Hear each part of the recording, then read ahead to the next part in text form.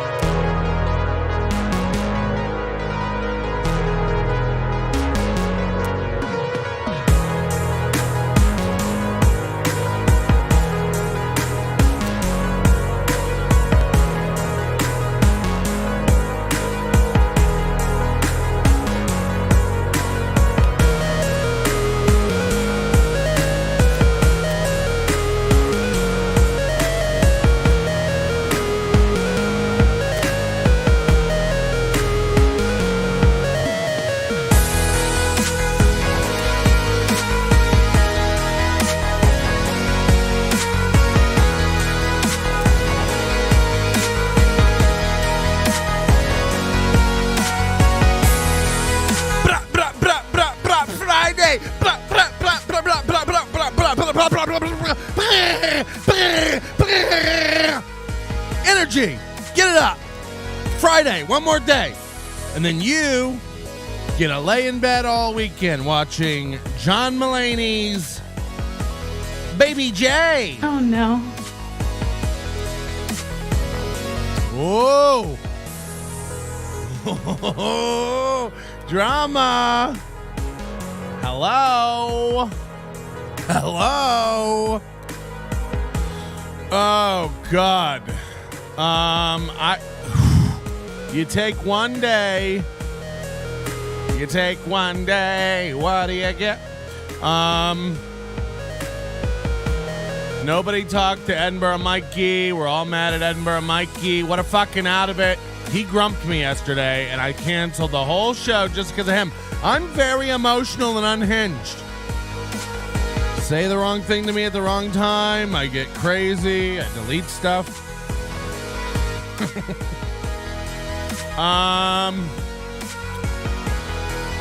What is a corn diff? I need a brochure. So much today. Dylan Mulvaney had a baby? Everybody hates Blue Mosaic now, huh? What do you think about that? A little nut burp because I swallowed someone's cum. Hey, we're supposed to have the good Reverend Bob Levy on in about 30 minutes. He has not confirmed. He has not really said much since he promised to feed Chad Zumock to the alligators yesterday on Twitter. If you haven't been keeping up with the MLC Chad Zumock universe, don't worry, I'm going to tell you all your opinions today. You don't even have to think about it, okay? Consider me the Ministry of Health, only but for podcasts. Okay?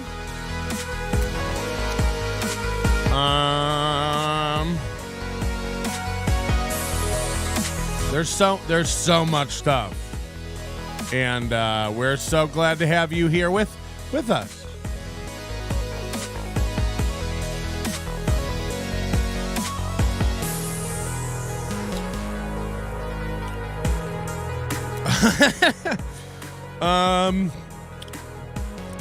Apropos of nothing. We're not selling these mugs. I doubt anybody will be for long. Ooh. Okay, let's get real. Where do we even start on a day like today? I hope Bob Levy is awake. I hope he's going to call in today. Tweet Bob Levy. Let him know we'd love to have him on. Yeah, he hasn't confirmed. He said he would call in yesterday, and I said Friday because I probably won't do Thursday. And he said, okay, buddy. But since then, he's gotten into 2 death fights with podcasters. Hey, Bob Levy, can you stop threatening smaller podcasters, you big bully? So what a mean guy, and hopefully we'll get him on. I thought this Dirty Dalish thing said, your nipples, my lord. Your nipples, my lord. My sippies? Oh. Okay. I need a parody steel toe intro this morning. Okay. It's going to be about 3 minutes from now. We should be good. We should be good to go. I can't do it if this song's still going. If this song's still going, I'm unable to actually start it. No, yesterday I had everything was going wrong. Everything was going wrong yesterday. I was going to sleep in. I was going to go to bed at a decent hour and sleep in. I found myself up still at 4 a.m. trying to get a replay going for you animals. And then I see one of my good actual friends in real life, Edinburgh Mikey, replies to a tweet about the replay show going, oof. And then I log into the chat and I'm telling people it's going to be a little late. I'm having trouble getting it working. And Mikey's in there going, does anybody even want this? It's like, fuck off, actual friend of mine. With fucking friends like this, who needs enemies? Hey, don't come in here and watch it, asshole in Scotland. As if I'm like hunting you down, going like, come see what I have on offer. And you're like, no, please. And I'm like, as if. Chad got drunk yesterday. Yeah, I like Chad drunk. It's funny. But I also have a new angle on the whole MLC Chad stuff. I'll be breaking it down. I don't pick favorites. I don't pick sides. I tell you exactly what I see. I see Kevin being less and less bothered every show. I see Chad being more and more bothered every show. This is just what I'm seeing. Now, look, I consider myself friends with Chad, acquaintances with Chad. I don't judge people. I don't need to get involved in it. He can do whatever he wants. You guys can treat people however you want. It's your life, really. Do you? And I'm not responsible for that. Has anyone told Patrick about the $500 super chat that ended the Dabbleverse? I saw Kevin got a $500 super chat yesterday, but that's the dream, isn't it? Huh? That's the dream. That one of you will work very hard at your normal job and be so out of it and skewered in the head that you decide to throw $500 at me one day. And then we got guys like Beloved Chatter who promised they would stop commenting and stop super chatting. And yet here we are right off the gate with an insulting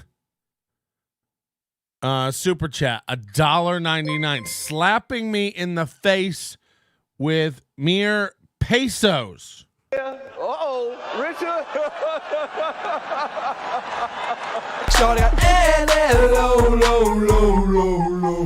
Disrespectful on so many levels to even, I'm going to be like Kevin. I don't read any super chats under $109.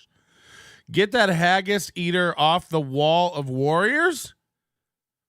Well, unfortunately, he is an actual friend of mine. So I'm going to give him actual shit. I'm going to give him shit, but he is an actual friend of mine. He just does. Look, I was moody yesterday, and when I read that, I just go, all right, Mikey doesn't want to show, guys. Goodbye. And I shut it down and left you all hanging. So much so, poor Ian Hawk was in my Twitter just going, hey, it's private. We can't get to it. It's like, wow, Ian. And you want to be my Discord mod, huh? What Chad is doing now is a bad idea. Stopped watching the MLC crap. It won't let me send 500. Yeah, that's because you're poor. It's called insufficient funds. And you don't have it. I was out, but I can't let Moody win. He pushed me around. Yeah, we got a lot of. First of all, good. Let me just tell you this. I think we lost about 20 followers when I put that show out about the vax stuff. I don't care. I don't care if you're vaxxed. I don't care if you're moody and every day you wake up and go get in the bread line for your next poke. Like, I don't care. Go do it. I can get along with people. Moody says, no, I was moody yesterday. That's how he talks. Chad's now been drunk 3 of his 5 shows. MLC made him end his stream yesterday. Stay sober and he can still win. Yeah, we'll get into all of it. Patrick has actual friends. Not what you're thinking. I'm not a cool guy. Not gonna sit here for 2.5 hours watching that BS. I'm out of the Mud Shark watches misery business. Well, I'm glad you brought that up because I might be too. If we got to be honest here, I might have found a new way to watch all of it, and we'll get into that in the 7 o'clock hour. I just like saying, fuck, we missed it. No. One of the first things they teach you when you're 18. I was babbling. I'm sorry. Is, hey, man, don't be a downer. Yeah, don't start with that. Don't be a bummer. Don't tell people you feel like shit. Fake it. Till you make it. I've kind of taken the concept of making it and just lowered the standard. They're getting depressed. What that means, and then I figure I'll be happy. You're kind of like, who was it? Imagine telling your wife, well, I've just lowered my standards and now I can be happy. It's like, Jesus Christ. I'm a Jew who aligns with China. Oh, that's new to me too. Oh, I'm sorry. I thought you meant something else by the World Health Organization. Anyway, welcome. I don't feel like a bag of dog shit. I'm just getting old. And I get sore easier. That's all. Sparring day yesterday. I just let a bunch of... Okay, that was going to sound bad. Now I have to say it because people are going to wonder what... I was going to say, I let a bunch of young kids... Come on, Bob Levy. We want you to call... Bob's supposed to call around 4:30, 7:30 a.m. East. But again, a lot's happened since then. I don't know if he wants to get involved in this. I don't know if he can handle Melton this early in the morning. He's talking about the corn. Pedo-y day today. There's a pedo. It's a pedo-y day today. 2 minutes in and he's already on pedos. When they're just starting out, you got to let these young guys hit you a bunch. Oh my God. That didn't sound good. Nope. April really has a big collection of like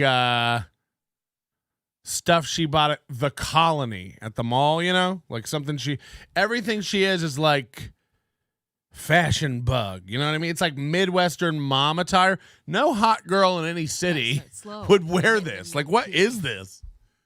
She's wearing like I'm having a really. She's wearing like a big cat rescue T-shirt. I mean, this is like garbage Midwestern wear. If your wife wears this, you are trash, people.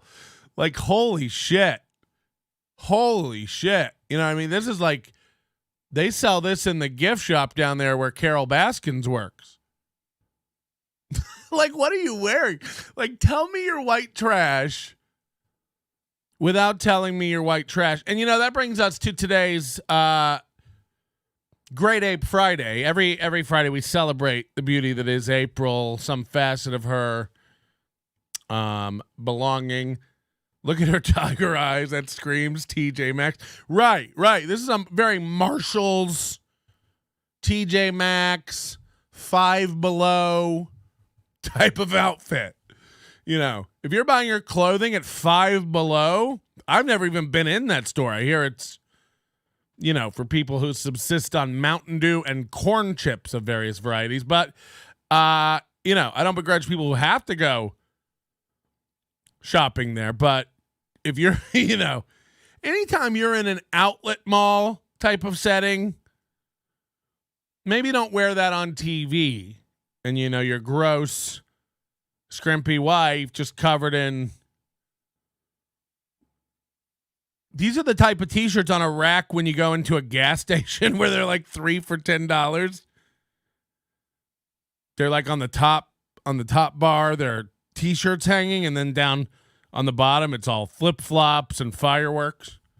That kind of a place. That's where she bought all this stuff. She's a 25-year-old cougar. She got that at Forever 39. Oh God. I mean, just the animal print. She's already dressing like a fat girl. This is something like her mom would wear so that we could pick her out of a forest. It's really bad. It's one of those shirts with a necklace that comes sewn in. That's funny. That's like the equivalent of the guys who have those blazers with the hoodie sewn in, Look at me. I'm on stage and I've got Anthony Jeselnik energy. Okay. The entire wardrobe I'm wearing costs less than Patrick's hat. This is unacceptable completely and entirely. She's a fashionista. She's a Maxinista. Witness protection attire. I've never thought of it like that. That's a great way to put it. The kind of shirt you wouldn't want a black light near, if you know what I mean. Okay. We are doing a contest today, and we're going to be giving away some fabulous rewards. And we'd love to have you be a part of that. And I want to give you an idea kind of what we've got so far so that you can understand the direction you can go with this. This is really wide open. What we're looking for is books that will be inspired by Aaron's next divorce. Now look, this could be a children's book. This could be an adult novel. This could be a YA thing. You know, we're not picky. Let me give you an example of some of the ones that have come in so far. Some of these are really fantastic. From shrimps to giants, the Bubba Gump story. This is a great book cover. It's got April and Lieutenant Dan, and they're on the cover of a book. So that's an example of one we've gotten. This one's great. He Left Me for a Man. And this is a bestseller, which features April watching her tiny man, walk away with a bigger, stronger, Melton-esque figure into the woods. You know, as if April's scared that I might run away with her. And this beauty, which is on the thumbnail for today. I mean, this is one of the most disturbing. This is like, you remember that episode of Seinfeld where they painted Kramer and they were like, you know, it's grotesque, but I cannot look away. That kind of a thing. It's like, that's what this one is. This is AI nightmare fuel. Someone put it best. It's when you zoom in on those shrimp, their hands and shrimp. It's really disturbing. You see this shape of a hand here. So like, you don't know where the hands end and the shrimp begin with this. Once you start diving into this bucket, look at her nail going up. And then you zoom in on her lips. Like, what is she eating? A shrimp right now? Ah! Ha! And it's uncanny. It's uncanny. People are saying her forehead's way too small. This is what happens when you scrimp too hard. Yeah, you'll get stuck like that. Remember when your mom would say that? Don't sit too close to the TV. Your eyes will go cross. Don't sit too close to the shrimp bucket or your face will end up like this. Terrifying. Nightmare stuff. So that's what we're looking for today. It can be children's books. We saw the one the other day that said, Daddy has a scam.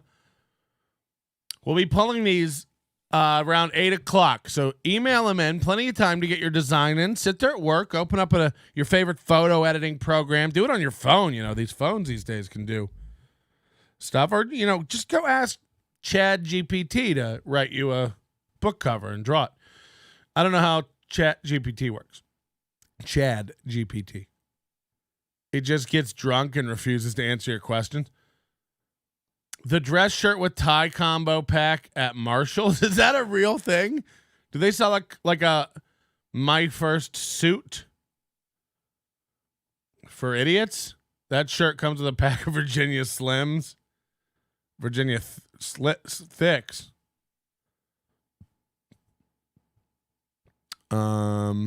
Russian AI Chat GPT copy pasta with garlic and lemon. Why is Kool-Aid up this early? You know, do we need an Alex Ansel this early in the morning? Speaking of fingers of the devil, we're going to get into the Jake Hudson thing this morning. You guys all told me not to mess with Jake Hudson. He wormed his way into our lives, started calling in, won our hearts. Why is my nose so itchy? The Coke? He wormed his way in, won our hearts. There was a fake war. He betrayed us and talked shit about us. When I say us, I mean the Onion Nation. Just the overall encompassing onion world, the glass onion. The Whoops baby has two daddies. They used to have Trump branded shirts with ties. That's a fact. Remember when Regis Philbin had his own tie collection from that Millionaire show? The Shiny Tie Collection by Regis Philbin. You want to be a millionaire? Let's see if we can do it. Some of it A is big one, yeah. $330 on their goal today. Some of it is very not detrimental. I guess detrimental is a word. Detrimental. To an individual we're currently in business with. I will do them this mitzvah. Uh-oh. He is not writing anything that will turn up no results. Sure. How's that? Someone says, can you start the Rumble stream? I don't know why I got to tell you guys, I don't know why the Rumble stream isn't going. Because you're not good at this. By the way, Egg Picker gifting a membership. Thanks very much. What a turn Egg Pickers. I saw a video on Egg Picker's account. That video is great. Email me that video. I'll promote it for you live on the show, Egg Picker, of Aaron. And then Citizen M also had another banger last night. Like, funny. Like, holy shit, funny. Of Aaron. It's just like Citizen M? Is that a guy? I don't know. Email me that video, Citizen M, if you want it promoted. I'd love to show all your stuff. But if Bob Levy calls, Bob Levy's supposedly going to call in. I don't know. A lot's changed recently with the Levy stuff. Total BS. It's a show. I started talking a little bit about this Wednesday when it all was popping off, but I'm not sure what happened anymore, and it just keeps getting more and more heated. Total BS is this husband-wife show or boyfriend-girlfriend show or fiance-fiance show. I'm not sure what their relationship is, frankly. Henrik, Mr. Blue Sky. Steel Toe never had clicking audio issues. This is very, very mean. This is a personal attack. And by the way, yesterday was your birthday. I was about to, congratulate you and say, I'm sorry I missed doing a show on your birthday, Henrik. Happy birthday to Henrik. Happy birthday to Henrik. Happy birthday to Henrik. It's a fake drama show to get topics. But that's the thing. Like, I don't follow Total BS, super closely. I'll pop into it every once in a while when I see they're live, but I don't need an excuse to get more tired at 8 p.m.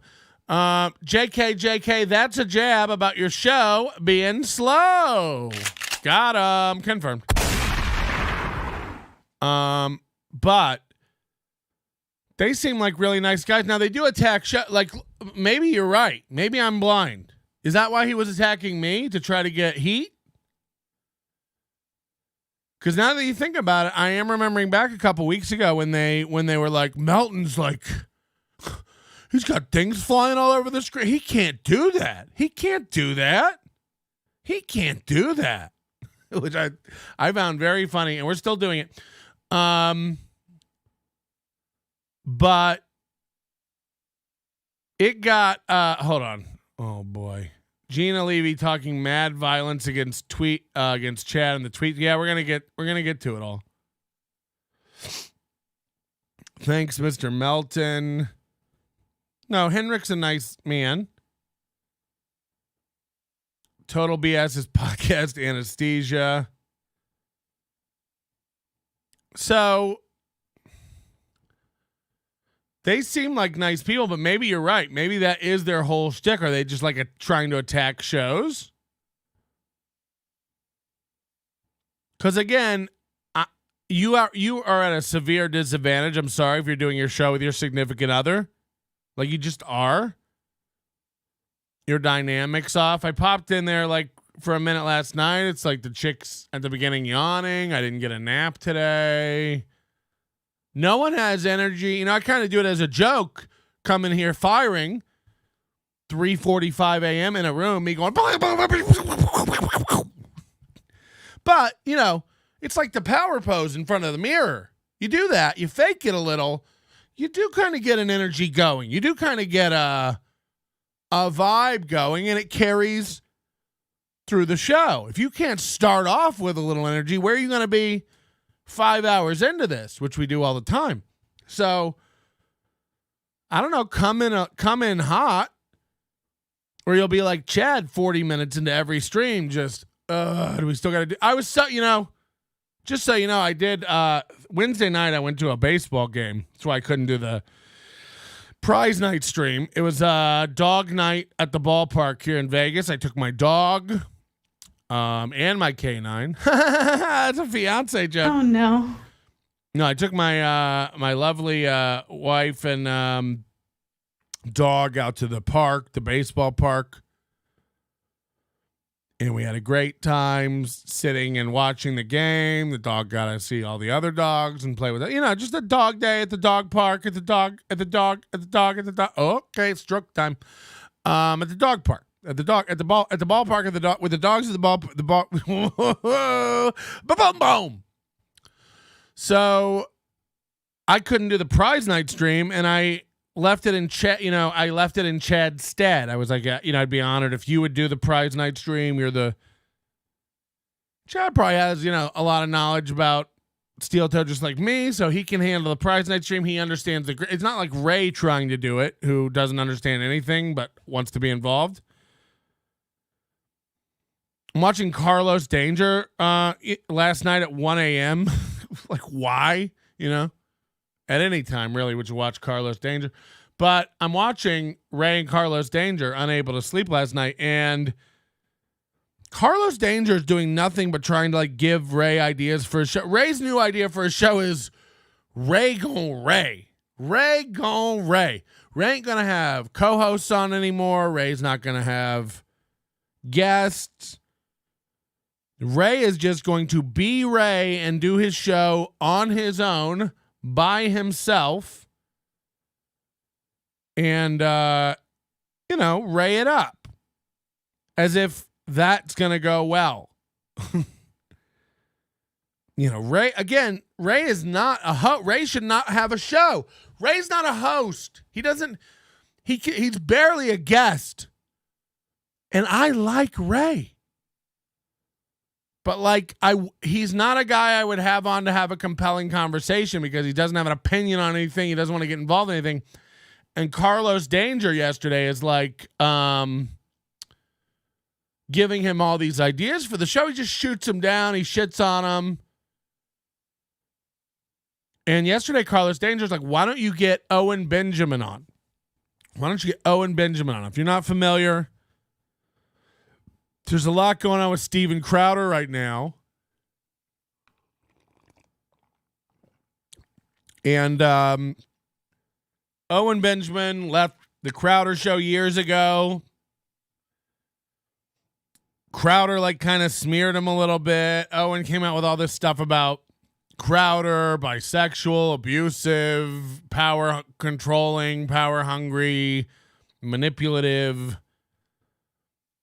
sociopath, all this kind of stuff. Nobody really believed it. All this stuff that Dave Landau's now coming out saying all this stuff about Crowder, same kind of thing. And yesterday, this Ring video camera footage gets leaked of Crowder, just chastising his 8-month pregnant wife. I was watching this with my wife last night, and she was just like, it sounds like just a fight between a couple, but it's like he's saying shit like, be a wife worthy of me, or you don't practice discipline and respect, or watch it. He says like, fucking watch it. When she's talking to him, he tells her she's not going to take a car. It's crazy. It's crazy. Ray was terrible. Carlos cannot continue to resuscitate that podcast. Ray would be compelling as a listener who calls in during hour 15 of a marathon show. Owen Benjamin thinks the earth is flat. I don't know about that. Does he? I know he's got like some moon theories and stuff. Again, I'm able to sit and have a conversation with a guy who thinks we didn't go to the moon. I don't care. I don't have any proof that we went to the moon. I'm not just going to take the Ministry of Health's word for it. Look, do I think we went to the moon? Sure. Do I think there is a moon? No. That was a tough look. Mersh broke Crowder being a poof. I doubt Mersh broke anything. Somebody sent me an article. I didn't even know this. Mersh, all I know about this guy is that, he's wrong about everything. Mersh sends, somebody sends me a link to an article that Mersh wrote. Mersh is writing articles? The cross-eyed steak blowjob guy? So I get sent this article to Revenge of the Sis. That's his show, right? And like, I didn't know this. They're like a news site. They write articles. And I start reading this. It was an Anthony Cumia article. Somebody sent me this. I don't know who. It's too much of you. But I started reading it. And I was like, oh my God, this is written like a fucking second grader. Why is Mersh writing articles? This is a guy, literally people are like, he's like poor and a loser and keeps being homeless and stuff. And he's writing articles? It'd be like if you gave Barry Ribb a pen and a notebook and go, jot down some thoughts. It's the most broken English garbage. And one of those people, too, that doesn't know how to like organize an article or a paper or thoughts. So it just rambles on and on forever, but it's incoherent and it's bananas. Go check it out. Mersh used to have a blog. I mean, it's insane if that's what that it was old. It was like from 2018 or something. And it was so bad. It was like literally like a child's writing. I was like, huh. And I kept scrolling through it to see if it got better, and I would keep reading chunks of it. And it was just like, no, this is awful. Imagine reading that and thinking it was news and like forming an opinion around it. It's just so crazy. So yeah, I'm not gonna let the guy who like, oh God, people have been sending me all this Mersh stuff. We might have to one day get into that. I have no idea the lore of this kid. Like, like somebody sent me a video where he's like, I guess Mike David sent him money for like lamps and furniture. And it's just like, this is not long ago. Not long ago, he didn't have money for a lamp. So imagine reading articles from him like 5 years ago with opinions. It's like, Jesus Christ, the internet's a void of any sort of independent thought. They invented the internet to keep guys like Mersh from working at Subway. Poor loser, homeless equals Ray. I'm not trying to pile on Ray. Mersh is the man. Exactly. Thank you. That made my point. Yeah, that was part of their business model blog to go after bigger channels. Yeah, but it's written honestly, ChatGPT would write tears better. No offense, Julie, about the tears. Tears better than, anything else. I've not heard word from Bob Levy, so I doubt we're going to get Bob Levy call today. which is disappointing. You know, I really thought we'd get some inside dirt on the beef. But that brings me back to my point around he sent him $375 to finish his studio. Imagine not having $375. Imagine not having $375, like needing I'm broadcasting from a warehouse. And I'm like, guys, we're just $300 away from me being able to nail this studio. It's like, oh God, grifters like Mersh never find their thing because they're always skeeving off other people's passions. Shuli is on now. Of course he is. Of course he is. So what I've realized is like what's going on is fascinating to me. And you have my word. I'm going to be an independent channel. I can't operate, under the auspices of what other people think or expect, or these time slots and stuff is getting. So I'm early. Shuli starts going early with the BS show. Shuli starts going early. Who else starts going early? Well, then Kevin Brennan starts broadcasting early just to fuck around for 2 hours. Well, then Chad start streaming Kevin because Kevin's streaming in the morning. Kevin's streaming in the morning because Shuli's streaming in the morning. And either Shuli's streaming in the morning because Kevin started, or Shuli's streaming in the morning because we started. But either way, like, there's a grab for mornings. I could care less. At some point, maybe we'll move to evenings. I feel like people like mornings.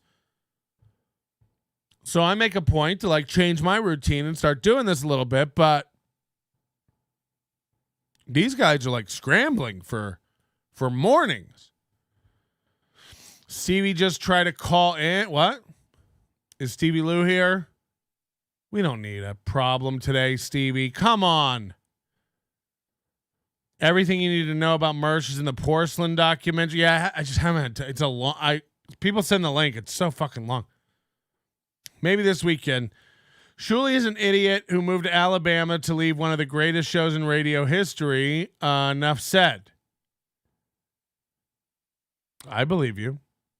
If it's underhanded or possible thievery, Shuli will do it. Why is everybody saying this? Melton, you have to show them what's what. I want to know why people say that about Shuli so much. Like, why is everyone saying that Shuli's such a bad guy when, again, I'm going to form my own opinion on people no matter what, but I'd like your info. I'm not listening, but I'm sorry if, like, Birdfucker 23 thinks Shuli's a bad guy and I'm supposed to listen to him. A lot of you guys are like anonymous guys who have nothing to lose and you're trolls. I don't just like take everything that gets pumped into my chat room for face value. Why is Ga's name upside down on the wall? Is that a distress call? I saw Ga yesterday. Now she's probably going, what? I've been stalking her. I've been following her around, stalking her, getting involved, finding out her habits, her routines.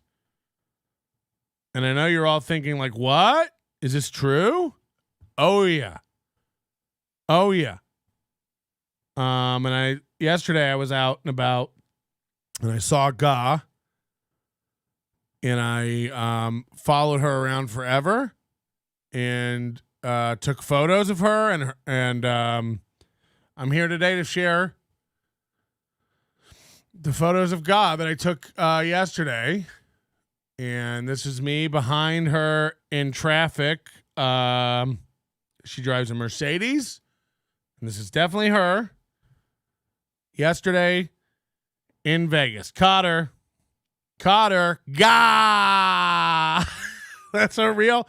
I'm in my car yesterday. I really take this photo. I'm like, there's Ga. There's Ga. Plus, it's got that 444 joke you guys all like. So I was like, yeah, snap it. We got Ga. Ga was unavailable, so we got four. So I've been, really just following her around, seeing if she's up to anything cool. Got him. Yep. So there she is. If you're looking for her around town, she's in a sporty Mercedes 200 series, which that's got to be the poorest Mercedes you can buy. A 200 series. Ga has the same energy as the receptionist or guide at an escape room. What the fuck? By the way, I shouldn't be able to hide behind comments.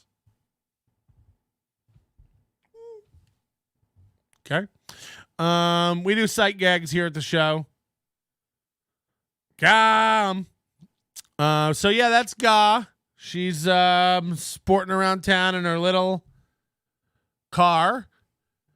And if you spot her, pull her over and she'll give you a bumper sticker. It's the Nobody Likes Onions Prize Patrol. Flag her down and get yourself a prize. Get yourself a thing. If Bob doesn't call in, let's get out of the Levy business. No, we got to talk to Ga.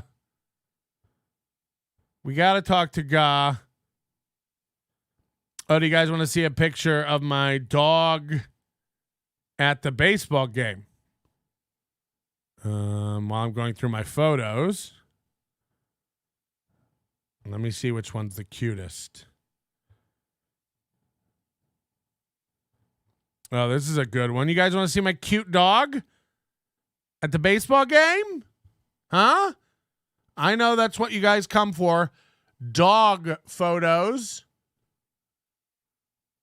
This is me and my dog at the Las Vegas ballpark, having a good time at the game the other night. Beautiful Las Vegas evening, sun setting behind the mountains in the distance. Just enjoying my dog out at the game. What a nice time. Doggy! What's the verdict on Chad? Was he drunk yesterday? I don't know. Do you have eyes? Head, shoulders, knees and toes. Knees on toes. Did your dog steal a bobblehead? Like Ray? No.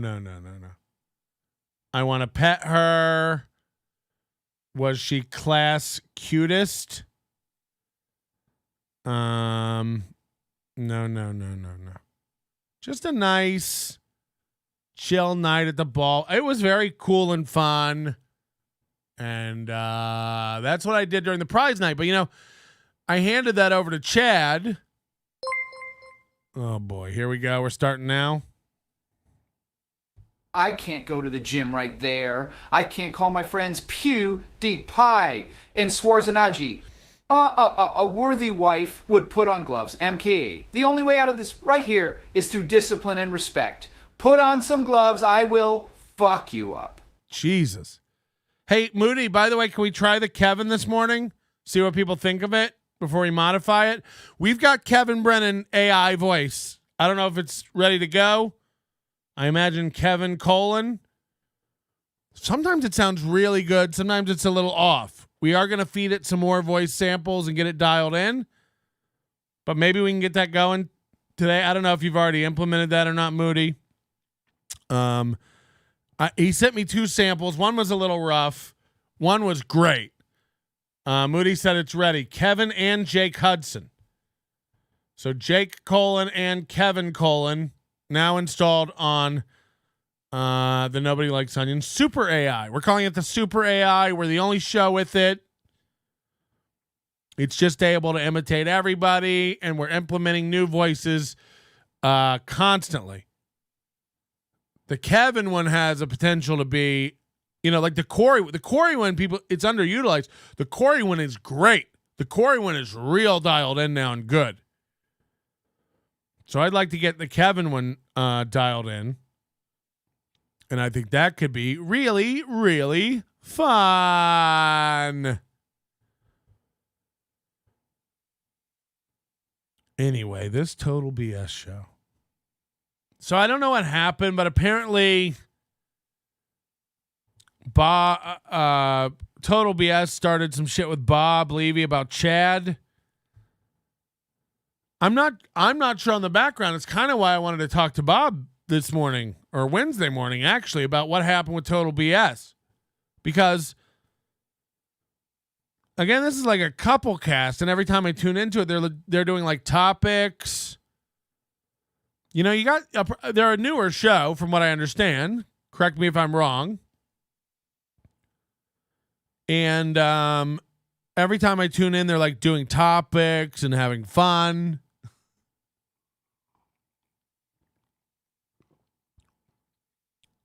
So I don't really see them as like this aggressive shit-starting show.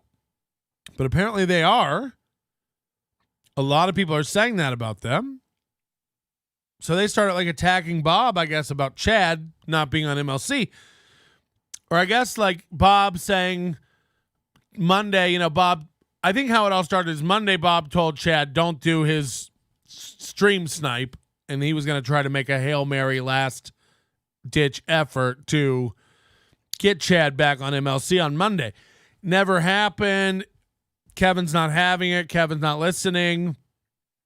Bridge burned, so to speak. Patrick, I'm sorry for what I said before. I got tricked by some stupid asshole fake nobody likes onions. Where's my care package, Patrick? I'm sorry. Slap, slap, slap, slap. Oh, God. Oh, I love God. Well, we'll get to Jake later, believe me. We will get to Jake. Hit it.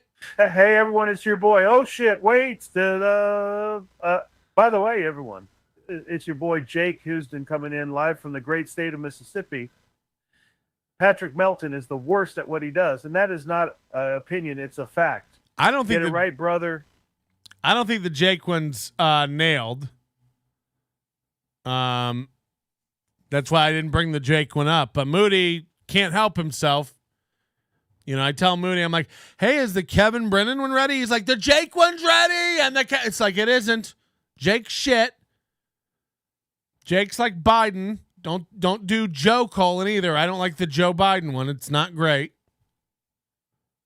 So I wasn't trying to tell you to go do Jake. But, you know, Moody can't help ripping you people off. You should make Overdose Mug Club since this is a morning show. Yeah, you know what? We have a suggestion box. Just fold that up, put it on a piece of paper, and flush it, and it comes straight here.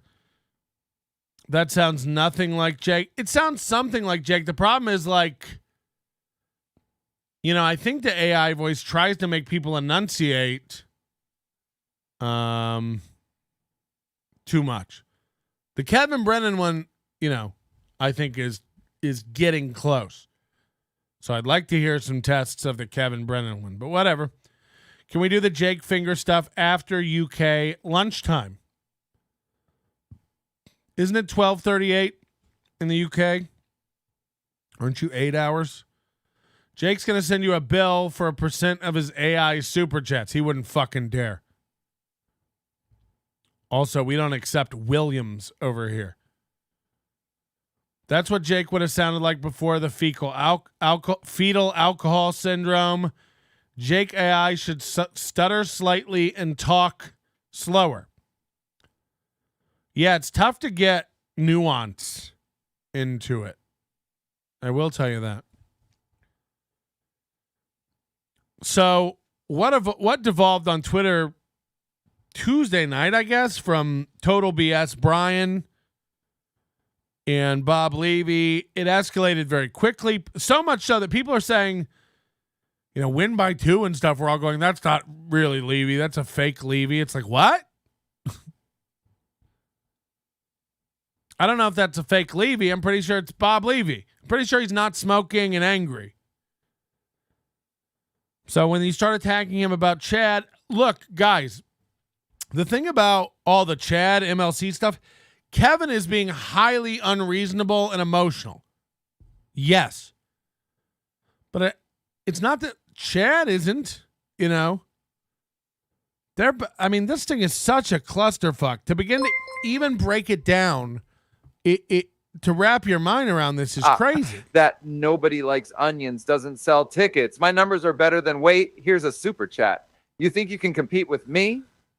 I haven't told a joke in years, but I'm still a comedian. I have to go and clog a toilet. Oh, God. Go back to the first version, Moody, before you changed it. The first sample you sent me yesterday, I think, was really closer. But my wife says Kevin needs to sound more gay and more Larry David, more whiny Jew. That's what she said. So we'll work on it. Also, putting things in capitals and quotes puts emphasis on them. Oh, okay.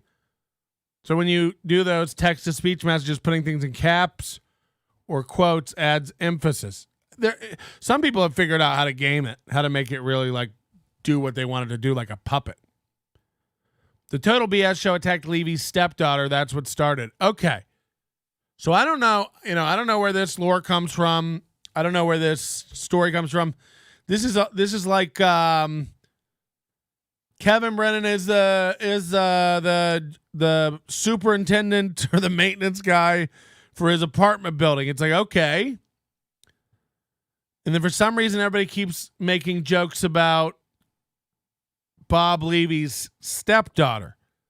So that would be Gina Levy's daughter.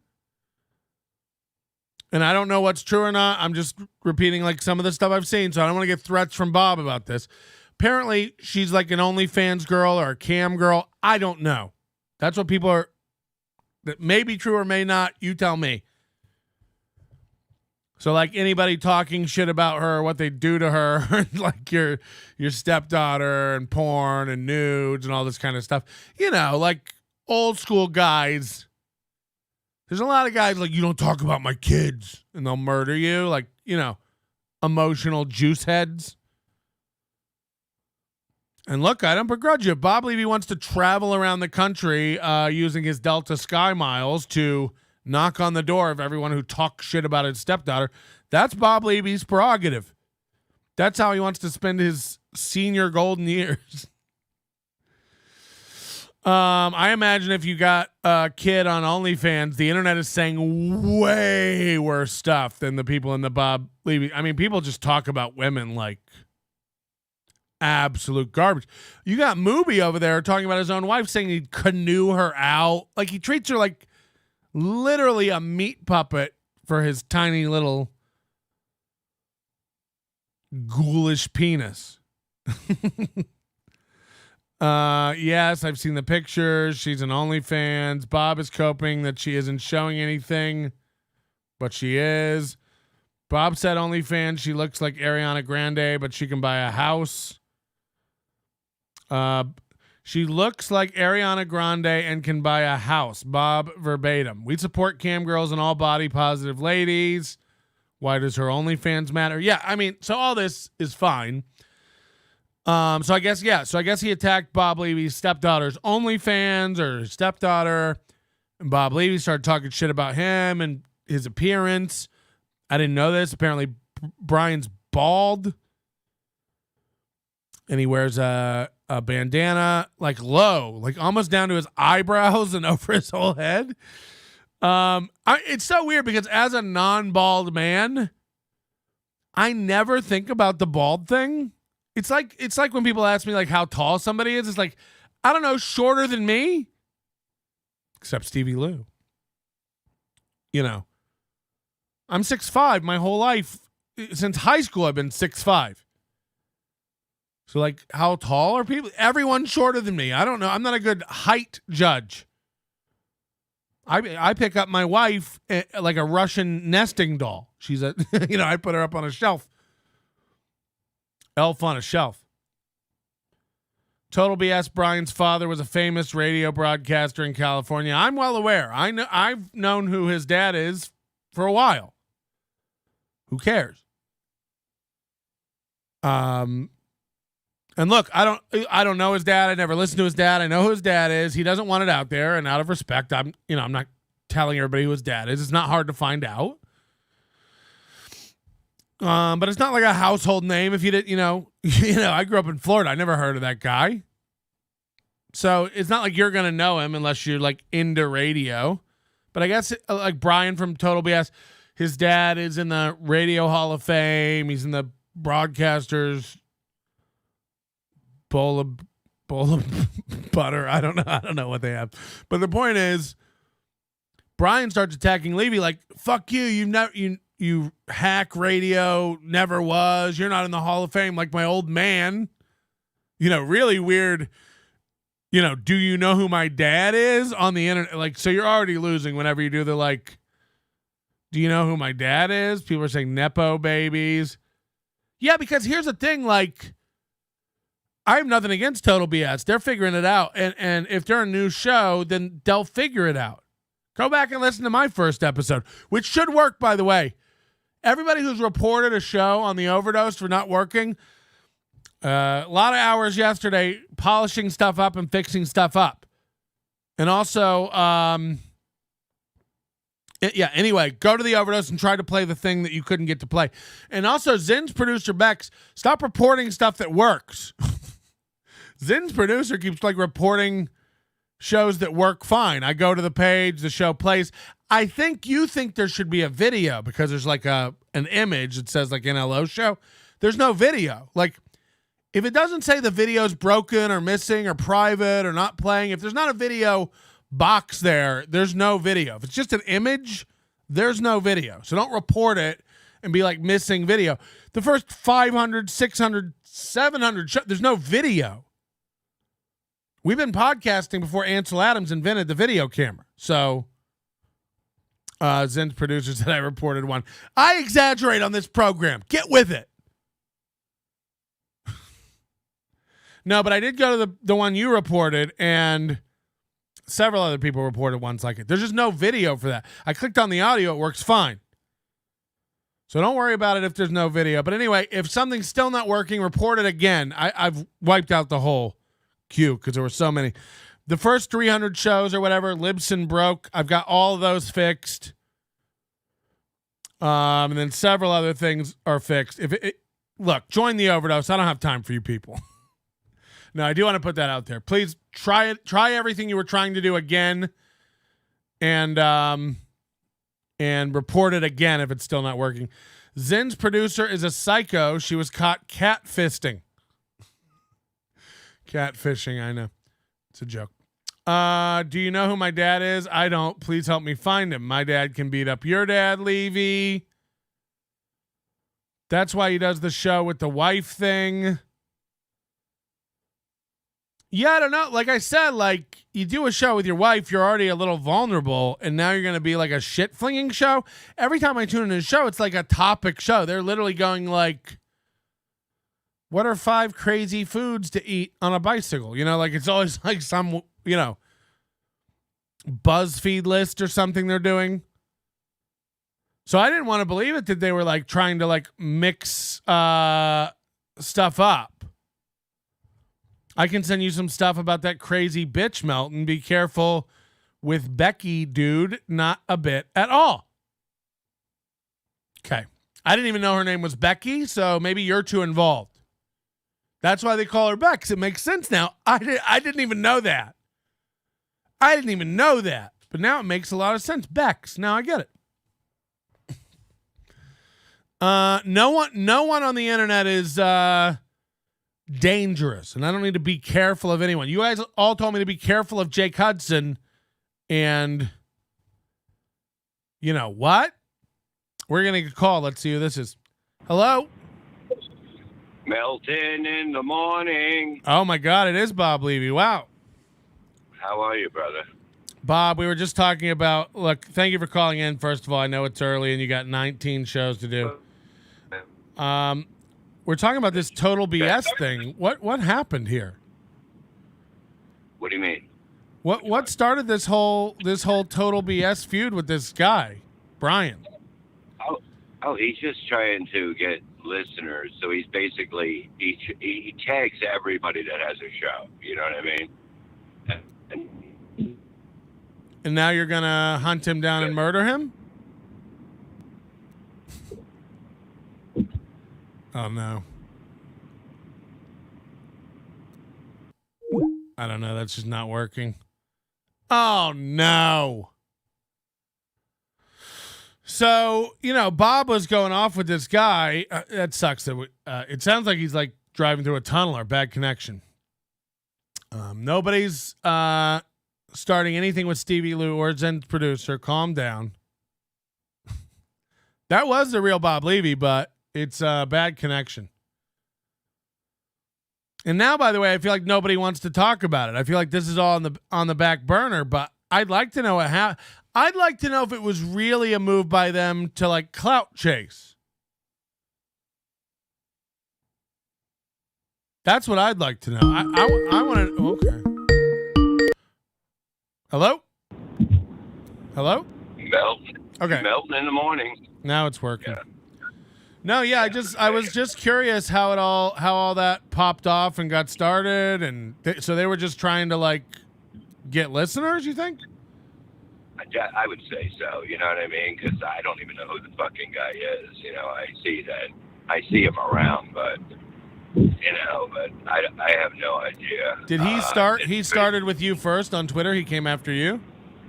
Well, he kept, he started tagging like anyone who has any kind of show that has anything. He's basically tagging, and he said something, and I was like what? I don't even remember, but and then he thinks I don't know. He thinks he's a big radio star because his father was a radio guy in the 50s. Yeah, I was thinking about that because like he doesn't. Just because your dad's good on the radio doesn't mean you have the chops.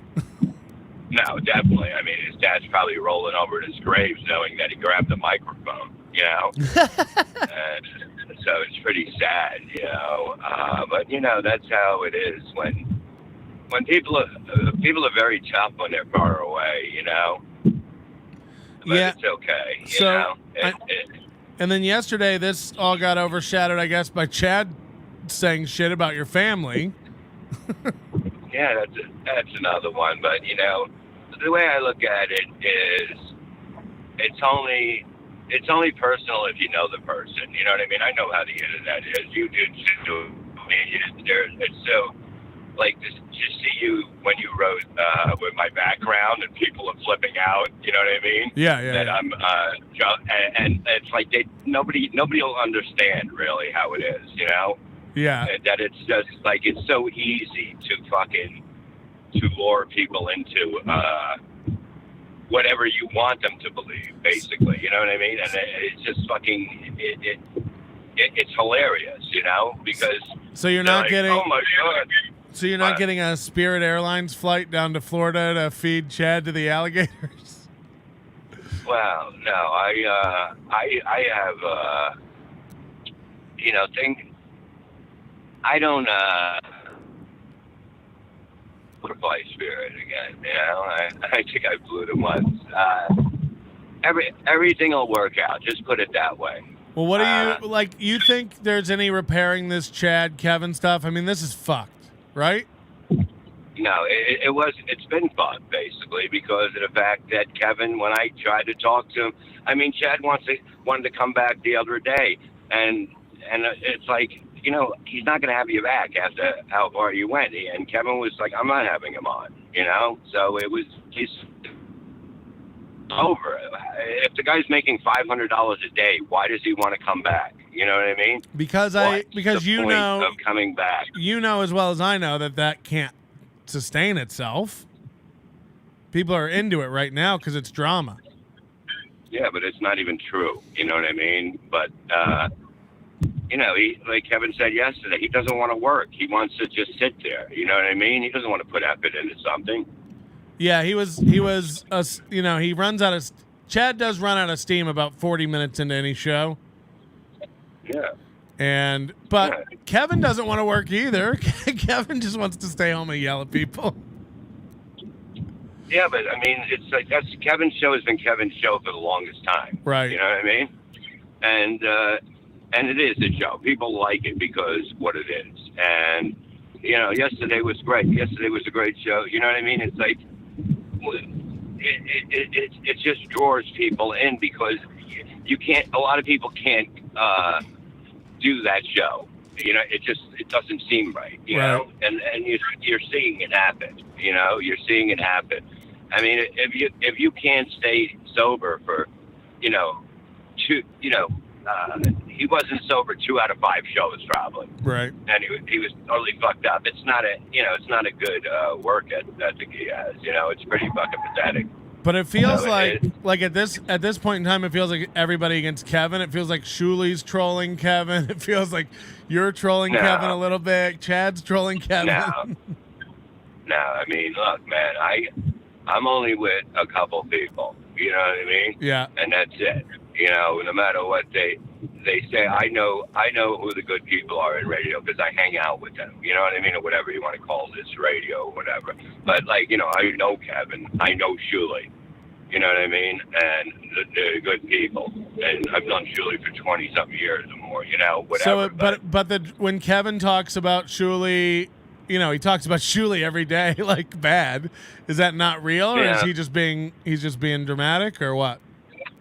No, I mean, Kevin has his opinions, but, I don't have to agree with them.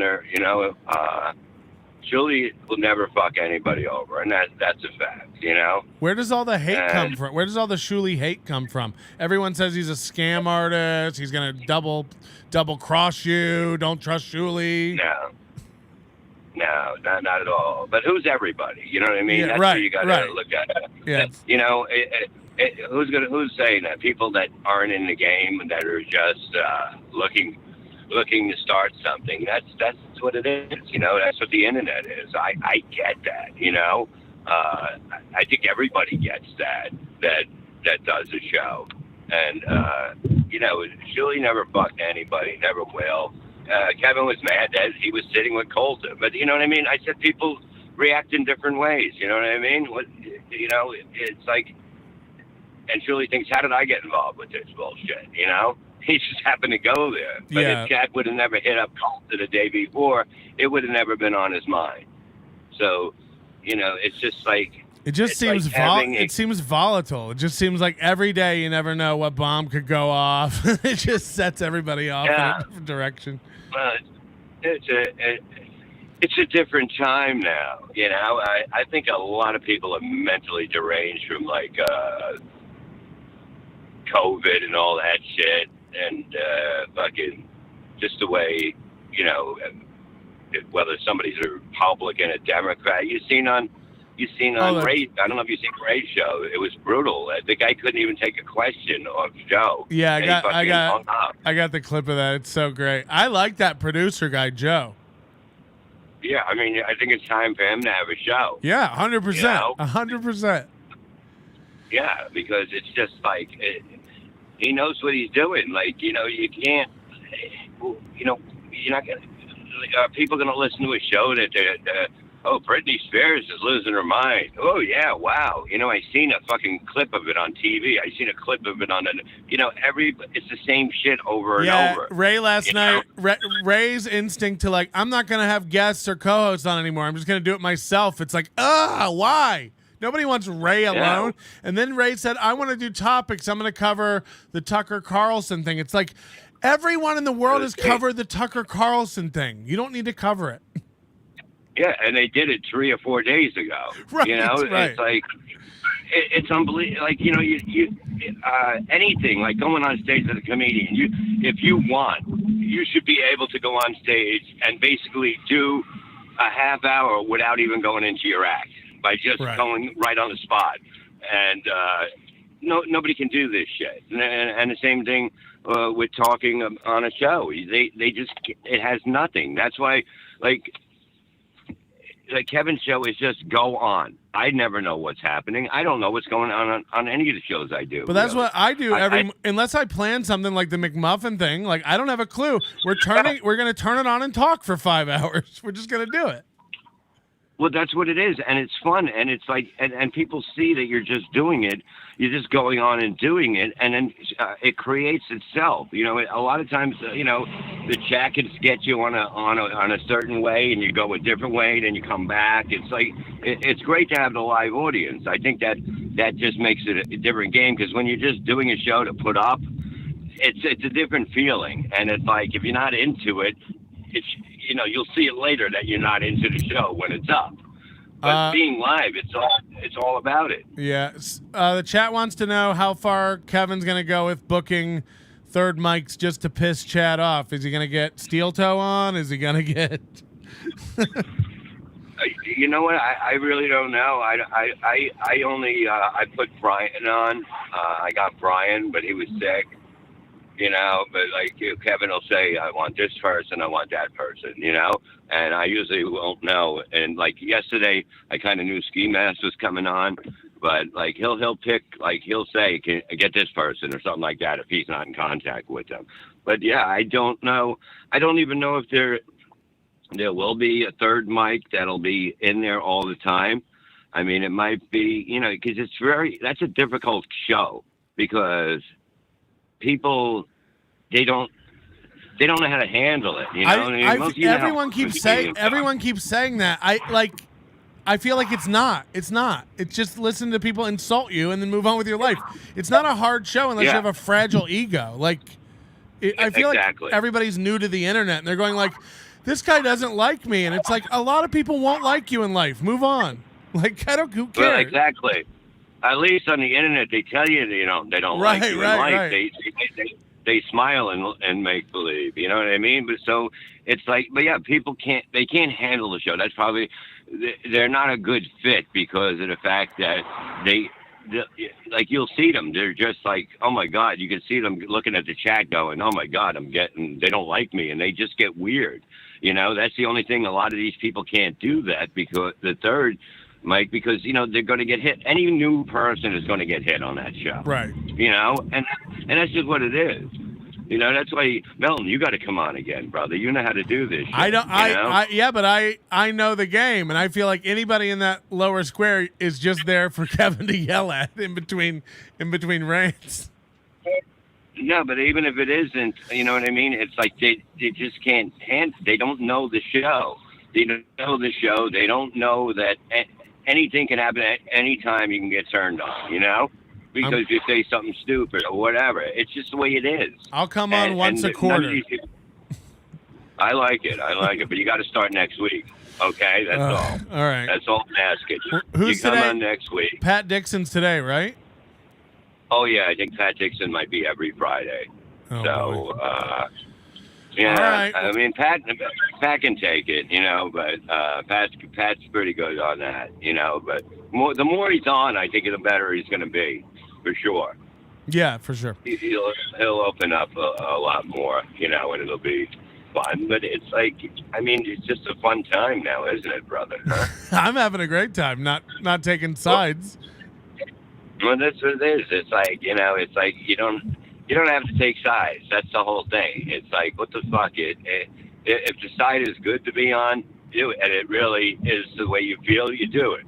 If not, it's like, I got no problem with this person. Yeah. Everybody's supposed to have a problem with somebody else that they have a problem with. And I don't like to go by those rules. I just let it happen. And then I watch from my web. All right, Bob, I know you got 50 shows to do, so we'll let you go and catch up with you later. We'll be watching.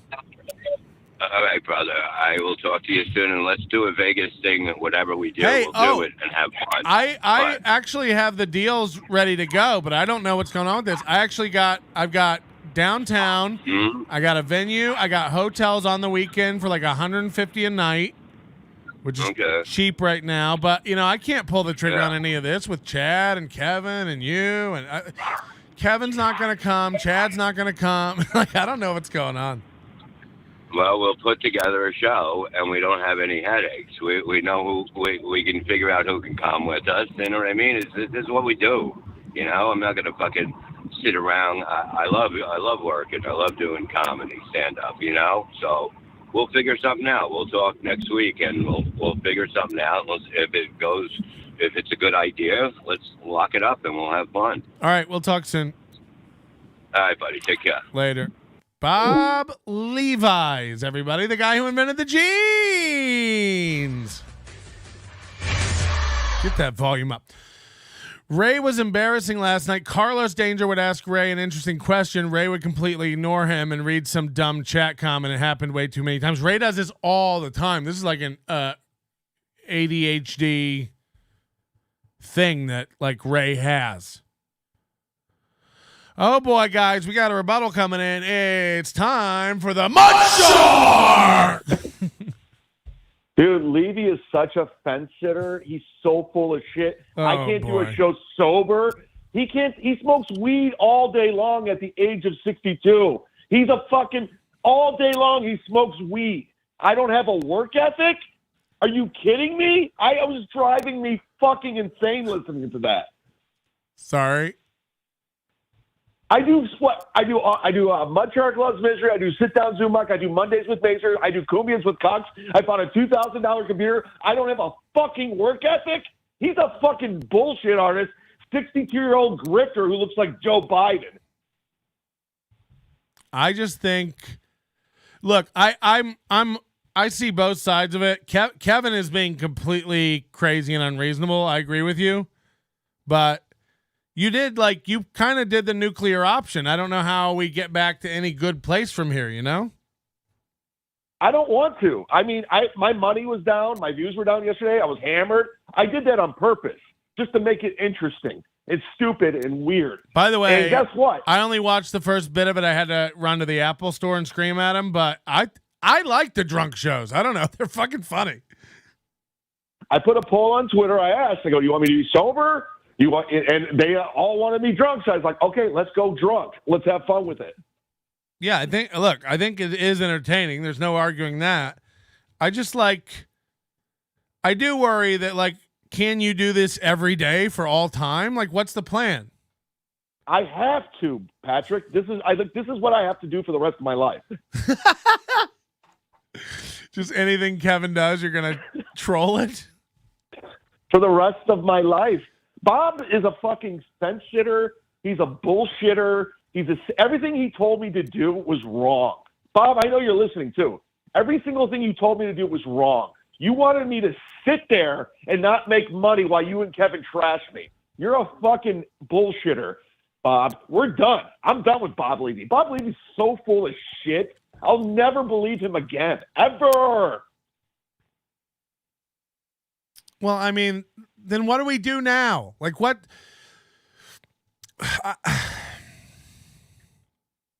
We do my show, and if you're doing a Vegas show, I'll do it. I don't have to talk to Bob. I don't have to talk to Kevin. I'll come out. Yeah, I'll come out for it. Yeah, but it's hard to do a roast of Chad Zumock if nobody wants to be there. Do the roast. I don't have to interact with them. Yeah, I'm gonna have everybody just film their roast, and we're gonna play it.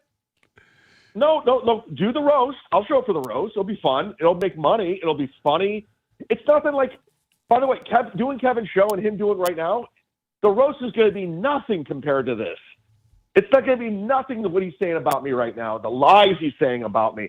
So, yeah, let's do the roast, and I'll never talk to him again after that. So let's do it.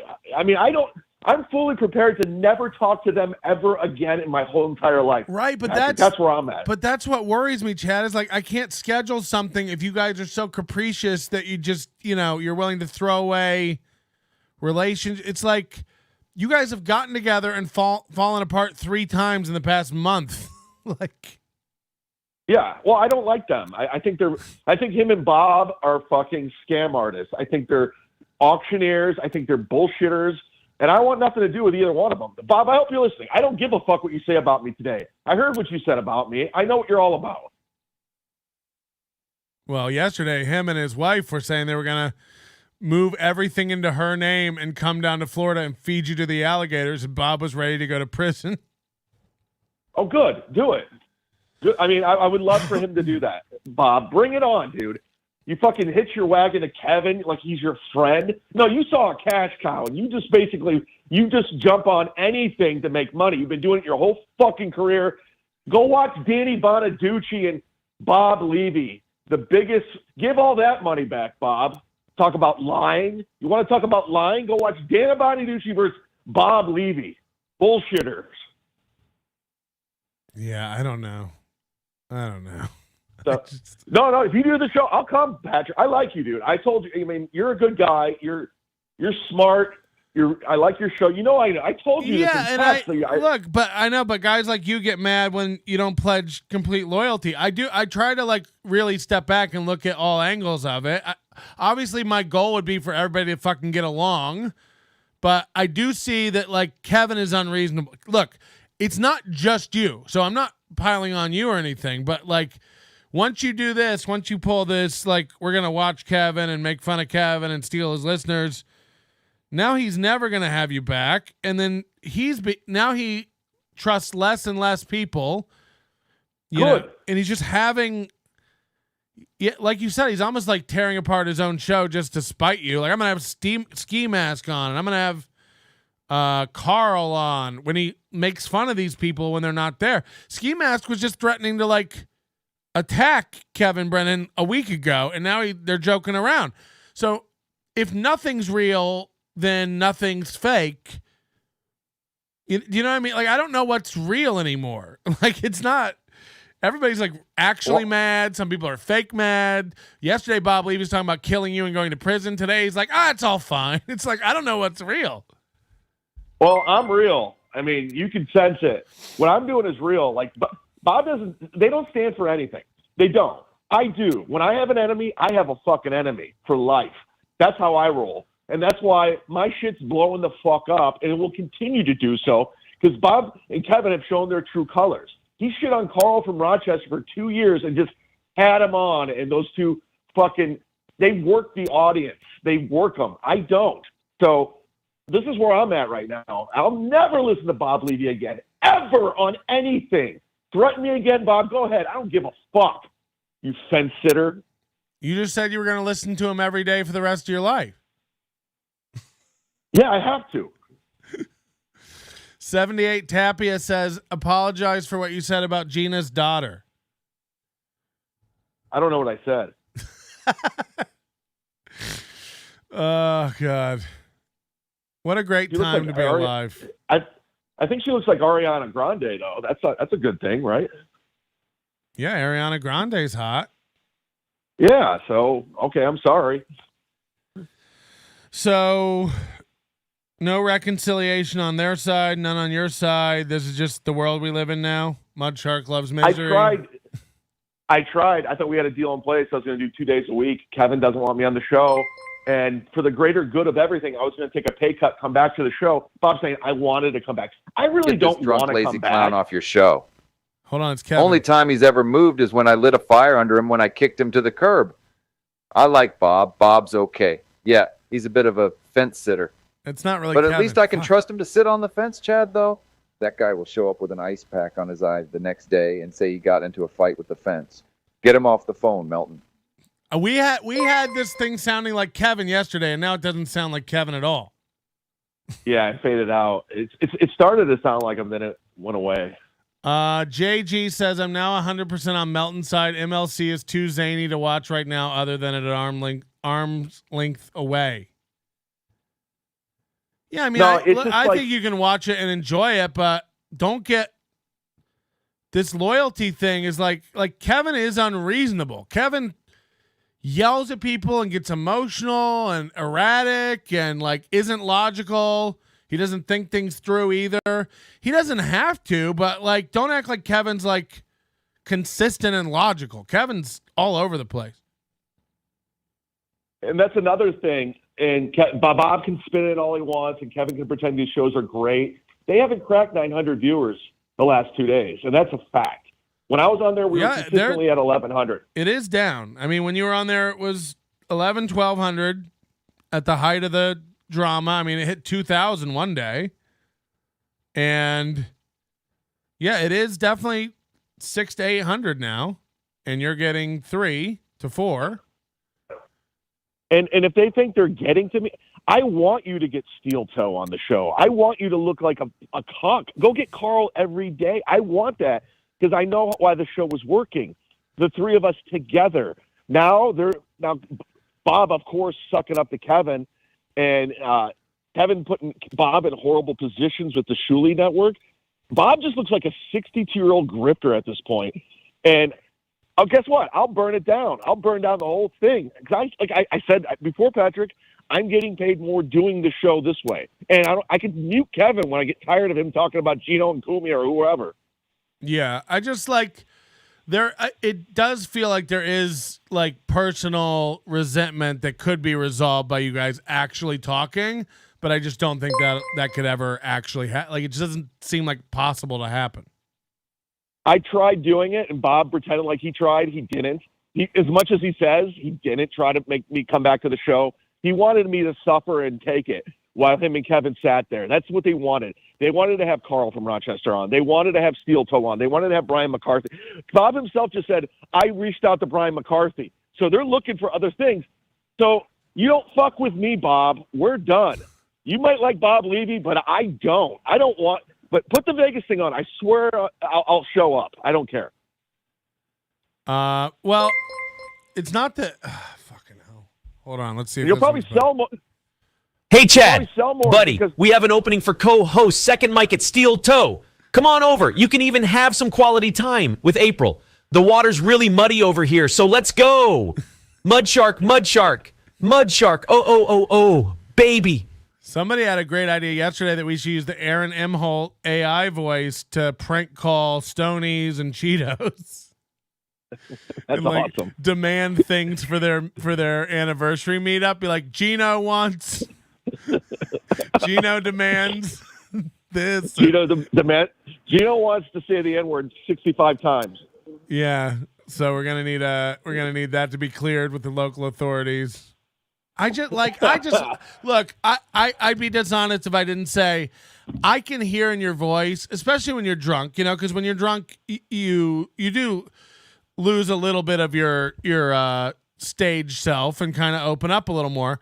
I do hear it. Like, you want to be on that show. You do want to be back. You do want to be with them. It just, you're frustrated because it all fucking sucks. I do think if you could find a path to reconcile, you would want to.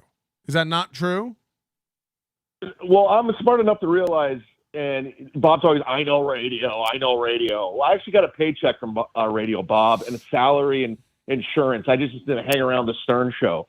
I know when a chemistry's working and a show's building. When I joined that show, he got over 4,000 subscribers. And I'm not saying it because it was me. It was because the three of us working together, and we had some playful, fun shows. I mean, it is a hard show to do, but listen, I can take jokes, but after 3.5 hours of the same sauna joke, I'm out. I'm like, I'm sorry. Just because you're trying to get one more David Chandler $100. But yeah, so I knew that portion of the show was better and it was working, and I was going to do it for the greater good of the show. But now I'm not. I don't care. Fuck them. Have ski mask on. Yeah, I mean, 100% you did help him build it. Everything that it's become in its current iteration, you were a part of. So it really, like, I do agree with you. Like, it was clicking. It was going. It was popular. He could still have Carl on. He could still have Steel Toe on. I think it's funnier to bring those people on with you. It's funnier to put you next to Carl. Yeah, I would have easily done it. In fact, yeah, but you don't, though. You sign off when Ray's on. You can't take it. No, it's not I can't take it. Ray annoys me. I'm like, I don't need to hear but that's dumb the bit. voice. You have to, like, annoy him back. You have to be better at it. He's winning. I've done it before. If he makes you quit the show, he's winning, no? I've done it before with Ray on. Like, him and I got a huge screaming match, and Kevin X'd me out. So, I mean, this is my new thing. Every Sunday when I do Kumia's Cucks on my channel, I'm going to send Carl from Rochester a link. He can come on whenever he wants. I want to see him outwit me without pausing me and commenting. I want to see him go toe-to-toe with me. That's my new thing. Stevie Lou says the super chats on MLC are way higher without Chad because they got $500 chat yesterday. Everybody lost their goddamn mind. Yeah, from Vinny Cash, I used to contribute $100 to my Patreon, and then he started talking shit on me. So I fucking said, you're done. I I'm not a slave to the super chatters. And how long are they going to keep this up for? Out of spite? How long is he going to get $500 every show? I don't think so. Yeah, but the same can be said for you. You're getting a lot of tips out of spite for Kevin. Like it's going to die down everywhere, right? Well, let's see. Let's run it to the ground. I'm all about running it to the ground. Oh God, I can't wait to see. I'm really as a not interested party or as a not involved party, I'm fascinated by all this. Well, I mean, but I'm like Bob. I'm a fence sitter, Chad. I'm like Bob. I'm not getting too involved with anybody. Well, yeah. I mean, Bob and I are done. You go ahead and I'm your enemy, Bob. Go ahead with that. Let's run with that one because I don't want any part of the Bob Levy. Everything he told me he's so full of shit. He's like, listen to me. This is what you need to do. And I was listening, nothing happened. He's Kevin's bitch. I don't, but like the same thing I said, like when I do hear like some earnest desire to get back together with Kevin in your voice. I hear it when he talks about you. Bob does have a soft spot for you. I think Bob was in good faith trying to get Kevin to come around. I think Bob was really advocating for you, and you think it was bullshit? I'm going to put this in the Star Wars reference for all the nerds. Kevin's the Emperor and Bob's Darth Vader. Bob works for the Emperor, and he does whatever he wants, even if Bob doesn't agree with it. He's going to go with it. I'll burn it down, man. That's crazy talk, says JG. Hold on, JG's like one of your admins or mods, isn't he? Yeah, JG's cool. We're fine. He said you're talking crazy. These guys want you to get back together with them. They want you to mend it. Everybody wants the family back together. MLC's less funny without Chad. I tried to do it. I really went out of my way. But Bob thought I should sit there quietly and just take it while they made money. And I go, no, it doesn't work that way, Bob. I'm not going to sit on the sidelines and just let you guys shit on me every super chat while you guys make money off of me. I was like, no, I'm going to fucking watch you and point out all the lies and bullshit. And that's exactly what I'm doing. And I apologize, JG. I tried. Chad throwing out that 1 and 1 and 1 is 3 Beatles vibe. Truthfully, Chad needs to be committed to something and success following will happen. Yeah, but like you can't say you tried if you're like to even begin to get back to a talking play. Look, I guess you don't want to now.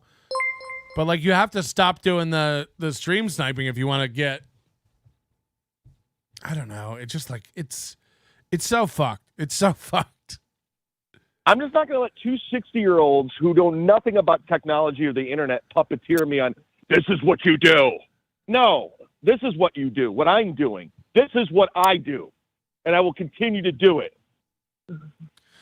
All right. And go to my store and pick up a mud shark hat because I'm fucking mud sharking it up today, motherfuckers.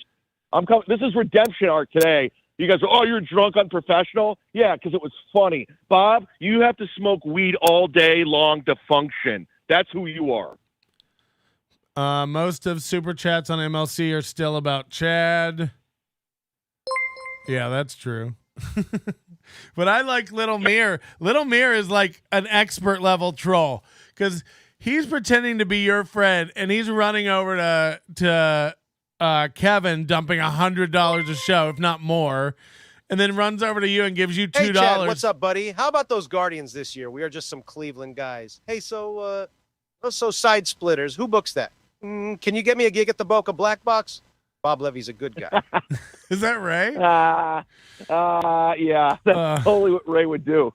Ray, he's always asking, who books that? He's that comic. Who books that? Every comic asks who books that. That's every comic. But Ray's another level. One time I looked at my text messages. He never it was like, where did you get this? Could you retweet this? And it was just links and links. It was never, how are you? What are you up to? None of that. It was just, can you do this? Can you do that? Can you do that? And I was just scrolling through it. I'm like, oh my God, this guy's insane. Shuli is behind all this. But so here's the way I see it. I see like Shuli is trolling Kevin. Kevin's mad at Shuli. Bob makes more money from Shuley, but also makes money from Kevin. Like, who knows how much Kevin pays Bob? I assume it's, a couple hundred a show, if not more. By the way, he was paying me less than 100. I figured it out when I actually did the math for how many days I worked. Oh my God, you're Corey Adam. I was his Corey Adam for 3.5 hours, and I'll never go back to that again. If he pays Bob more than me, if he really thinks Bob's better than me on a show, then have fun. I want to see the Bob and Kevin show forever. You're going to get sick and tired of it. I'm telling you, if you're not already, that's a fact. Keep plugging in Steel Toe. Oh my God, I can't wait for Steel Toe to come on. Yeah. Fucking hell. I just don't know. Nah, man. I'm the type of guy, like, once you take me to that place, like, yeah, they have Pat Dixon on today. Pat Dixon's a funny enough comic. He's a decent guy. But where's the tension? Are they going to trash Pat Dixon the whole time? No, they're not. So there's, like, that dynamic's gone. That chemistry's gone. And it's just, they don't get chemistry. They're like every fucking program director in terrestrial radio. They're like, oh, we'll just pull him out, put him in. And it's never good. When Artie Lang left that chair, the Howard Stern show was never again good. Chad just realized, I don't know what that was about. Somebody made a comment, but I don't understand what it's about. The $500 chat was an outlier. The super chat amount and frequency has definitely decreased. Yeah, I mean, it's like the guys in the chat going like, Patrick has said MLC will go downhill for weeks. I still am saying that. I think all this goes downhill. All this stuff is supercharged with emotion, and the emotion can't last forever. People are tipping Chad to piss off Kevin. People are tipping Kevin to piss off Chad. People are playing both sides. If you don't see that, you're retarded. If you think that goes on forever, you're retarded. Like, you're retarded. Not you, Chad. I'm saying there's people in the chat who are like, you said this would fade out. It's like, I can't help it if your attention span is 2 weeks. I think in longer terms. I'm China. I think in 100-year terms. By the end of the year, unless there's drama fueling this constant need to super chat, it does fade out. So Kevin's realized he has to constantly start fights and pick battles because the drama is what brings in the chats. But eventually you run out of people and you start having to bring in Corey Adam and Stevie Lou. And it's like, well, there's no shortage of Corey Adams, I guess, but. Well, where Bob Smart is, and the same with me, is we have other shows to do. I have Sit Down Zumock Mondays with Baser. Granted, they're not as, successful, but there's still other things going on for me. So Kevin only has this. This is it. So if you have a wife and kids, and this is your revenue string, why would you fuck it up, like, completely with what's working? Because you have others to think about. Me, on the other hand, I don't. So, yeah, I'll take it. Bob's talking about killing me and shit. Let's go. You think I'm afraid of you? I'm not afraid of anybody. I love Chad, but stream sniping another show is short money and feels like a jilted guy showing up and sitting behind his ex on her dates. They're tuning in. Chad is starting a movement. His streams bring joy to hundreds of people. Oh, wow. He got drunk. Big fucking deal. Yeah, like, I don't have the work ethic. I can't stay sober. Bob, try not smoking weed for a week. Let's see what happens. Chad sat on Godfrey and fell in love. But all their, like, inside jokes, all the jokes that we came up with together, like the sauna, everything, it was orchestrated by me, because Kevin doesn't leave his house. Bob just does shows all day. He has nothing interesting, and his pool thing is stupid. But I'm the guy bringing stories. I'm the guy getting in fucking car wrecks with my ex-girlfriend. I'm the guy getting punched in the face at the patio. I'm the guy. I'm orchestrating it all.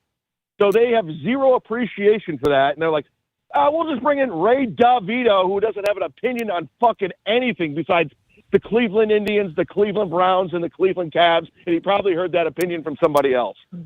Well, you and I need to work on our fitness. I got to work on getting in better shape physically, and you need to work on your stamina for broadcast. When I heard that you gave up on that Pride stream after an hour, I was heartbroken. It was so boring. Yeah, you got to make it good, Chad. I was. And I mean, I was sober for that too. And You I'm know, like, we're never gonna have you as a fill-in host over here at the Onions again. It was disappointing. The reports were bad. I mean, I reported them. I said, go report them every time they brought up the gun. Ooh, I reported them too. They left that prize show up. They've got a new scam. Oh, he's so dumb. I got to talk about the prize night. Now that he said he gets white girl wasted to make it interesting, it feels even less funny. I like Chad being drunk as long as you don't pass out. Yeah, because Kevin's show, after about an hour and a half of the same joke, it gets old and stale. I'm like, I get bored with it. So let's just make it interesting. Whether it's good or bad, I don't care. It's just different. That's why my show's better. I make his show better. Chad, do you know Tukey? No. Tukey says, glad you're not dead, Chad. How was your nap yesterday? Oh, well, that's very sweet. It's the nicest thing anybody's ever said on the internet. Thank you. Tukey is Bedabbler. Oh my God, Patrick. Who is this person who is using the TTS of my voice on the show to burn all the bridges for me? Please, Kevin, if you're listening, return my calls, I beg you. This guy doesn't represent my views. I'm so sorry. My liver can't take any more solo shows. Please. People say that if you're sober, you can bring Kevin down. I don't know if we can bring Kevin down, but that'd be funny. If you brought Kevin's show down, it would be hilarious. And that's when you have a good thing going, he just thinks it's all about him, and it's not. I mean, he's funny, but there's got to be more dynamics because before Bob Levy came into the picture, his show was there, but it wasn't killing it by any means. I mean, he made a couple $1,000s from Patreon, but nobody was talking about it. And people, you're in comedy, comedians. People don't like Kevin. He always says people don't like me. He's projecting. Mark Norman, he's like, I'll never go on Kevin's show ever. The people hate him. Sam Morrell hates him.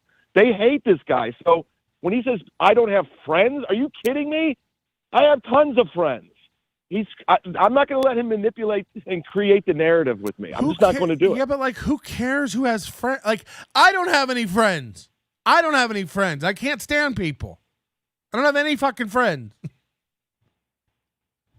Who cares? Why do you care about friends? Who cares? This isn't middle school. You don't need somebody to walk you to your locker. I mean, it's just.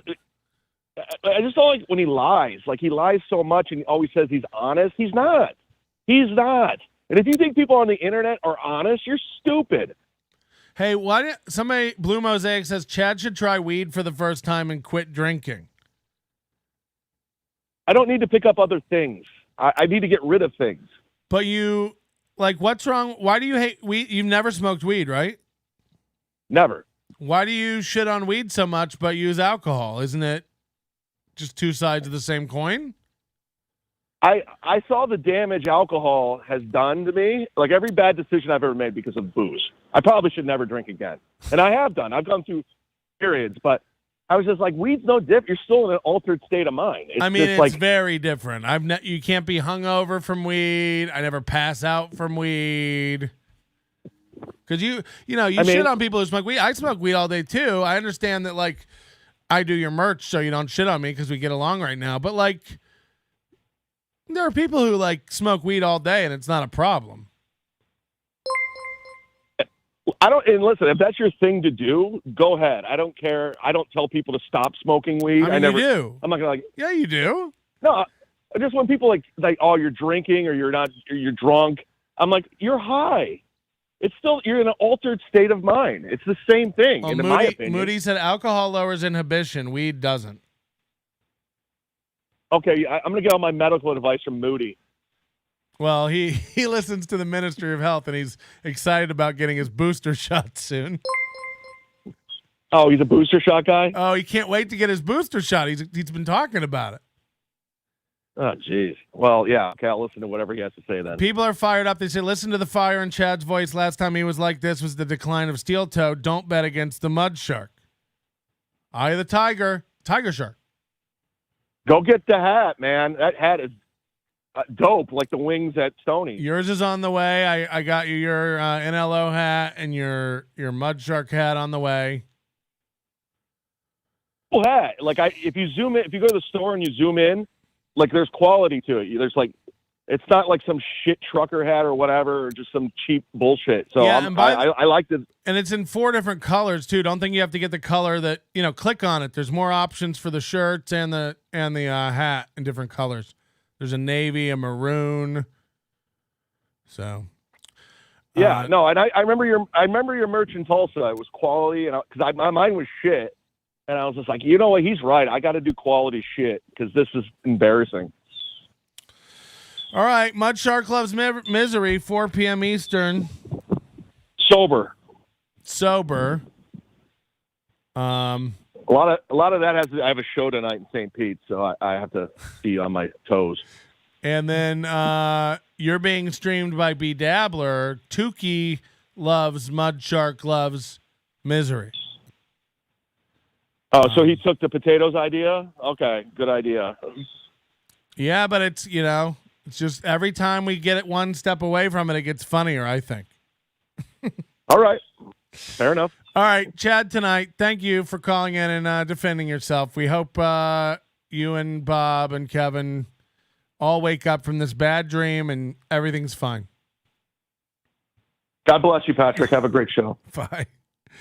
Chad doesn't like me, I don't think. I think Chad hates me, but he tolerates me because he's like, well, he does my store. It's fine. I like Chad. I like Bob. I like Kevin. You'll never make me not a Kevin Brennan fan. Do I think he's insane? Yes. Yes, I do. Do I think Chad's insane? Yes. Do I think I'm insane? Yes.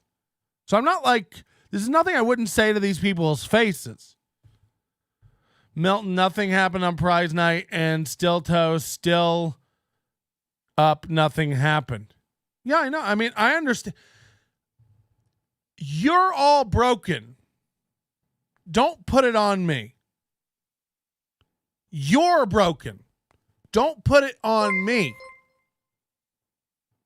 This it I haven't begun to plug it yet, Tukey. I'm going to talk about it. Don't worry. Because I got more to say about that puppet. Whoa! Wow! Okay. So, hacker. I want that sound bite. I can't. It hurts my voice to even try to do that this early.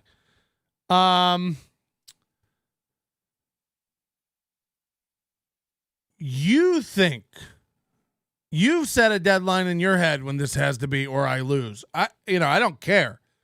If it never comes down and Steel Toe continues through eternity making $300 a day and calling it winning, let it be known I don't give a shit. All I can do is point to the guy doing bad things. I'm not police. I'm not the authorities. I'm not Susan Wojcicki's replacement, whoever that is.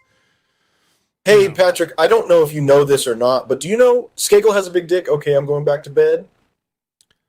Yeah, the sign-off was concerning. Skagel has a big dick. I'm going back to bed. Prove it. No, don't, actually. No, I look, Chad probably keeps me at arm's length. I keep Chad at arm's length. We don't need to be best friends. I think we get along. If I come to Tampa, I'd have dinner with Chad. I'd do a show. I'd hang out with Chad. I'd share 30 to 40 beers with Chad. But I'd also do that with Brennan, and I'd also do that with Bob. Now, I'm worried Bob might follow on his threats. He seems deranged. I don't know. He did say he's ready to go to jail, and he was going to go feed Chad to the alligators, but today he seemed all chill. And by the way, you want to know the difference between weed and alcohol? Nobody gets weed angry. I mean it when I say it. When Chad was drunk yesterday, like I saw real moments of, not to steal Tukey's words, but don't you love me, Daddy? I don't know. I can't. Oh, that was really bad for the voice. I had it down yesterday. I was walking around my house doing Tukey. Wow. But I hear it in Chad's voice. He's hurt. You know, hurt people hurt people. And I hear it. Kevin, it was good. We were doing good. Why didn't you kicked me off? You didn't keep your word. I was great. You made a mistake getting rid of me. Like, I do hear it. And this isn't an insult to Chad. He was a guy who was part of something that he did help build and was going great. And he's just been exiled from it. And it has to be, you know, Sandra Bullock and Gravity. Oh, Patrick. Buddy, we do a fun show over here. Your little minions will never take us down. We're still up. I bought Ape this cool shirt at Marshall's. We even found an affordable gold chain at Goodwill. April, put some gloves on. Be worthy. So I hear like real pain in the show. Now, you know, hurt people are dangerous people. But I hear annoyance in Kevin, but I don't hear remorse. I hear annoyance in Kevin, but I don't hear a path forward. For the first few days of Mud Shark Loves Misery, I was hearing the subtext. I was hearing what Chad was saying. I want back on the show. You should have kept me on the show. I'm going to steal your listeners. I'm going to do the super chats. I need more money. I need to be valued. He wanted back on the on the show. But I don't hear Kevin having any desire for that. And Bob did want him back on the show, but now he's burned Bob. And Bob is acting like he's great with Shuli, and Shuli's great with Kevin, and Kevin's great with Bob. It's like I hear conflict between Bob and Kevin. And not because of Bob. Again, Kevin's on stage. Kevin's just a nut. Who knows what mood he'll be in today? He's a goddamn see and say. You know what I mean? Just pull the string and let's hear what animal goes moo or bah or buck, buck, buck, buck, buck. I don't know what it's going to be today. It's a mystery box.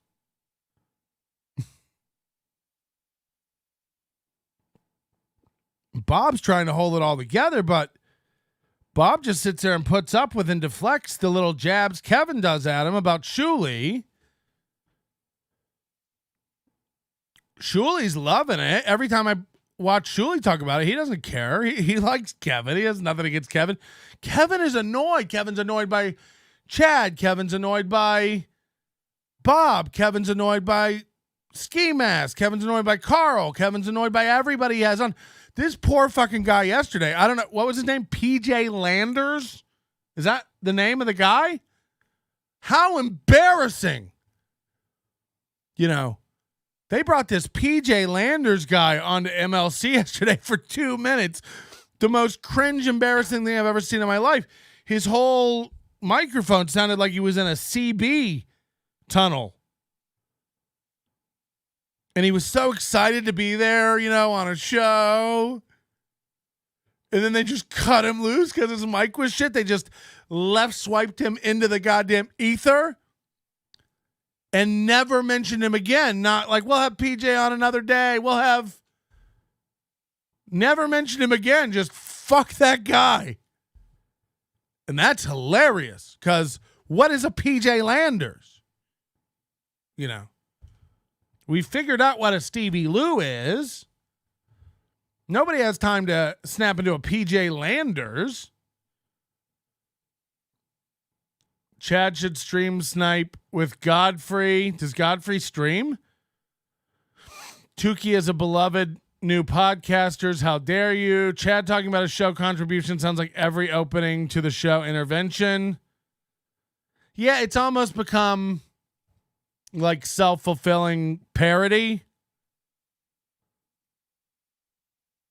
It's like, again, if anyone hired me to consult for their podcast, I'm not saying I have the best podcast, and I'm not saying everything's going great over here. And sometimes you can't see the forest for the trees, but I see the problem with every other podcast. I could fix all your shows tomorrow, but I can't be bothered. You want a free one, Chad? Stop trying to make people give you likes. Likes are for one thing, the algorithm. By the way, hit like on this show. Likes are only useful if you're going to leave the show up in perpetuity.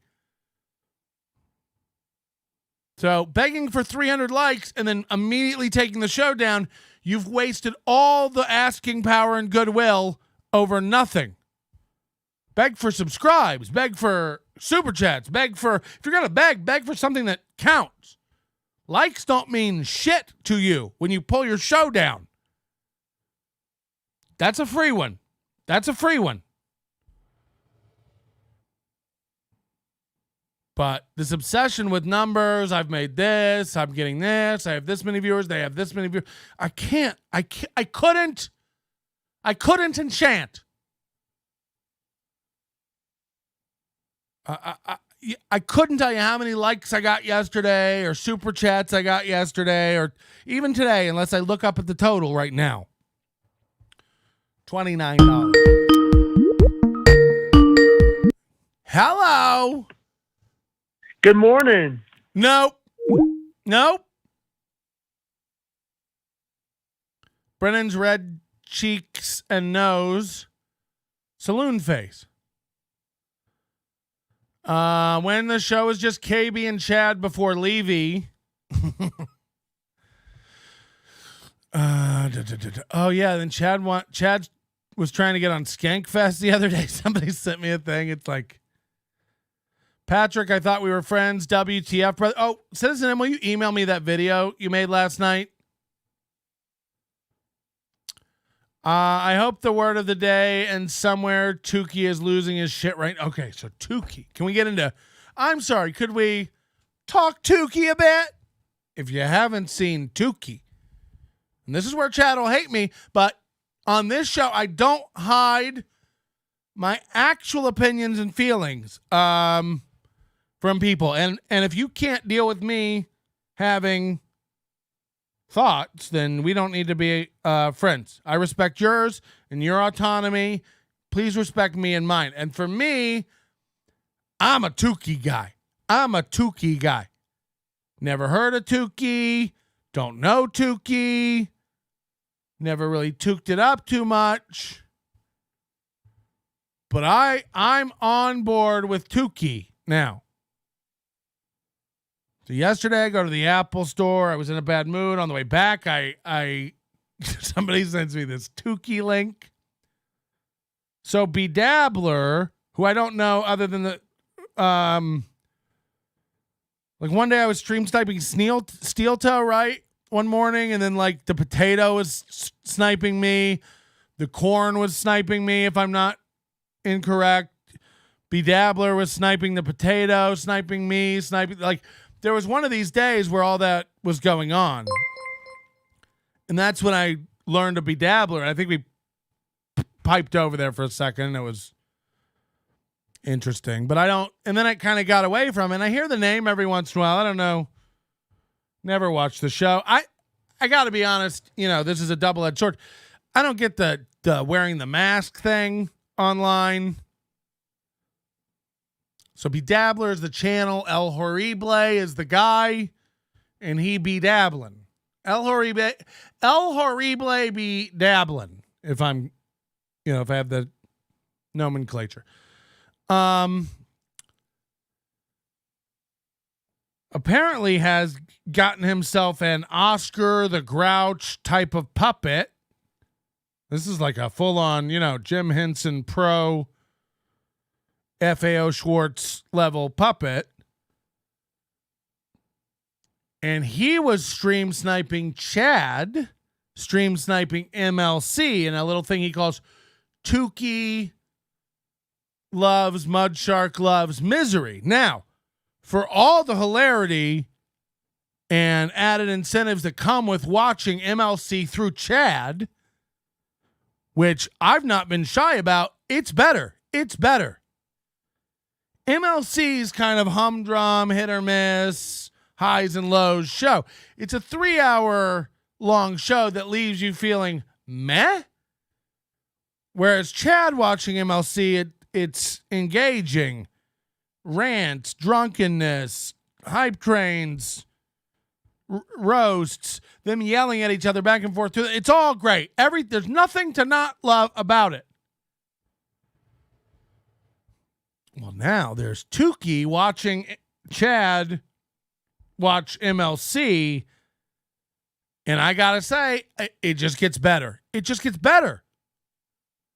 I'd be lying if I was supportive of Chad streaming MLC and saying that's interesting if I wasn't saying a puppet, a full-on puppet watching Chad, and he's doing Chad's inner monologue. Why don't you love me, Daddy? Daddy Kevin, take me back. Come on. Oh, I thought I did good, Daddy. I'll start my own show, Daddy. It's so funny.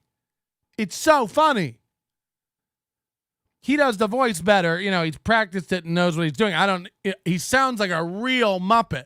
He sounds like a real Sesame Street Muppet. Whoa! He's got the emotions down. He's got the inflections of the voice, the highs and lows. Waka waka. Like, it's great. It's great. Go check out Tukey, B-Dabbler. Oh, my God. It's so funny. It's so fun. It is just funny.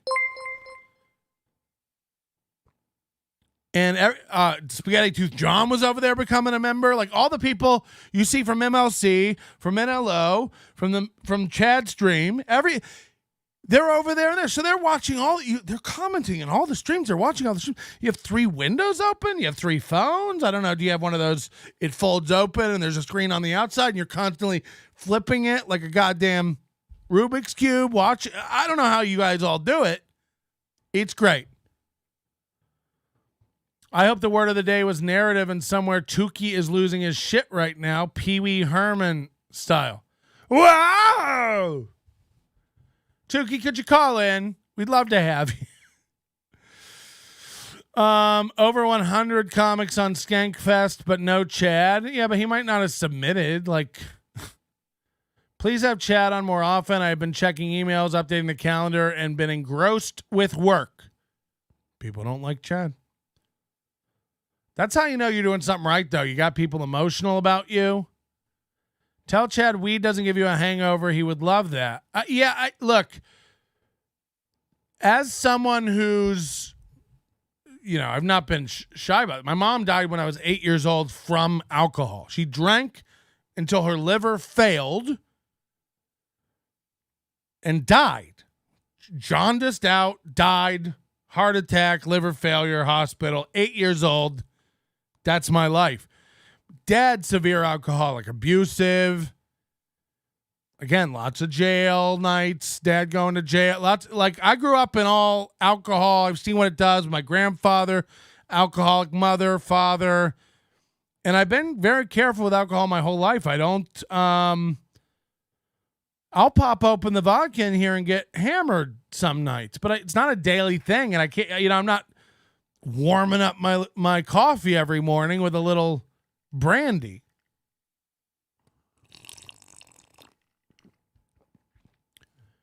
The introspection from weed would kill Chad, literally. I only like Chad and his walks and MLC. Weed is a background drug. No, a gateway drug. A gateway drug. Thanks for renewing your membership so thorough, Joe Burrow. We'd love you to join, by the way. It's $1.99 for the channel. That gets you access to all of our chats. Member-only chat today, by the way. And members-only show on Friday nights we've been doing. I can't tell you what we're up to. I tweeted last night when I found this out. I just said very, very excited. I'm very stoked. And I can't tell you why right now, but I'm hoping tonight I will be able to.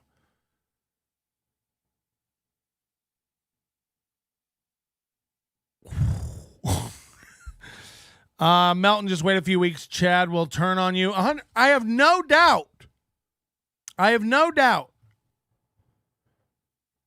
I think Chad needs counseling. I think Chad needs Chad needs to lower the wall a little bit and let some feelings out. Again, when he's drinking, I do see a different side of him. We do get a little more depth and humanity.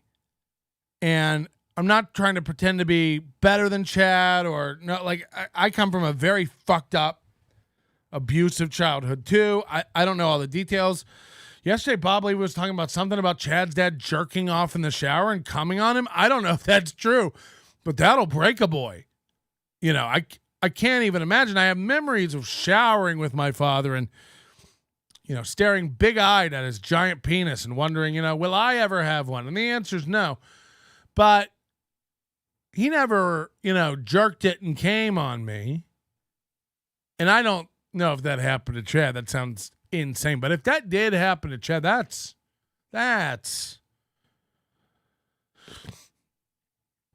a lot. Hold on, they're saying that's Ray's dad. What? Okay, then I got confused. See, I missed a lot of yesterday's show, so I didn't catch context. Okay, so Chad never had cum all over him. From his dad, anyway. That's Ray's dad jerked off in the shower and came on Ray's head. Is that what you're telling me? I mean, they have a point. He could spill weed on his laptop and it'll be okay. Patrick knows Chad looks up to him and he's telling Chad to drink. Lame? I mean, I'm not telling Chad to do anything. I said the shows are great when Chad drinks. It's funny. I know that it's a bad, you know, it's a bad time. Let's get this over with. Hello. Hello, Patrick Melton. It is so nice to meet you. This is Tukey. Wow. Wow, it really is Tukey. Wow, okay. This is Tukey, everybody. Yeah, this is me. Yeah, Hello, everybody. I was watching your stream yesterday. I thoroughly enjoyed it. I was sitting back with a large Sonic tater tot, and I was just popping them in my mouth, laughing at a puppet. Well, thank you so much, Patrick. It is so nice to finally talk to you. I am a big fan of your show. Well, don't be, because it'll just hurt you in the end. But so how did you get involved in the streaming Chad thing? And tell me about this Bedabbler guy. I don't know anything about Bedabbler, so give us a little background on your mental deficiencies. Oh, I think we all have some mental deficiency in this whole universe. Of course. None of this is normal. No, absolutely not. I'm getting ready for work right now, so I don't have that much time. But yes, everyone can learn more about Bedabbler at Bedabbler on YouTube or Twitter. I just started YouTubing yesterday, Melton. That was my first time ever. Yeah, How did I do? Killing it. You complain about your arm a lot, but I feel like that'll get rectified. You'll figure out how to balance it on a pillow or something. Oh, that's what I did. Yes, that was what I finally did. But yes, I have much respect for puppeteers now. Because, it's hard. It is a grueling work. This is embarrassing and gross, but I used to do puppets at my church when I was a teenager. Wow. Yeah, I used to believe in God and think there was hope. But yeah, it's a tough, and also doing the mouth, getting, you were getting confused with the different voices. Anyway, it's great. Check out Tukey today, 4 p.m. Tukey loves Mud Shark, loves Misery, loves, I don't know what it is anymore, but it's all great. Thank you. Actually, I don't know if I'll be on today. I think Tukey is going to be more of an attraction, like Andre the Giant. I don't think Tukey's going to be an everyday thing. Well, because you're a pussy with no commitment. Actually does have a real job. You're a pussy with no commitment. Get it together. Bedabbler has a real job. I have a real job. All right. A hobby. Well, check out Bedabbler and Tukey, everybody. It was thoroughly enjoyable and brought some silliness and whimsy to this whole shit show. I may be able to get on the last half hour or something. If I can, I will. All right. I love you more than a friend, Melton. All right, later. Tukey, everybody. Tukey. I just like the voice. That's a pro level. Like he could. I don't even know what B Dabbler's real voice sounds like. This is going to sound crazy. I don't even know what that guy's real voice sounds like. Every once in a while he breaks a little bit, but I can't tell if that's real or fake. But I guess these guys with real jobs in the real world don't want their identities known, but it just feels fruitless. You think no one knows who you are? It's not going to be found out? People have been sending me a name and an address of who they are telling me is the potato, as if I want an address. What am I going to do? Go show up at the, are you the potato? Like, I don't care. I'm not after a potato. Chad should rip the copper pipes out of his walls on a live stream. Yeah, that'd be great. That'd be great. Yeah, I'm not trying to like make Chad a worse alcoholic and stuff. I just said that the streams are entertaining. My mom was entertaining too when she would try to drive me to Walmart to buy me a toy because she felt guilty about her drinking while she was hammered and then get pulled over by the police. So, you know. Melton with the scoops. Thanks for the plug, Melton. Big fan. That's Tukey. I'm so far back in the chat, so we got to just skip forward. I published my video. If Steel Toe blocks me, I'm Amanda Totting myself. Send me the link though, Citizen M, through email if you can. I tried searching. I couldn't find it earlier. And I can't like fuck with my phone right now to dig it out. I think this onion is about to blow. I don't know what that means, but I like it. Everybody's saying a lot of great stuff, but I can't. I got to get caught up down to the stuff. Moody, joke if you want to speak to Patrick and he's not picking up. You can donate at nobodylikesonions.com/tips and put, Jake, if you want to speak to Patrick and he's not picking up, you can donate at nobodylikesonions.com/tips and put Jake calling at the front of your message and he can't stop you. Well, that's not true either. I got to get a Tukey shirt. Tukey merch is on sale right now, by the way. Is it? Because that's great. I'll buy a Tukey hat. I'm in the Tukey business. Tukey is new. Tukey doesn't sound cool to me. Dime Card, thanks for joining. Dime Card had a great I think that My Daddy Runs a Scam thing was Dime Card making a book cover, or one of them. He sent me. And are you sending in your book covers? We're going to be doing that today. Nobody's sent any in. That shows you how much we've been focused on April today. We're not really focusing on Ape much. We are looking for book covers. This might be a hard one to do because it's more involved than simply going and asking for drawings of April done by AI. Drawing a book cover, I don't even know if that would work. If you went to AI and said design a book cover, would it do it? But we've only got the 3 or 4 entries right now. No new entries. Patrick at nobodylikesonions.com for anything you want to send me during the show. Oh, Citizen M just sent me this link. This is great. This is great. Watch how long.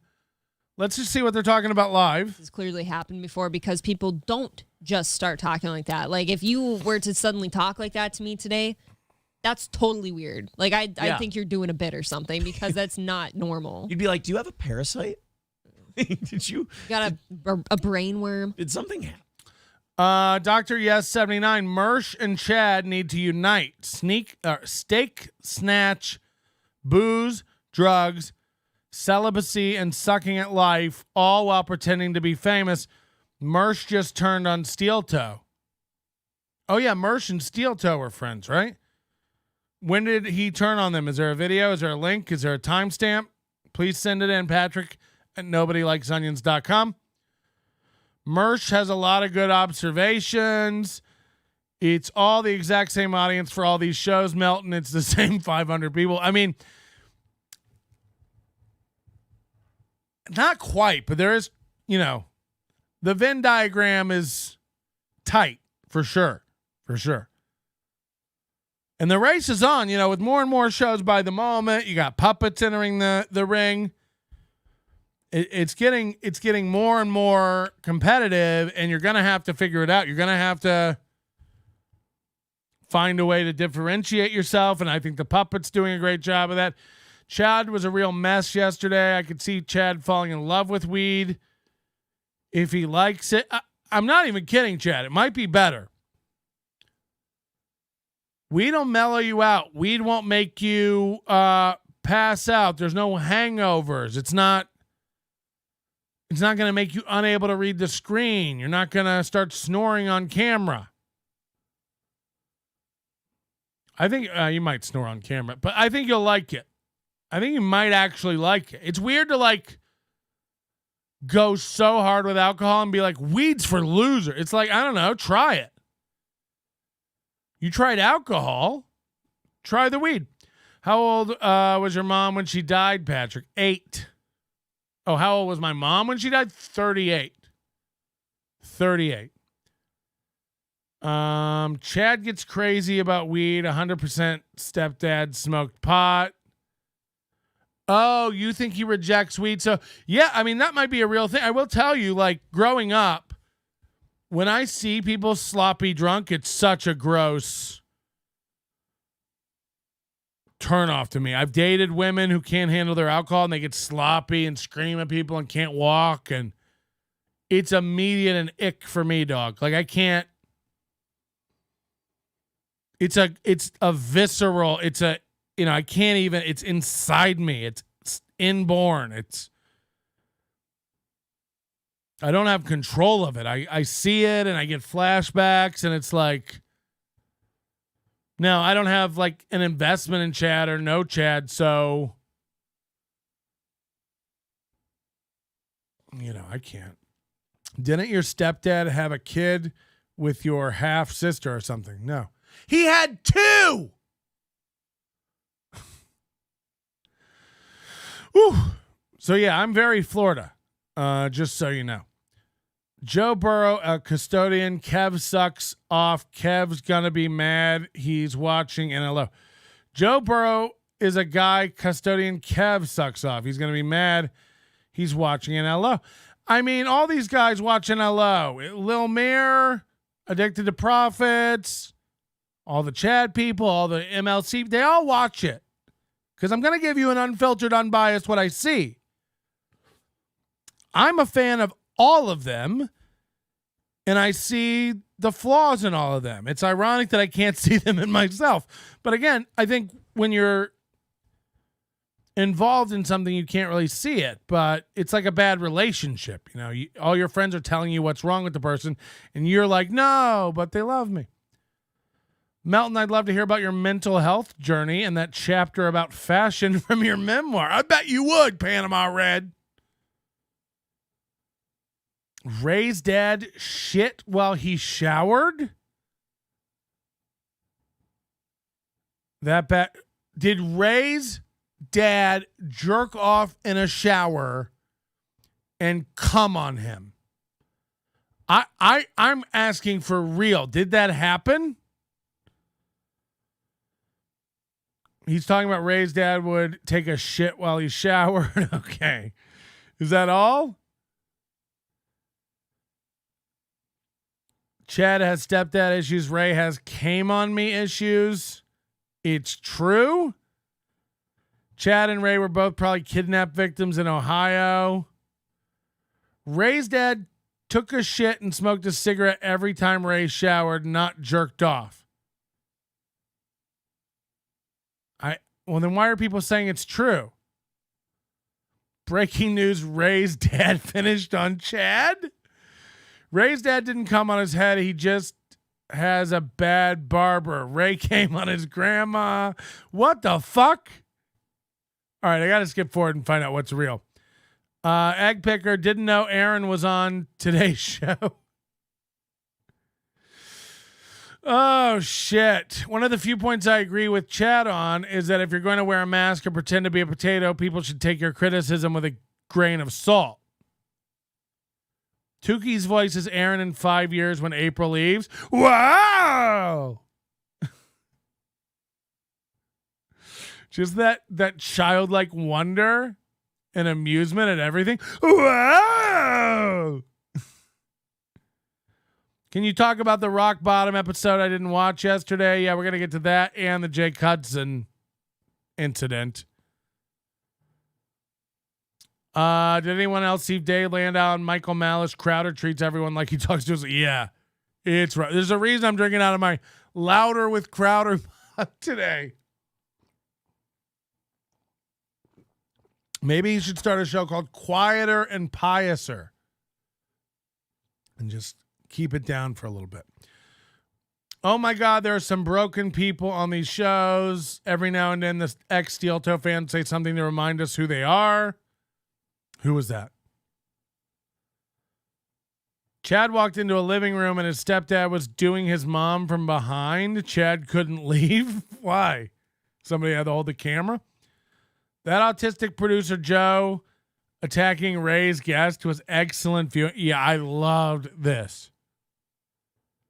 And I'm watching last night as a NLO lidded Carlos Danger chastises Ray. It says, I don't like that kind of fun. I like fun and drama and confrontation, but not that kind. It's like, why? Why?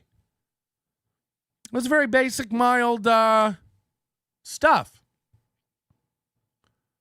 All right, let's get into it. We've been chatting with these dorks for too long. This is from Citizen M, I believe. Watch this. Just a great little 3-minute thing by Citizen M. So $10 away from today's goal. Anyone want to throw in that last 10 before we get the hell out of here? Little extra overtime today as well. I'm sorry. Let me hit refresh over on PayPal. In case we're good. $10 away from today's goal. We didn't play the music or anything like that today. We just went straight up with you.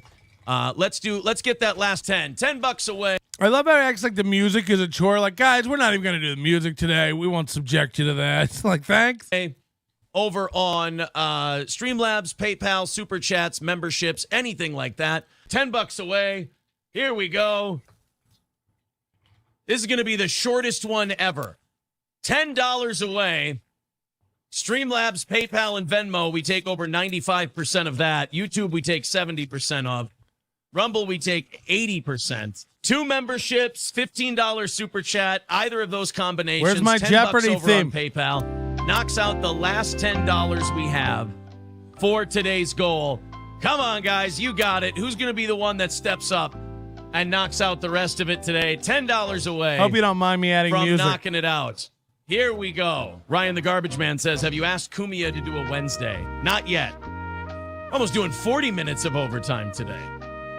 Back to the lab says crickets. Boy, honestly, I'm so arrogant. I said, we're not playing the music today. You guys have done great. We're only $15 away. We'll knock it out by then.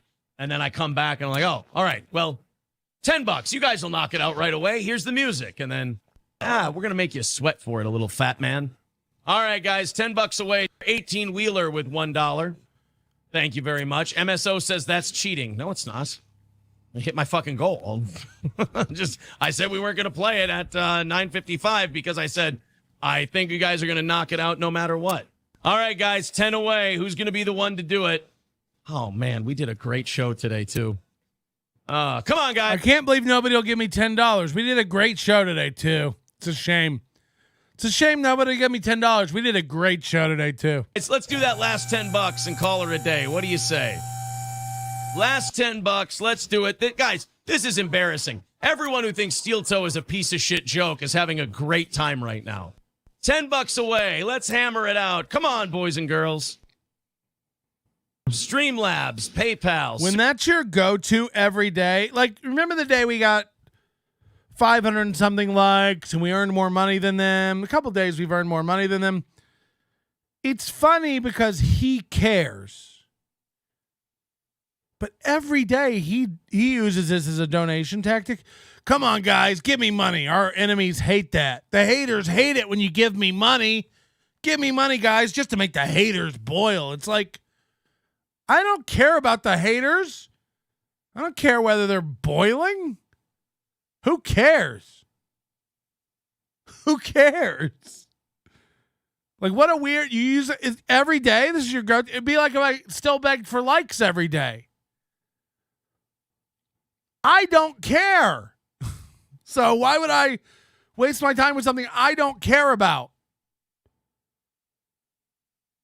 But it's a real hit to his ego when he doesn't get his money. He hates this shit. Super chats, memberships. So let's hit that goal. Come on, let's knock it out. We gave you, 40 minutes of overtime today. Fuck me, I'm looking like a joke here. $5 away from knocking it out. Who's got the last 5? Who's got the last one? 40 seconds away, $5 away from knocking it out. Come on, boys and girls. Trucker 18-wheeler, Aaron, you always look like a joke. Oh, come on now. $5 away. Guys, you know they're going to go tattle to all the people who hate this show. Today. Let's knock it out. Come on now. Somebody's got the 5 to knock out this goal today. All right, we are done for the day. Thank you guys very much. We did it. Suck it, everybody. Johnny, thank you very much. We got to plug your fucking thing next time. The hemponics thing? Yeah. Yeah, no worries. Go ahead. It's a link. Do it quick. All right, so you have to get the link from the Facebook thing. There's a link that he'll throw in the chat. Imagine him begging for $10 for 10 minutes and then turning to his co-host and being like, next time we're going to let you plug your thing, Johnny. What is this show? You know, for a guy who does nothing but scream about what a pro show it is and how no one else could do what we do and all this, it's like, this is the most bizarre, ham-hocked sort of program that is in existence. This is bananas. What is this? So I loved that. Let's head over to the Shuley Network. You know, say whatever you want, but there's never any MLC clips we're going after anymore. We want Chad clips. We want Tukey clips. We want Shuley clips. This is where things are happening now. MLC is dying. MLC is crumbling. You know, I'd rather watch Stevie Lou than MLC at this point. Unless it's Stevie Lou on MLC. Then no thank you. He must be massively in debt and cash poor. There's no other rationale. Imagine begging so hard for $10 and then saying, suck it. Yeah, it's always a win. He always has to frame everything as like, I won. Take that, idiots. And it's like, how embarrassing. As much as he says we do a positive show, he's the one who's constantly bringing up the haters and blocking everybody. By the way, Chad, can we make fun of Chad some more? Another criticism, Chad. Chad went from out of nowhere bragging about how he doesn't ban anyone to, was it 2 days ago? He's telling moderators, I don't care, moderators, ban anybody you want. Go on a power trip. Kick them out. Who gives a shit? And it's like, wow, we went really from complete tolerance to arbitrary execution very quickly. You know, how did it flip like that? I don't like, not that I think Ian Hawke would do that, but let's not just tell people to ban. You know, I get enough shit from being like, oh, you made your chat members only. It's like, I like dollars. We leave it open all week. You can come yell at me anytime. And by the way, every comment from the haters gets, I don't delete, post it. I don't delete stuff. I never heard an actual real radio show beg for $10 every day. Movie is pathetic. Someone pull up a DSM checklist and then put Aaron into it. If you're watching MLC and not MLM, you're fucking up. Yeah, but I'm saying if you're not watching TLMLM, you're not on the new. And maybe somebody will come along and watch Tukey, watch Chad, watch MLC, and maybe that'll be better than Tukey. And then I'll say, hey, everybody move on. I'm not saying move on from MLC to Chad when I said that it was better to watch Chad cover MLC. And I'm not telling anybody to go watch Tukey over Chad. I'm saying what I did yesterday, and it was very funny. And I somehow every step removed, it gets funnier and funnier. But the risk you run is that somebody can jump on farther down in the chain and stream snipe you. And I think the ultimate goal here is to have Kevin on MLC stream snipe Tukey, stream sniping Chad, stream sniping MLC. If Kevin does that, that's checkmate because you've closed the loop and now there is no original seed content to feed the chain. So very interesting, quantum physics type issues coming up in this streaming stuff. If everyone's streaming everyone in a circle, is anyone even streaming? Is there even a show? No, it's just streamers streaming. It's only when people stream snipe this show, I don't care or go get involved too often because it breaks the time continuum or something. I think his daily goal in his amount of daily pills he needs for his habit.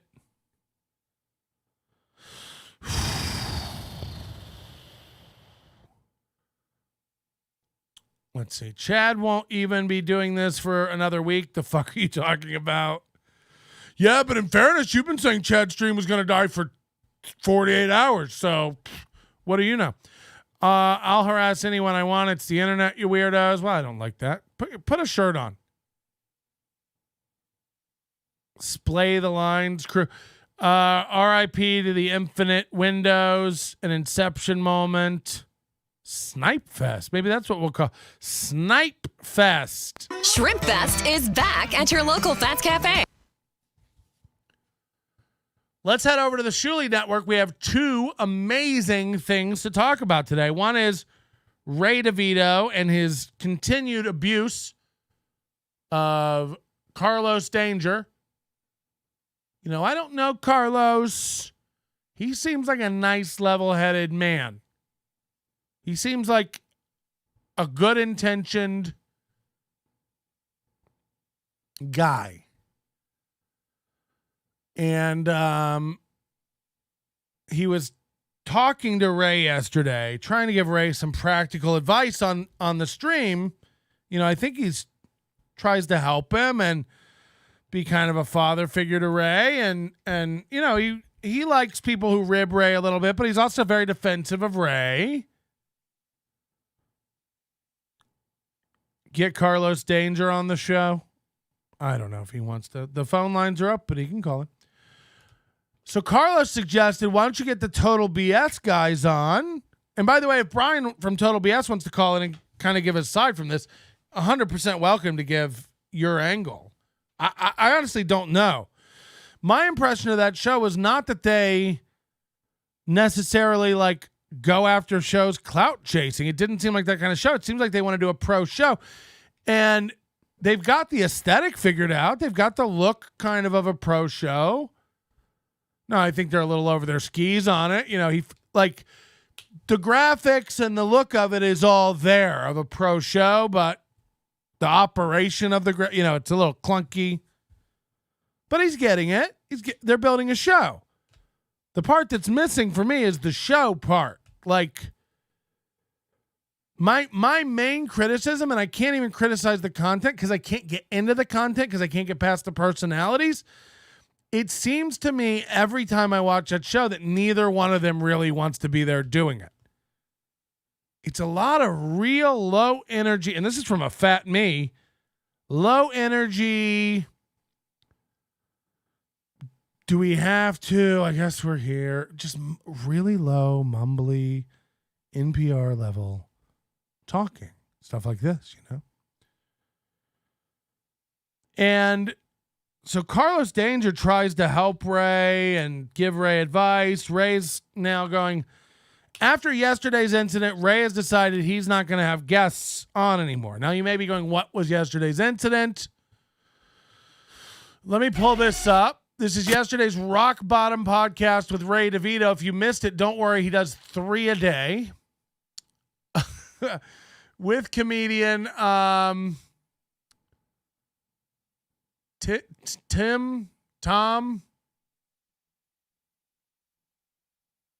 There's never a description. Here's the description for a Ray DeVito podcast. Live at 1 p.m. Eastern. Rock Bottom podcast with Ray DeVito live at 1 p.m. Eastern. It's like, great. We don't know who the guest is. Now it's Tom. What is it? Imagine this. It's not even on here anyway. You got to go to the beginning to hear him introduce him, I guess. Or not do it. I took that as like, hey, this could be something. And then he put out a blanket tweet, any podcast. But yeah, which I got to give shout out to Kevin Brunning. He will only do a podcast. And we all know you're not coming up with that. Don't have G's. That's Speaking producer of G's, Joe. We have a G backstage if you want to bring your guest in. Bring my guest in? Sure, we can bring my guest in. But yeah, I don't have $10,000 to give Stuttering John to do my podcast. You know who I can't get? So look at this guy coming in hot with his thumbs up energy, like full on dork. To do my podcast? The very talented, very funny TMC, Tom McCaffrey. What's up, buddy? Tom McCaffrey. Now, I don't know who Tom McCaffrey is, but I'm going to go out on a limb and say you don't either. But let's get into Tom McCaffrey. Now, I know you're going, who's Tom McCaffrey? Oh, yeah, the bitch. Seems like it. And you'll understand why in a minute. Let's skim through this and just see what they were talking about for an hour and a half before this went awry. Tom McCaffrey is a soy. The most riveting thing about Ray's show is that he now has a visible window. Complete woke nerd, Tom McCaffrey. Oh, boy. I mean, he looks like a fucking dork. So let's skip forward and see what they were just talking about. You know, his voice. So I put it on social media, and in the last 5 days, it's at 850,000 views. It's going to go over 1 million views. It's them making fun of a bit. No. It's me. I just put the bit online. I was like, all right, relationship with your parents. Yeah, with your parents. I mean, I know your dad is an adult because like you live with your dad and everything. Your dad's, by the way, what the fuck? Like Ray's all over the place. He asks a question and then he says, by the way, I know your dad's an adult because you live with your dad. By the way, like he's asking questions, throwing out, expository, like he just, and then he moves on. It's like when they were saying Carlos Danger like tries to give him topics and stuff. He can't stay on anything. Your dad is an adult. My mom passing away, like my dad and I became best friends. Like, so in a weird way. My dad died years ago. Yeah. So did mine. Both of my parents died young. Great.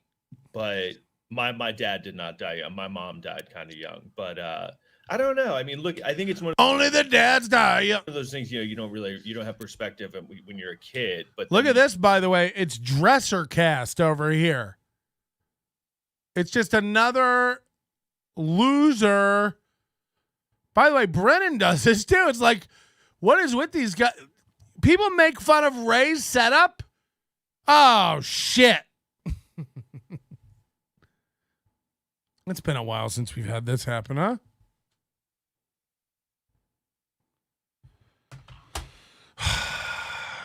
Shut up. I'm not even going to look at the chat.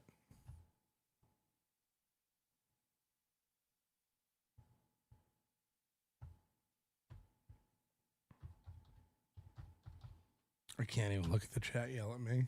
You're all going to yell.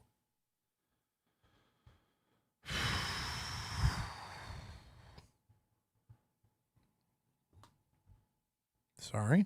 You get older, you look back and you're like, oh, yeah, I can see why that would have been really annoying. I was the third kid, and I do feel like by then they're really tired out. You know what I mean? They just kind of, they don't really know what to. They don't have the same energy that they would put into the first one. The first one's kind of. So that's the energy of the show. That's the energy of the show. Low, no stakes. Oh, the book covers are coming in. Keep your book covers coming in. Hour and a half, 90 minutes to get your Aaron M. Holt divorced book covers. This contest is going to be a bust. Nobody's doing this one today. I thought it's a very creative concept. I think people don't have time to mock up a book cover. Dead parents makes people think comedy is their outlet. It's not. Ray's parents are hacks too. This guest stinks. Yeah, this guy sucks. But these are the type of guests Ray should have on, you know, where they sit around and talk about which type of vanilla is their favorite. Low energy Ray, no energy Ray. By the way, go to where I call out his charisma. We won't be. Hey, Blue Mosaic. I mean, I understand that you like to troll a little bit and get mixed up and stuff, but are you retarded? Like, actually? Are you dumb? Imagine typing into a chat, go to where I call out the charisma, and then we just scrubbed through a 2-hour video looking for your comment where you call out his charisma. Oh, well, that'll be a great bit. Oh, you're dumb. Imagine if I sat here scrolling through it let's find Blue Mosaic's charisma comment.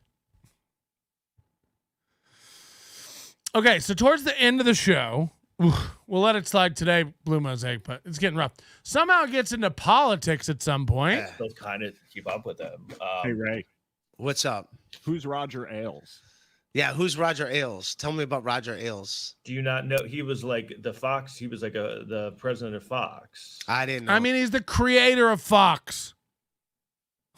I thought it was Murdoch. I thought it was Murdoch and Murdoch. No, he's like the owner. You know, he's the whatever. Who's these Murdochs then that I see?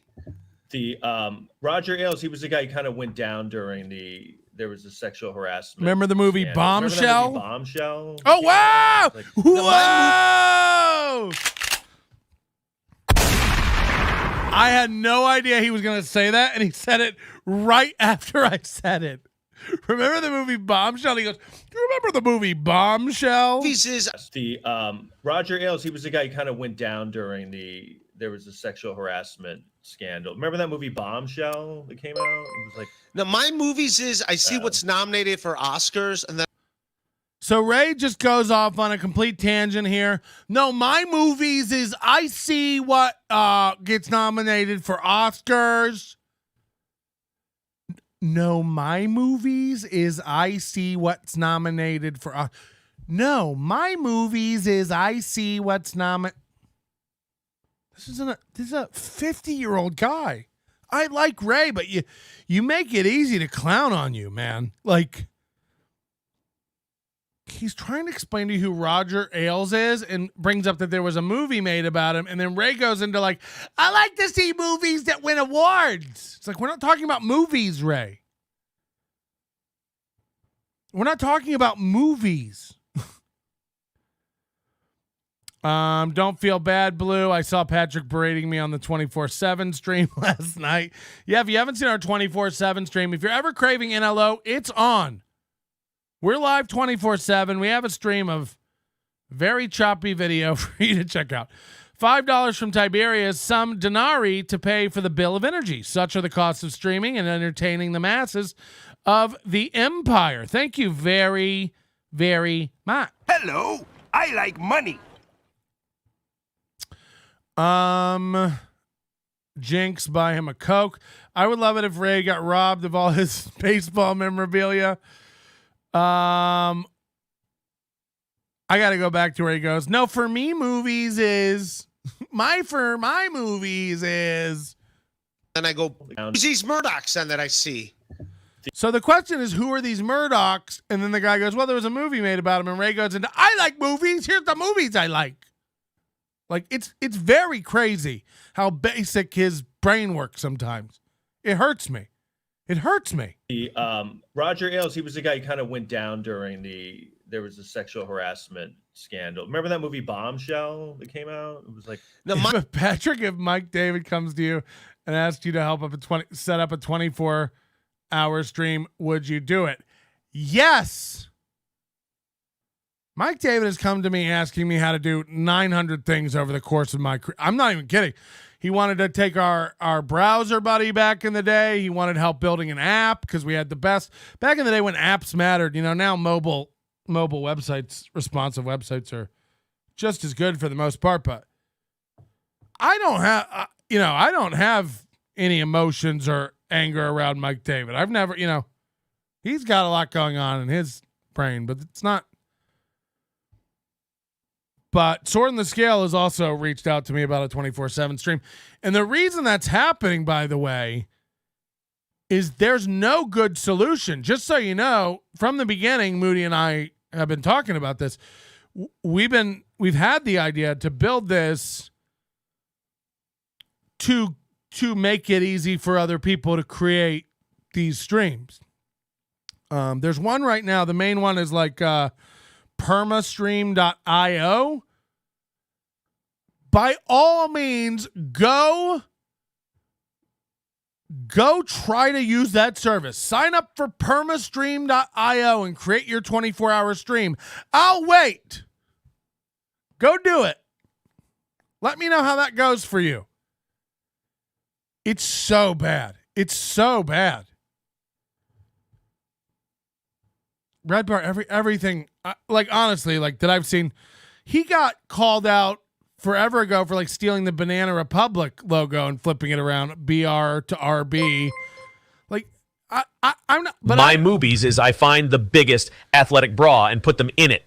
Soon, Crowder and I will be sharing an apartment. This is my movies. Imagine Crowder over there just canoeing his wife. Crowder and April. How quickly would April leave movie for Crowder? So I don't make fun of people for like borrowing inspiration and stuff. It's like, this is a Supreme ripoff hat. You know what I mean?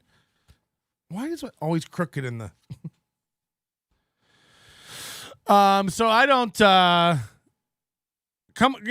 whatever. But we are gonna build we are building it to make it usable by other streams. But we're gonna make sure it's good first. I'm not happy with the frame rate and performance of it. The reliability is great, but then also the front end has to be built. The website, we want to, right now everything's done like command line and on the back.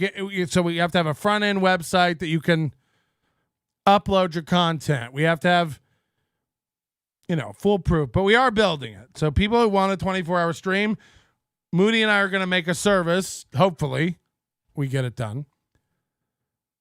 Moody and I are going to make a service that anybody can utilize. We'll try to make it as affordable as possible and easy. But go try to use that. I used 3 different services to try to get that up and running before we had to build our own thing.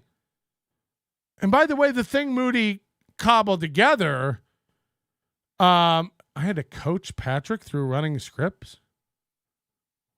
What are you talking? I don't even know what you mean by that. What are you talking about?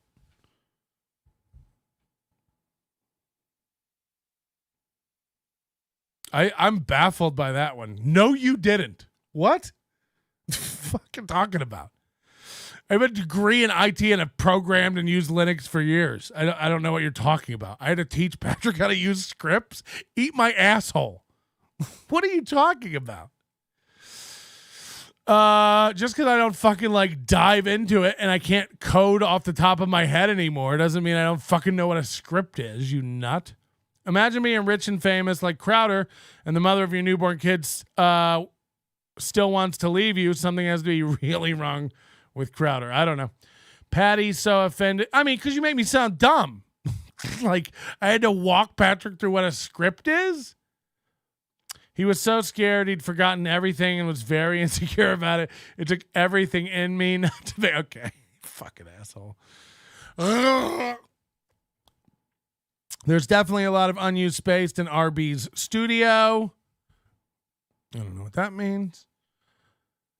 So anyway, yeah, we'll try to work on that. Here's Ray DeVito. I forget what I was yelling about. Everybody has a dresser in the background. Kevin Brennan's background is no different than Ray DeVito's background, and you all give Ray DeVito shit. Kevin brought a room divider over. Go back 6 months. Kevin didn't have a brown room divider behind him. It was just a closet. Kevin has the same, it's actually more bare and stark than Ray's. I think there's a TV on his dresser now. Go back 6 months. This show made fun of it forever ago, before we ever got in the mix with these guys. Kevin would like have a rosary, thumbtacked to the wall and a closet. It looked like a hostage situation. So Kevin's setup isn't any better than Ray's. Let's not get it twisted. Like, Kevin looks like he's poor. I know he isn't. I know he makes good money from all of his maintenance gigs and super chats. But to think it's not the same is insane. How hasn't he seen it? It's such... Oh, fuck, I lost it. How hasn't he seen it? It's such fucking incendiary. The only thing he doesn't hit it is pregnant. Well, I don't know what you're talking about.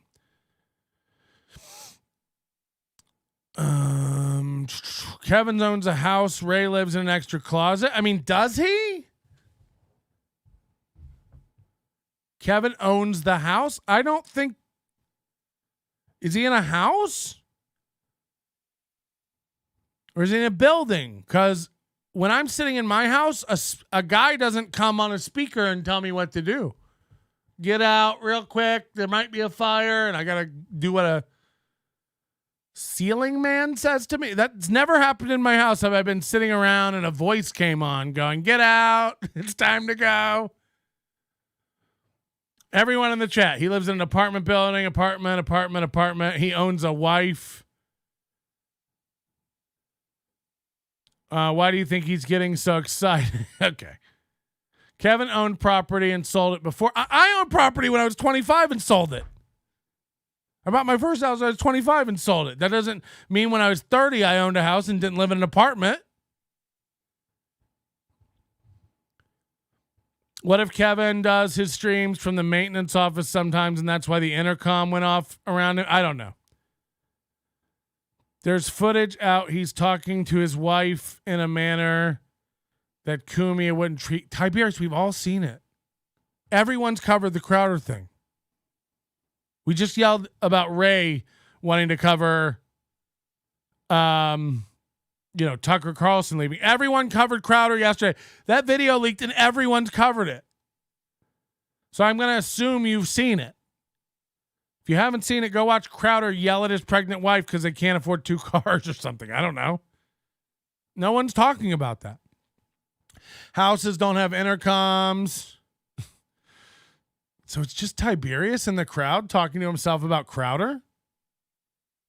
Everyone in the chat is talking about Brennan, and Tiberius is talking to himself over and over about Crowder. He said things Kumia wouldn't like. I know, man. Confirmed. He's a creep. Yeah, Crowder's a back, but he's the only one talking about it. What a nut. Let it go, Tiberius. You seem to have... You're like... people who... oh, right. I just saw it last night just checking. Okay. We've all seen... I mean, everybody's seen it. Crowder is ZZZZZ. Yeah, I mean, like, look, unless I'm hearing about it from someone who knew him and we're getting, like, inside information. First of all, how'd your Ring camera footage leak out? This is why I won't use any sort of cloud-based camera services. All my footage from every camera in my house, from the doorbell to the one on the bottom of my spot looking just for upskirts, all get stored in my fucking server room. So I'll be wiping it the minute I kill my wife. Mm-hmm. His wife leaked it 100%. Yeah. Look, I'm not going to make judgment calls on it because I've been in situations where if you pulled a 3-minute clip of me in a fight with my ex in NYC, I look bad as fuck. But that bitch used to wake me up in the middle of the night, punching me, breaking things, slamming things. She would open our window in our New York apartment and scream out to the street, Patrick Melton's a piece of shit. He's a fucking... Like, nobody knows. Like, she's nuts. And when I see a video with a woman going, I love you, I'm committed. I love you, I'm committed. Now, look, he looks like an asshole because he's just smoking a cigar and telling his wife to be worthy of him and try hard. No, I'm not saying, like, he doesn't look like a complete fucking abusive douche. But it's hard to tell sometimes, like with the Mel Gibson thing and stuff. It's like, absolutely the guy looks like a pig and a fucking maniac, but you sound like you've never been in love. These women will make you fucking crazy.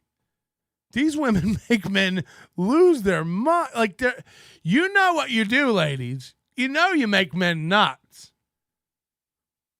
So I tend to choose to be like, let's see some context. It's very fucked up. I would never talk to somebody like that. He says, I never loved you. I've never received love from you. You need to be worthy of me.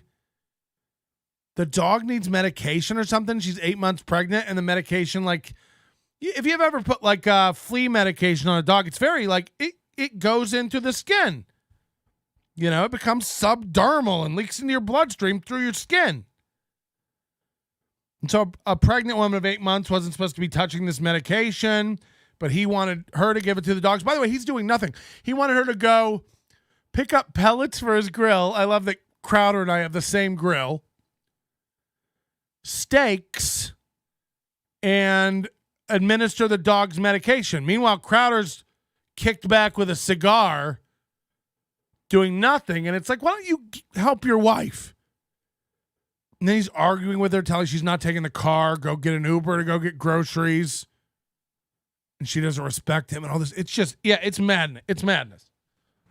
But I do wish we could see it's just hard to take 3 minute slice of life. What if I took the 3 worst minutes of your worst relationship? Are you proud of who you were in that moment? I think this was August 2021 or right before it when she's pregnant. He's about to have kids. He was about to go in for major chest surgery where he could have died. Who knows what his state of mind. Again, these aren't excuses, but I would like more context and stuff. Look, no doubt the guy's a manipulative, insane dude. How do they not have 2 cars? Yeah, there's a lot in the piece, but everybody's already ripped it apart and said it. He was just being alpha. Okay. Listen to any man that hasn't had a rough week and thrown back a few cocktails, take it out on their wife, isn't a real man. Yeah. I mean, right. Everybody has moments. There are moments when I'm like hangry and I snap at my wife about something, or, like it just happens. And really, she does the same thing, by the way, to me when she's stressed out or hungry or whatever. And I think the key is in a relationship, you recognize that, and it won't be minutes go by till we go up to each other and go like, hey, sorry about that. It wasn't about you or me, or I'm hungry or whatever. I feel if you took the worst 3 minutes of any relationship in my 20s, I'd be very embarrassed. I mean, this wasn't his 20s, but Patrick, can you let me know when you switch back to talking about Kevin Brennan? I think Tiberius might need help too. No, I don't give notices for anything like that. Just keep up. Kevin is taking these photos of the stepdaughter. The plot thickens. No idea what that means. A lot of people just make no sense. Was Steven keeping their house to only 1 car as a control thing? It's so bizarre. And there was a thing in there. There was something in there about her seeing another man or something. So again, it's very hard to take this, but it sounds like, and if you know men, and if you know how to make a man upset and angry, it's jealous, guys who are jealous, and it's crazy because she's 8 months pregnant. She's big, banana boat. And, and there's something about another man, or she goes, do you want me to call someone to come pick me up? Who do you want me to call? So it's very, All right, back to Ray and Tom McCaffrey. This guy's a bitch. This guy is a straight up bitch for real. I can't believe this clip. I'm not proud of my worst moment with a bad ex, but I never had a pregnant wife and told her she's worthless. She tries to run errands for me. Yeah, look, it's not a good look for sure. People make a lot of sense. You just don't spend 3 seconds to think about what they actually say. No. You guys are like, you have to understand, I'm reading things minutes afterwards and there's no context. Do you think I'm supposed to read your thing and go, 1, 2, 3? Oh, that actually makes a lot of sense. Get the fuck out of my chat. Crowder wrote, wow, he wants him to get out of the chat. He's really angry. Crowder wrote an article in like 2015 about how great his marriage was because they waited until marriage to have sex. Just a weird dude. Yeah, like a 30-year-old never fucking. Gross. Crowder's days are very busy. He needs to know when that bitch is going to be back with his car. Why does he have a car? He talked about buying a Tesla and stuff. How do you not have another car? He's so rich he can afford to hire a chauffeur to take his wife around.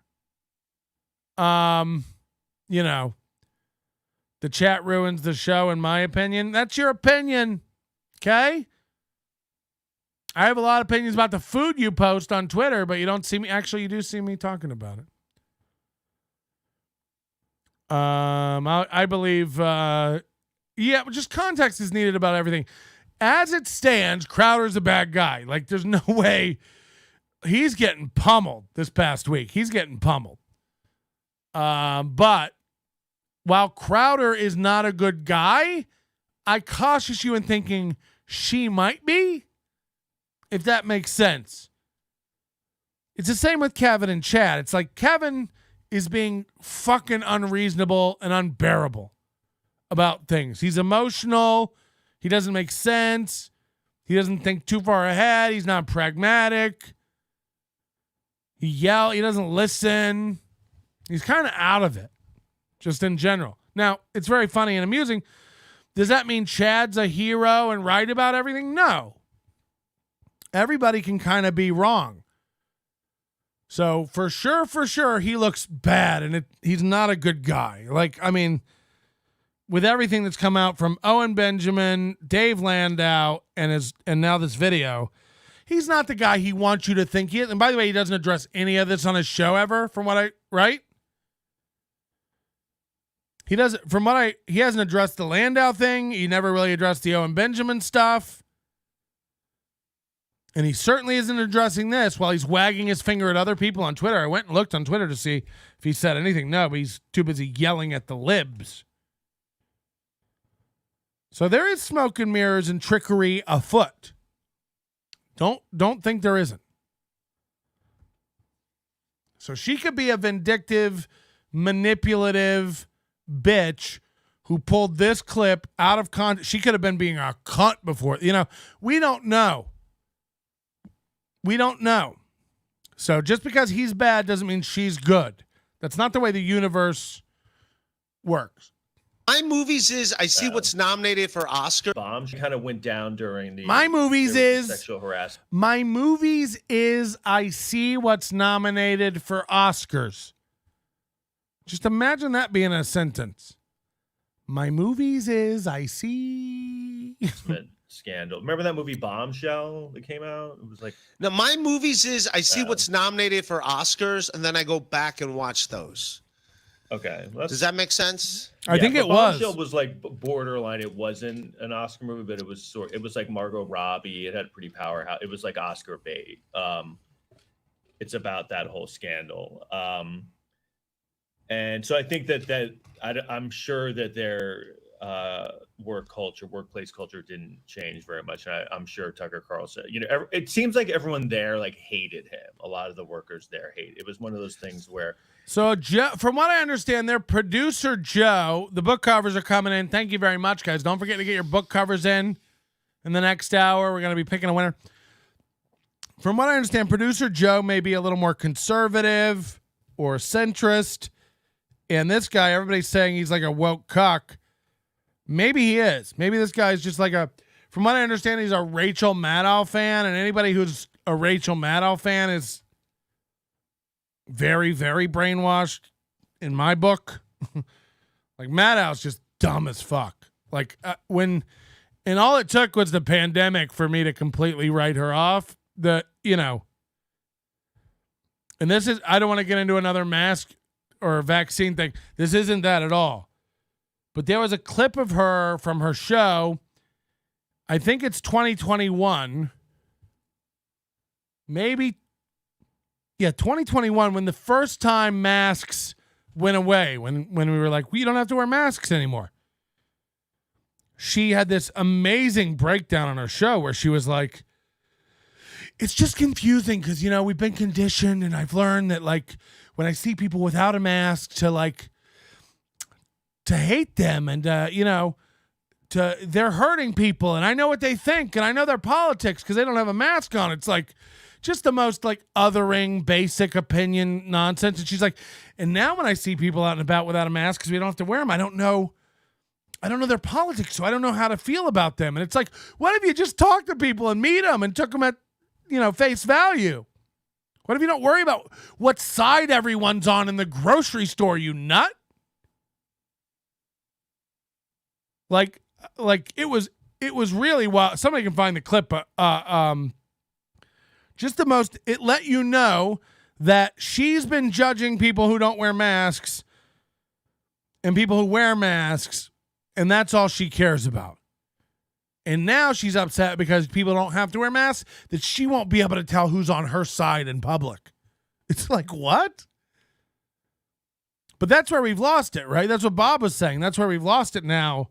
Everyone has to be in a box. Everyone has to be in a corner. Everyone has to be, and everyone calls Bob a fence sitter, and they probably say the same thing about me, but I just tell you what I think. I just tell you what I see, and I'm telling you what flaws and strengths in MLC, flaws and strengths in Chad, flaws and strengths in Tukey. But this guy's far left, and the producer Joe's a little more center right, and this goes really bad in a second. He had become like too powerful, right? You know what I mean? He was like kind of the mouthpiece for the entire network. Son of a huge, because he'll be, because if you look at shows, they have, yeah. Carlos Danger, $5. Ray, bring home milk and don't forget to walk the dog. That's right, Ray. Answer your phone. Don't turn it off. I mean, producer Joe's right. But this goes to the whole problem of these shows. Why do you think we've made this too easy to get a microphone and set up a show? You have a show, your phone's ringing, the dresser's over here, the dog's barking. You have no thoughts. You don't want to commit to any kind of ideology on anything. If you listen to Rachel Maddow, unironically, you're a dog-brained person. I mean, when I saw her do that, I was like, wow. But it's like Moody and I mean, we have complete opposite opinions on stuff, and like, I can't judge the guy. He's a good dude. Moody's a nice, good man. I think he'd say the same thing about me. He'd probably be a lot more smarmy about it. But, I don't think Moody thinks I'm a bad person, and I don't think he's a bad person. But that's what we've done. That's what we've taught everybody, that if they don't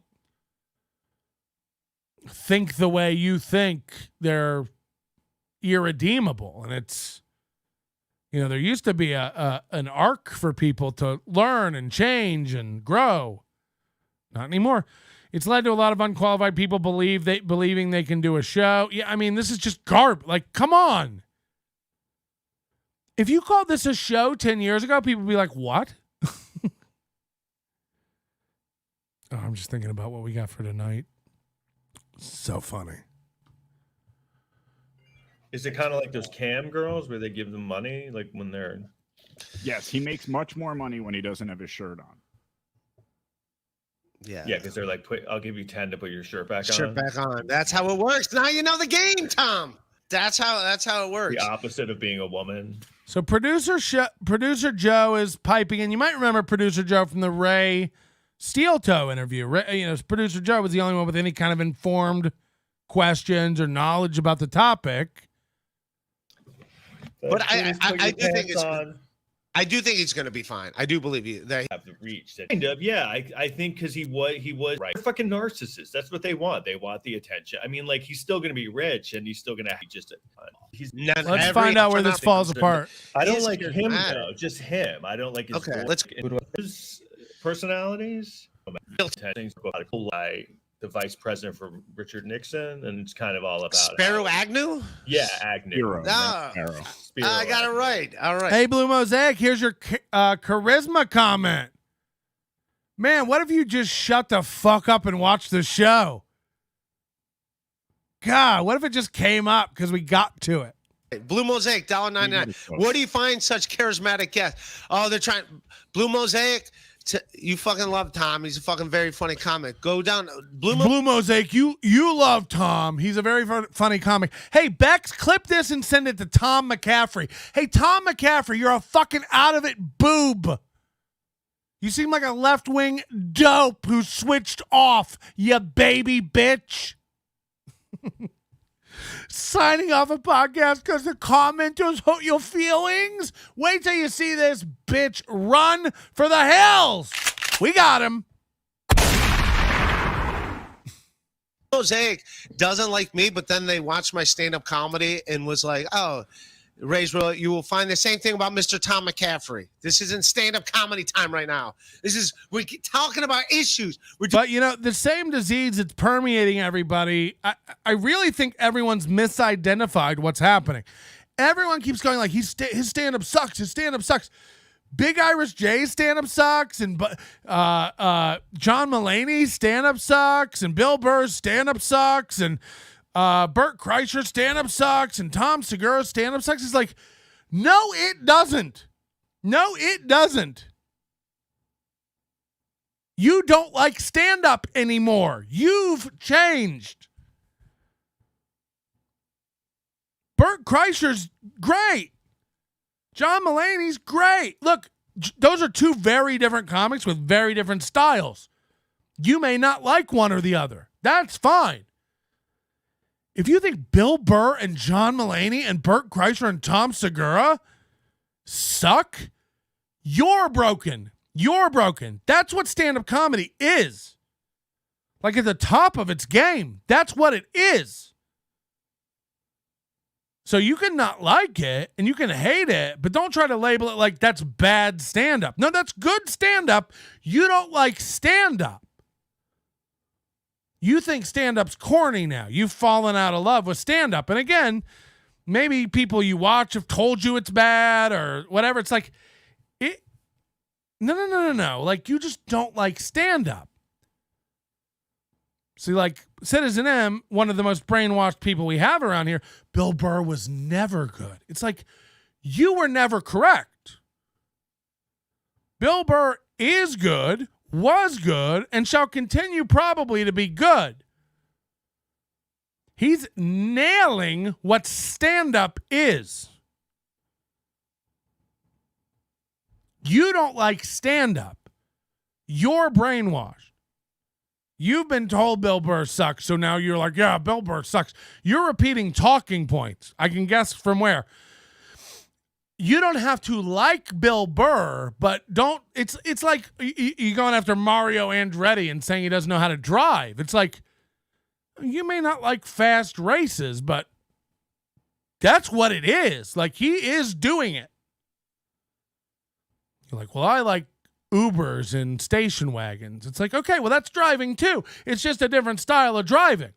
When I hear you go, Segura sucks and Bill Burr sucks and Opie and Anthony everyone sucks, and you live with your mom? Go on.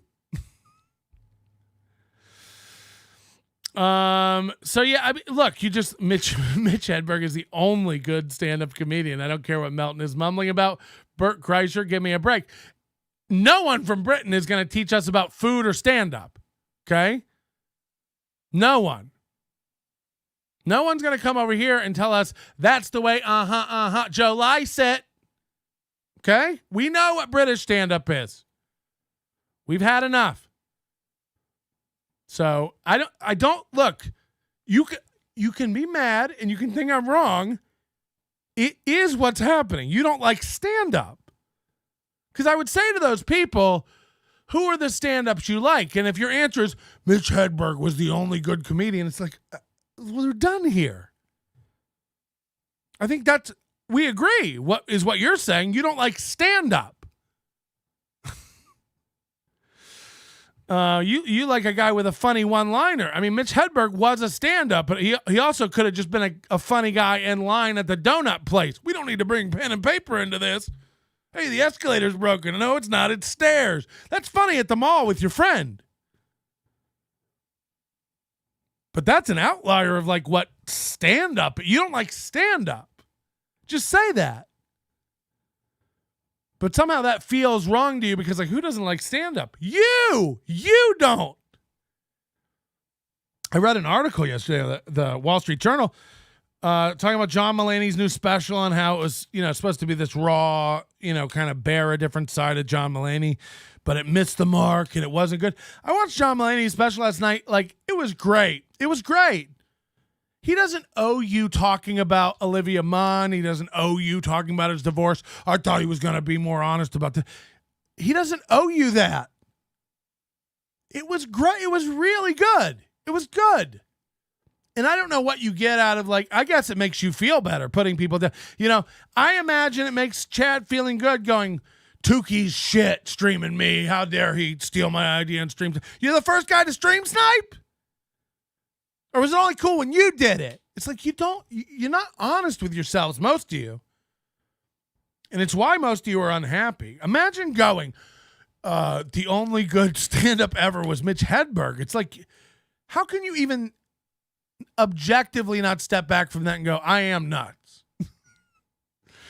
Jim Brewer does a great Rob Halford court gestures. I mean, they are, though. They are. I think what's more likely is that, just as a society, you don't appreciate stand-up anymore. You don't appreciate it as an art form or culture. You don't want to sit and watch an hour of a guy. You want to watch TikToks. You want to watch quick snips. You want to same reason people don't like a 5-hour show like this. Like, I can't get involved with that. No, you like 2-minute clips. You're a broken brain motherfucker. Stop trying to, Patrick, can you stop talking about this and talk about that? It's like, you're broken. This is what we're doing. So go away or stay. So bad stand-up is good because it's stand-up, very high bar. You're another basic bitch, man. That's not what I said at all. That's not what I said at all. But this is how you cope with your wrong brain. No one said, all stand-up's good because it's stand-up. Duh! Rewind that and find it. Oh, yeah, you're dumb. That didn't happen. Okay, here we go. YouTube is not receiving enough video to maintain high quality streaming. Well, we've never had high quality streaming. I can't wait till Ty Rivera returns to Phoenix. I can't wait to see him live. Who did that bit about trying anal sex with his girlfriend, but I think I did it wrong because my ass wouldn't fit in her puss? That's funny. That's funny. I came to a realization a while ago that I don't really like stand-up anymore. That's the more honest response. I think it's a slow process for a lot of people, and I think how you first begin to identify it is by saying Bill Burr sucks. Look, is there a difference in John Mulaney and Bert Kreischer? Yeah, you might not like the Big Bear taking off his shirt and telling dick jokes. Like, fair enough. John Mulaney's a far more eloquent and polished showman. A showman. And that's a different style of comedy. So when you're like, have the same exact feelings about two things that are so different, it is you. Because no person could objectively have the same feeling about both of those things unless, like, in earnest, in good faith, unless you just don't like the genre anymore. And that's fair. I think that is happening to a lot of people. Same way, like, you don't have cable anymore or watch shows. When Kevin Brennan goes on and on about how all the TV credits he has, and he laughs at like younger comics for having no TV credits, and all Kevin can do is go on about, I was on Star Search. It's like, what, old man? The fuck out of here with that. Times they are a changin'. Star Search? So in Kevin's mind is like, until you're on Star Search, don't talk to me about success in comedy. It's like, that show's not on and hasn't been in 20 years, 30 years. Oh, God. Just insane. Just insane. Anyone who likes Bert is a retard. Yeah. See, this is how idiots talk. You're getting it. Doing topics. We're getting down to it. Then Stevie Lou, $1.99. He says, Ray, do your Snagglepuss impression. Exit. Stage left even. He's the one that says you sound like Snagglepuss, which is not off. It's not a exit stage left even. Yeah. Wow, this guy's stealing all my bits. Snagglepuss. Yeah. Okay, cool. He was pretty charismatic. He was charismatic. So, Joe, why do you not like Rachel Maddow? Now we're getting to the heated topics. Here we go. Topics. Let's fucking do this. I like her because Moody says if you sign up to the Overdose, there's an episode where Patrick and Josh Denny went over and critiqued my stand-up from when I was 19. I admit I likely never appreciated the genre of stand-up, but that's a more honest statement, Citizen M. Like, say that instead of running around going like, Bill Burr sucks. It's like, I don't like seafood, okay? I don't like it grosses me out. The smell of scrimp. I don't like fish. I don't like, and it's weird. I grew up in Florida. My dad would take me fishing. We would eat fish. We would eat shrimp. This is a true story. I'm 43 years old. I've never put lobster in my mouth. I've never tasted it. People think that's crazy. I have the old school mentality that it's the cockroach of the sea. So it's disgusting to me, seafood. But I'm dialed in enough to know that I don't like seafood. I don't run around going, sea bass sucks. Fluke sucks. Trout sucks. It's like, people like those fish, and they're very, very good. Dover sole's the worst. Prawns are garbage. No, people enjoy all that. Lots of people. More than don't, if we're honest. So if I just went around acting like I like seafood, but shrimp sucks, I like seafood, but lobster's the worst. I like seafood, but don't even bring me a fucking Atlantic drum. Sheep's heads for the birds. That's not honest. I don't like seafood. Therefore, everything under that doesn't appeal to me. It's not an indictment of the flavor of a rainbow trout. I'm not telling you that blue crab is awful. I don't care for it. Not my thing. And I think that's far more honest if you really start diving into the people who say, like, those kinds of things. Now, don't get me wrong, there's plenty of bad comedy. Hannah Gadsby isn't great, and she's on TV. But I can also watch that. I've said it before. I can appreciate things about it. The way she manipulates the audience with the arc of that storytelling is great. Is she an unfunny, boring cunt? Yeah. Is she wrong and emotional and broken? Yeah. But also, what she does is out there with Mitch Hedberg as far as stand-up's concerned. It's on the fringes. Ministry of Magic makes Moody consistent. My favorite seafood is pussy. Steak and lobster. You like eating out, Chigs? Patrick acting like a lawyer for the concept of stand-up. We get it. Fucking James. All right, here's where this is about to go awry with Rachel Maddow. Let's see. Because she, like I said, she puts things into a historical context that no one else does. She puts things into her what? He's saying Rachel Maddow puts things into historical context that nobody else can do. She's just kind of like, she could be like a, she's like a scholar. She's smart. Rachel Maddow's a scholar. She's smart. I watch people do the news. I want them to be fucking smart. I don't want them to just be cults of personality who like just spew things. All right. Well, we got your thing why you like her, but Joe has a strong opinion against her. What's your opinion against her, Joe? I don't like her for the same reason I don't like any of those folks. She's very tribalist. I called Michael Malice out about this one day on Twitter too. All these people just like dividing and further dividing people. And as much as I scream on and troll people and argue and stuff, I really don't like try to well, that's not true. You get what I'm saying. It's just weird to not learn to like get along with people you disagree with. Like, it's a bad trait. You should not do it for you.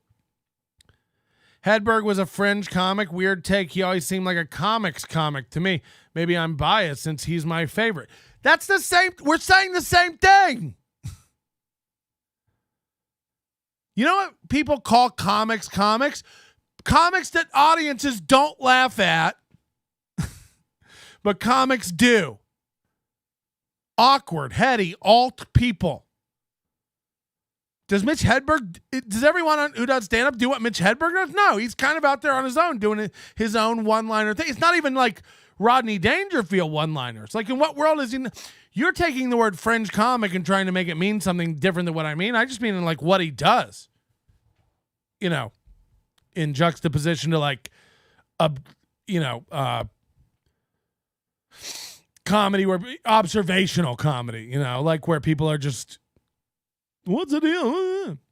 The point you're making is pretty much how if a certain person, whether a comic, musician, etc., has a decent amount of fans, but I don't care for them, it's not that they suck, it's just not my thing. Right. That's what I'm saying. It's hard to argue. I used to be this way about a couple comics. Lisa Lampanelli, Dane Cook, everybody loved to pile on in the early 2000s. It's like, he's selling out stadiums and you're saying he sucks. It might be you. You know what I mean? Like, and people look at it as like the showdown. Like, either he sucks or I suck. So he sucks. It's like, well, you're not a comic and you don't have to buy tickets to his show. So just go, I don't like Dane Cook. My friend Chef is coming into town next Friday night, asked me if I want to go see Daniel Tosh at 10 p.m. No, I don't. And then he's like, well, what kind of comic would you like to go see? And I sat there and thought about it for a minute, and I go, nobody. Because I got to be honest with myself. I'm not that much into it anymore. But I know it's me. I've changed. I don't walk around saying Tosh sucks. Because what? That's just to make you feel better, really. Tosh sucks? Pretty sure he had the most successful comedy show on the Comedy Network ever. Except for maybe South Park. We got a super chat from Blue Moose. Hey, Tom McCaffrey wrote a book on the history of alt comedy. Ugh. What do you think about Norm Macdonald? I die laughing. I love it. I love Norm Macdonald. There's no such thing as bad stand-up, only not my thing. I mean, I guess if you zoom out far enough. I mean, look, there's Rodney Wayne.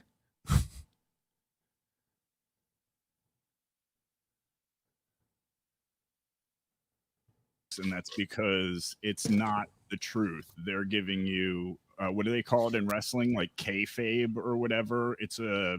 They're playing characters. If you want news, go to Jimmy Dore or Breaking Points with Crystal and Sagar or things like that, where or Glenn Greenwald or people like that. By the way, Joe sounds like I don't know who it is because I can't remember. I haven't listened to Adam Carolla forever. Adam Carolla used to have some producer, somebody in the booth that sounds exactly like this Joe guy. It trips me out sometimes because I'm like, who is that guy on Carolla? I can't even think of the name. But this guy sounds like him a lot. If you want real news, if you want bullshit, go watch people like Rachel Maddow and Joy Do you Reid. watch Rachel Maddow? No, I don't watch any of them. No, I've So been how on do you Joy know Reid. how do you know that? Yeah, see, Joe's in the same trap, but on the other side. Like, you got to kind of watch everybody to shit on people. To draw a valid comparison, you got to be able to watch everybody. Then it's not based in fact. Because I've worked with people like her. I worked with Joy Reid, who's also on MSNBC. I don't like her Joy show. Reid. Yeah, I don't like any In fact, of them. I really don't like Joy Reid. Joy Reid was a real person before she got a $30 million contract on NBC, and now all of a sudden she's a character. And they're all like that, I'm sure of it. Yeah, I mean, that sounds like an insane statement. Well, that's kind of a blanket statement, but all right. This guy needs to reconcile with the fact that his cup is empty. Yeah, that is what like uncomfortable guys do. This Tom McCaffrey keeps picking up the cup. It's like, hey, Tom, the cup's empty. Just like your brain is with ideas. Yeah, I don't make a statement based on my experience with those people. Right. This is what I like. Don't forget Norm heroically saved Adam from a life of sucking dudes under Queensboro Bridge for 15 a pop. I think the solution to what Melton is ranting about is simply putting in my opinion after a statement like Tosh sucks. I mean, I don't think Tosh sucks. I just didn't want to go see. I don't want to go see him at 10 p.m. in Vegas downtown. Example: Patrick has an anger problem, in my opinion. Yeah, I like that. People fighting, controversy. This is what it's all about. So see, this is where Ray gets off book a little bit because Ray's going, this is what I like, fighting, controversy. I loved it. It's like, I asked you about Keith and the girl and you clammed up and turned into a little baby. You don't like fighting and controversy. You like being adjacent to people with opinions. You don't like having one. And if anybody challenges you on one of your beliefs, you fold like a fucking origami dick towel. Is that a thing? Imagine an origami dick towel. We're selling those in the store. Rusty, get them. An origami dick towel. So Ray pretends like he likes this. He don't. Character, and they're all like that, I'm sure of it. Well, that's kind of a blanket statement, but all right. Yeah, I don't make a statement based on my experience with those people. Right. This is what I like. People fighting, controversy. This is what it's all about. I mean, like, what a fucking lie. What a fucking lie. I've watched enough Rachel Maddow to make up my own mind about her. Yeah, I mean, that's fine. Again, I used to watch her a little bit because I watched a little bit of everything.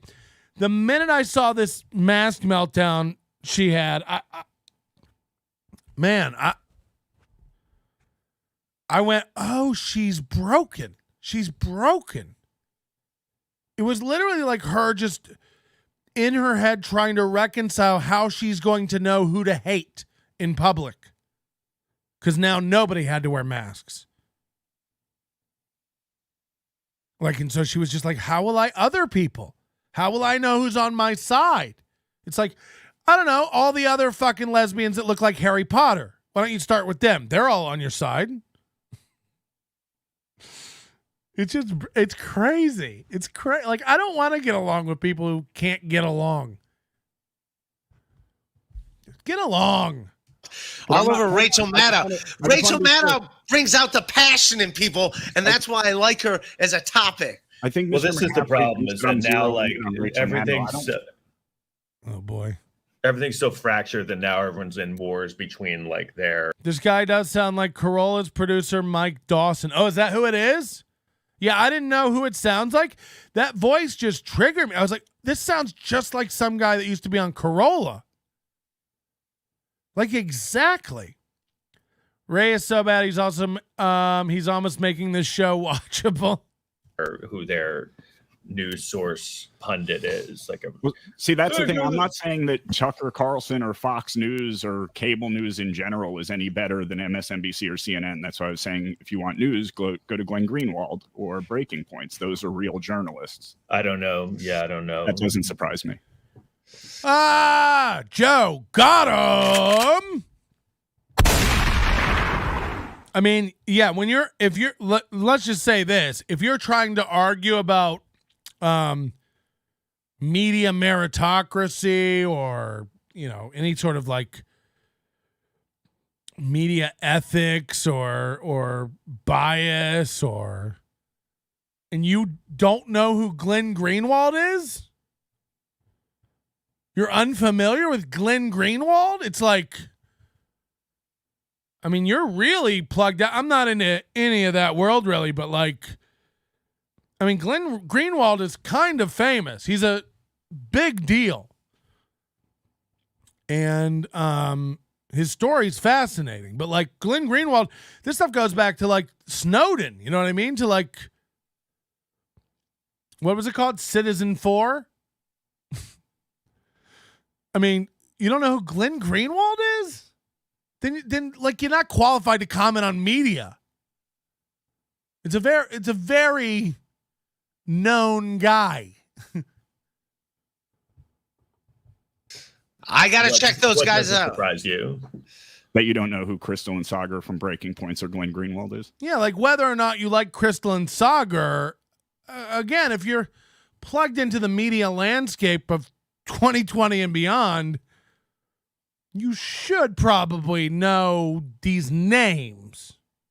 Well, where would I find? I know Glenn. You're busy watching MSNBC. Of course, you wouldn't know who they are. Oh, I mean, Joe is just pummeling this guy. How do you know what the fuck I'm watching? That I'm watching. You're a big MSNBC? Rachel Maddow fan. Look, I don't expect everyone to know who Glenn Greenwald is, but you guys aren't like commenting on ethics in media. But like, because I like Rachel Maddow, that's all I'm watching. Well, you just said you don't like Rachel Maddow, and then you said you don't fucking watch Rachel Maddow. So I've watched what kind it of before. what kind I of have more viewpoint is experience that? watching Rachel Maddow than you do. I don't want to talk to you about. So this guy is already turned into a little bitch. Joe is getting him riled up. Here's the look on Ray's face. Just, why do I have a show? Out of control of his own show again. He says he likes the controversy and the energy, but he's uncomfortable around arguments. He's uncomfortable around confrontation. He can't do it.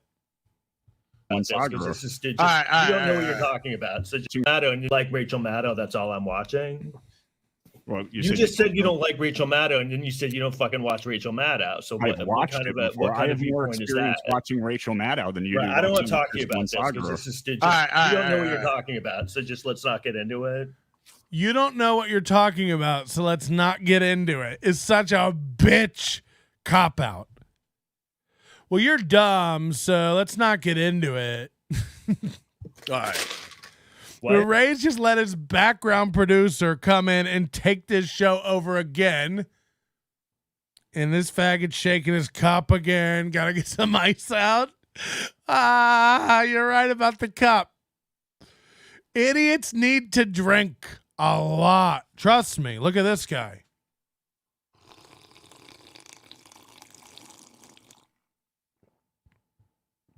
Idiots always be gulping. No, it's all right. No, I agree with you. That cup's been empty for 7 minutes. He keeps trying to sip out of it, shaking the ice around from his ice latte.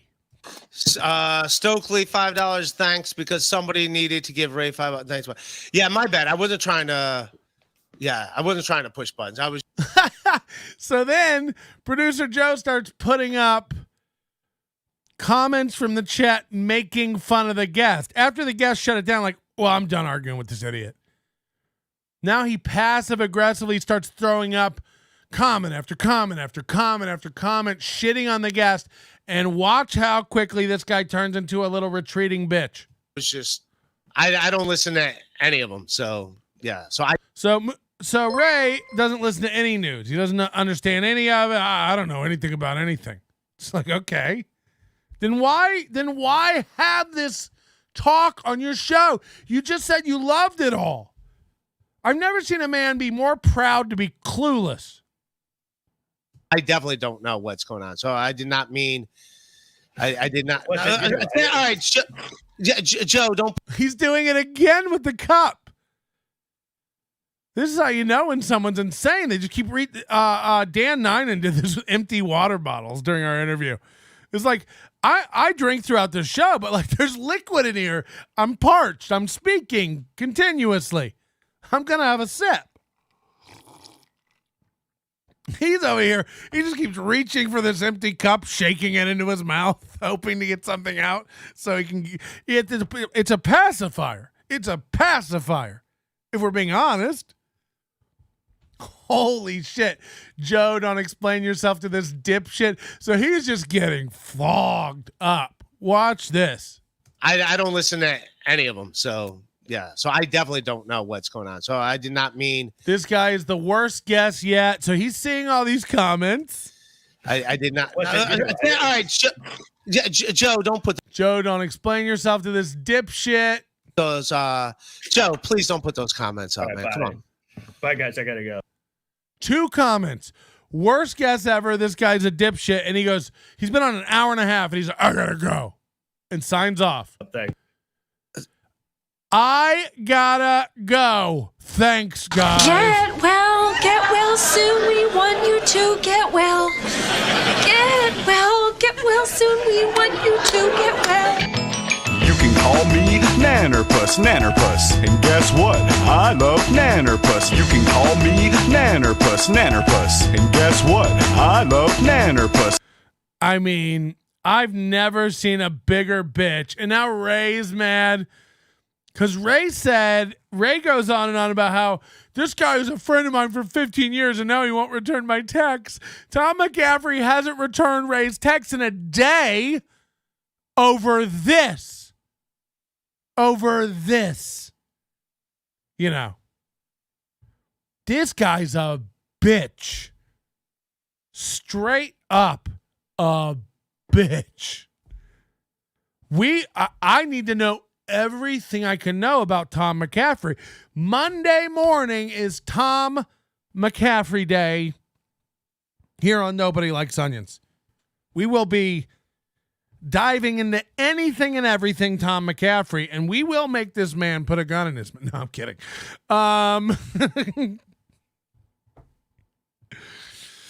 He can put it in there if it's just a pacifier. But fuck you, Tom. Be nice to Ray. No Nannerpuss emote then? We got to get on that.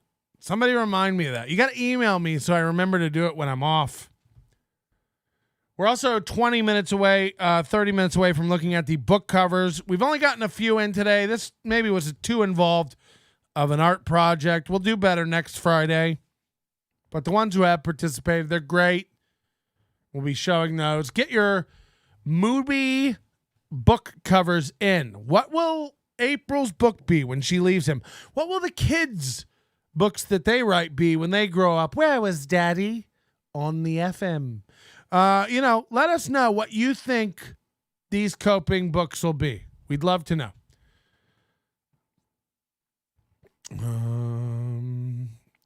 But somebody, then Nannerpuss thing, I do want to make a Nannerpuss emote, but you gotta, I can't remember. I'm not making notes in here. You gotta email me. When Ray is closing an open mic, he'll crash there. Dirty Dalish, we need more peeps to ask. I'm going to get reamed about, God, we're done here, God. We're done here. You're X. You're low energy X too. That's even worse. You're X.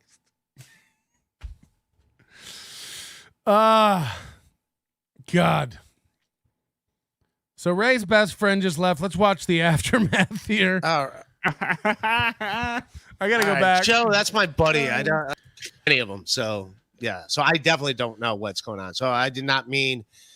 I did not. All right, Joe, don't put those. Joe, please don't put those comments up, man. Bye. Come on. Bye, guys. I gotta go. Thanks. All right. Joe, that's my buddy. Yeah. I'm so sorry. What a fucking asshole. No, stop it. All right. Joe rules. Give Joe a show. Like or hate Joe. Fuck. I'm not sure I agree with everything. What did I just put up? Oh, this? You guys like the background of the show? So, like Joe or hate Joe, it doesn't matter. But at least Joe has opinions and a little fucking oomph. You know, aside from the guys on the BS show and stuff, this is the most charismatic guy on the Shuli network. I tried to watch that Men Are Talking. I've tried to watch.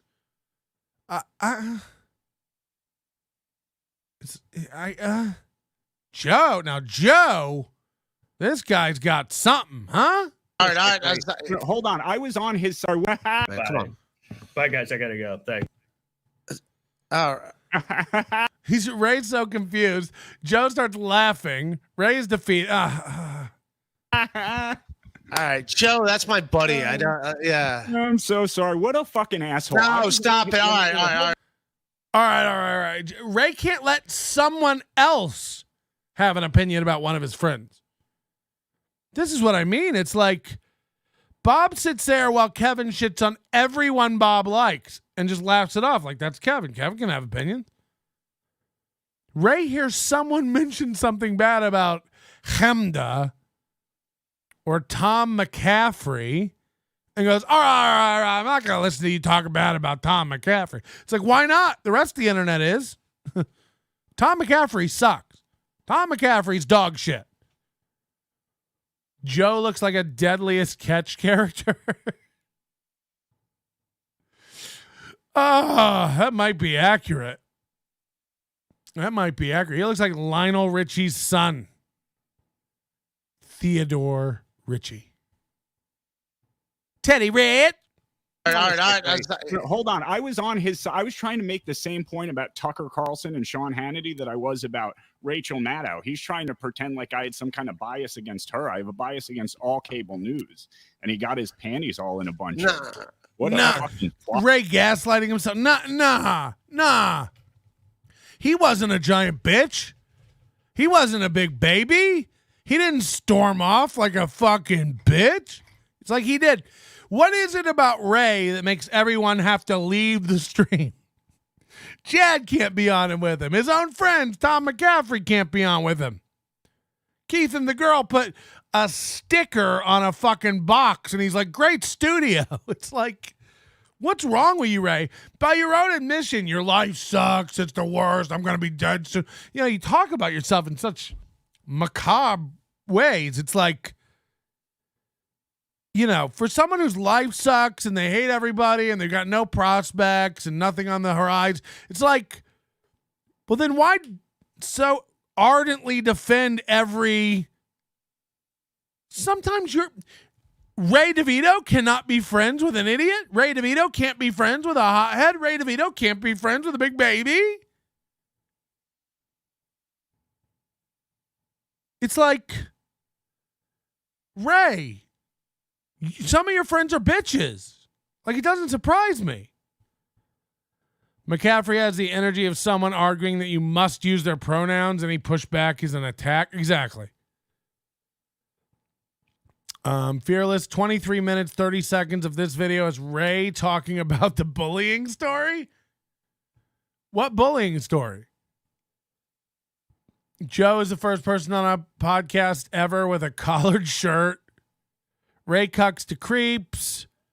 Joe is the thinnest podcaster. Ray needs to partner up with Tom. Tom called the Bitch Squared show. Even when right here when Joe like starts to talk to him, no, hear me out. Ray's, no, we can't. All right. I love Tom McCaffrey. Against was about Look Rachel at him. Maddow. Look at him cringing. Like, I gotta zoom in. Sorry, Melton zoom. He's so uncomfortable in his own skin. He's trying to pretend like I had some kind of bias against her. I have a bias against all cable news, and he got his panties all in a bunch. Nah, he didn't. He tried to drink from an empty cup 7 times and then logged off in a huff. He didn't. What a fucking plot! All right. So now Ray just removed Joe from the broadcast. I love Tom McCaffrey. He's a very funny dude. I am the dipshit in this because I don't watch any news. So, all right, stop putting up the comments, Joe. We get it. Joe rules. This guy's soyed. It's Blue Mosaic. This guy, soy, my buddy. Yeah, I don't watch any news. So I was just trying to have fun with everything. I like Joe a lot more now. But yeah. That's but yeah, Joe, quit putting up the fucking. Like Ray's really like a censor guy. Protect, all these guys want to don't do a show on the internet if your thing is like super controlling a narrow perception of whatever. Like, that's not how any of this works. That's not how any of this will ever work. In comments, can you at least? Sorry. Yeah. All right. I like Tom McCaffrey, and I'm gonna hang out with him until he turned into a little cunt. All right. No. All right. No. All right. Like someone just jerked off on his head. Is that story real or not? Or did he just shit in the bathroom? Did he jerk off on his head? Oh my God. The fact that I even have to ask this. Ray doesn't understand how good Joe treats these guys. Joe legit tries to help Ray and Bob as friends. And then there's Ray. Everyone that argues for free speech and are always the most sensitive and first to block and ban. Ray is the antithesis of comedy. Brennan won't put up my super chats. Ooh.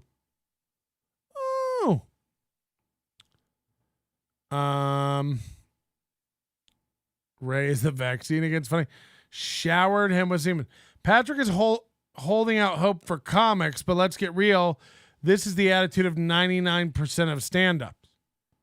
I don't know what you're talking about.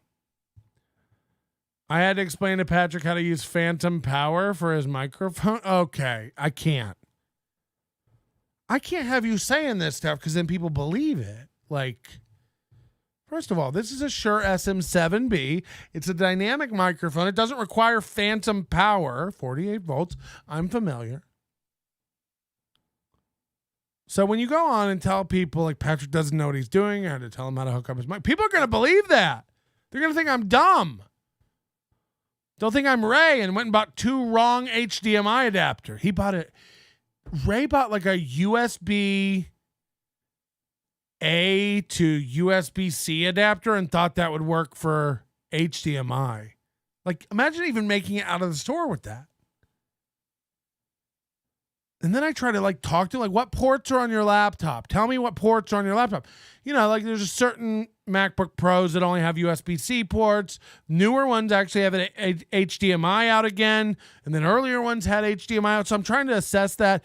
And Ray's the kind of guy who's like, it's got the little circle with the slot. It's like, you have to ask the guy 9 times, take a picture of the side of your MacBook and send it to me. It's got the little ports with it. Take a picture 9 times in Target. Ray, take a picture of the fucking aisle. Everything on the shelf, and I'll tell you which one to grab. They got a lot of adapters here. I'm not sure which. Ray, take a picture and send it to me, and I'll tell you which one to grab. Yeah, I'm just not sure because the guy said they might be out of. Ray! 9 times I had to send him a link to the Apple refurbished store. Where do I get that laptop again? How do I get an Apple laptop again? Apple.com, Ray. How do you function? If you got a flat tire on the highway, I feel like you just fucking cry and rock yourself to death. Fuck. And then when he finally gets the link, he's like, all they have is 2017s. I guarantee you they don't, Ray. They don't sell 2017 MacBook Pros on Apple.com. They do. All they have. I'm just going to get this one fixed. Okay. Out of curiosity, send me the link to the 2017 MacBook Pro. He sends me a 2021 one. What made you think this was 2017, Ray? Maybe it's time. Maybe it's time. You're near all those Great Lakes.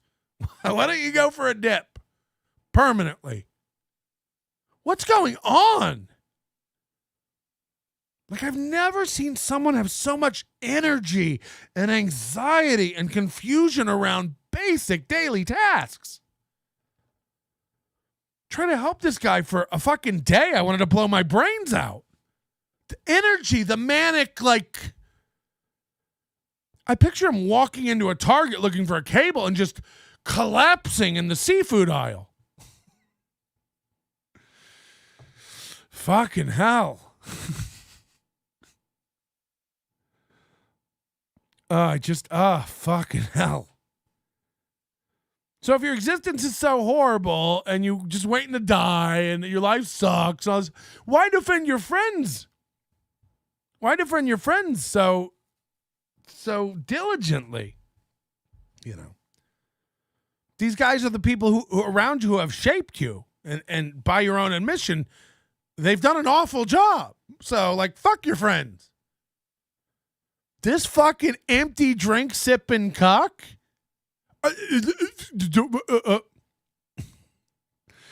I mean, you can tell a 5-year difference just by looking at most Apple products. Look, I mean, like, people who are creatives and like buy these products all the time are kind of like familiar with, like, if you tell me you have a 2017 MacBook Pro, I know it only has USB-C ports. You know, if you tell me that. But, like, you can't count on these people to know anything about what they have or do. It's like getting mad at a 7-year-old. I had friends like that. They're very draining. Yeah, a thing that should take 10 seconds with Ray is just like 9 phone calls and texts and confusion. And he was on the aisle looking at all the adapters, and I said, send me a picture. And then it was just quiet for 38 minutes. And I was like, what's going on? I literally texted him, what's happening, in all caps? I'm waiting for a photo. Minutes are ticking by. It's like, how much of my life do I have to give up for this? I usually listen to podcasts and either laugh or don't care, but Ray and his stupidity really aggravates me. He seems so helpless. And that's what I mean. It's just like, there's guys you want to help, and then there's guys you realize that just can't be helped. I was just trying to get people to discuss stuff, but yeah, I don't watch Rachel Maddow. So if anyone's the idiot, it's me, because I don't watch any of that shit. I was trying to get people to discuss stuff. Well, that's not your job. Your job is to discuss stuff. Your job is to talk.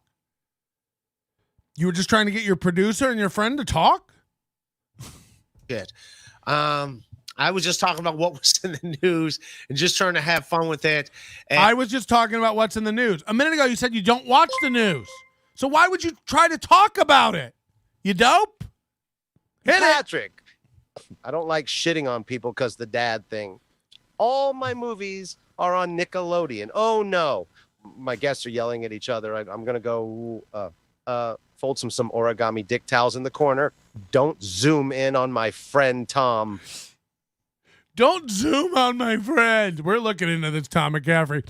If he freaked out about that, there has to be a lot of gold out there. And if there's not, we'll create it. We'll troll him and create it. I mean, that's a guy we want to go after. That's a loose guy. And go about it that way. That's what I was doing. But all right. I love all you guys. So, Ray, what happened with Stuttering John? So with Stuttering John, he just hit me up with a message. He says he's looking. He's going to do his research on what podcasts to do, what not to do. And then I guess 6 months later, like a day or two later, he put out a How did you go from 6 months to a day or two later? All right, we got to talk about the most insane thing that's happened in the Shuliverse this past week, which is Jake Hudson's little finger snack And if you haven't heard about this and you haven't had breakfast or just ate breakfast or you're squeamish, you might want to go. I heard Chad's live. Maybe head over there. See if I give a shit. If you haven't seen what happened on the stream with Jake Hudson's finger,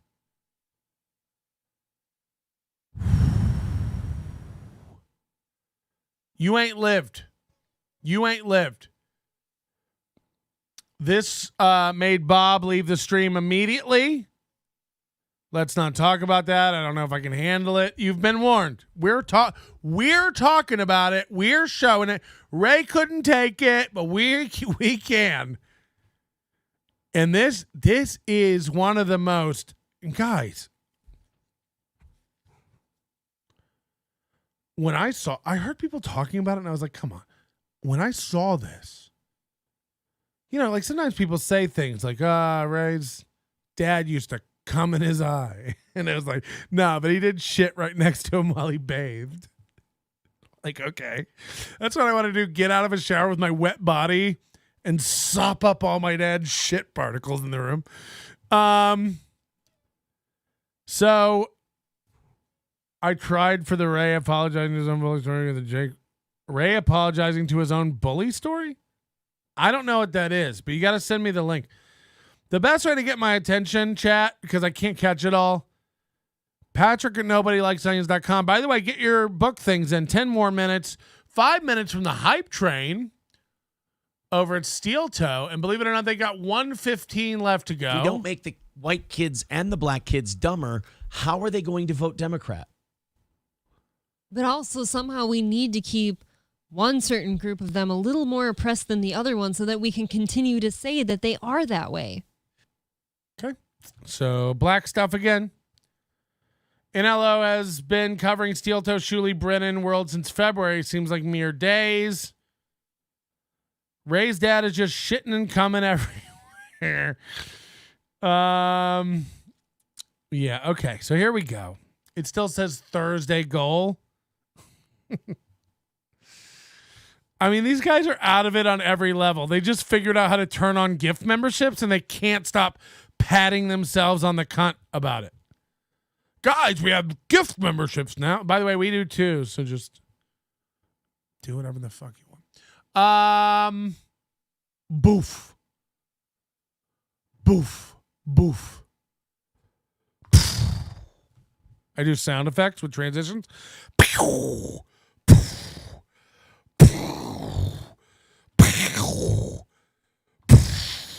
Okay. What did Jake just put in his mouth is the name of this video. And apparently this was 2 days ago on the BS show. So we may be done with Jake. I mean, this is inexcusable. I can't be friends with a person who thinks this is like okay. Not that we were ever friends, but like Jake, this guy owns property.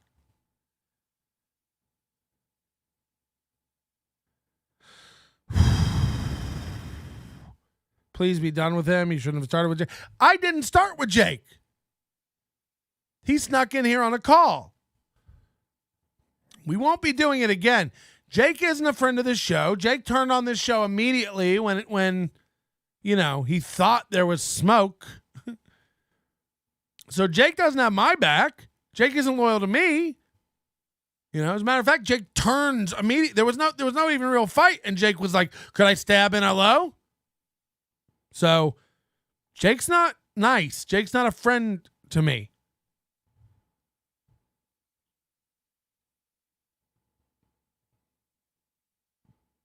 But I still didn't have like animosity. I was, I was going to send him out all this merch. I can't even, when I saw this, it broke my world.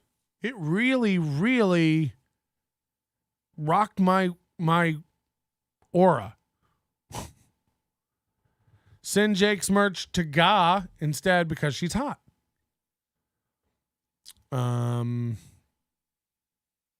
Okay.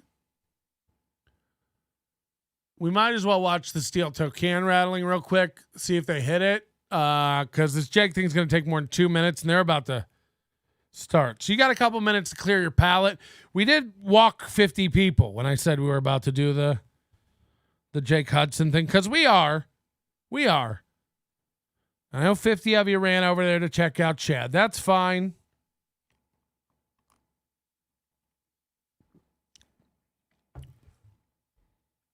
You're just a quitter, Aaron. It was awful.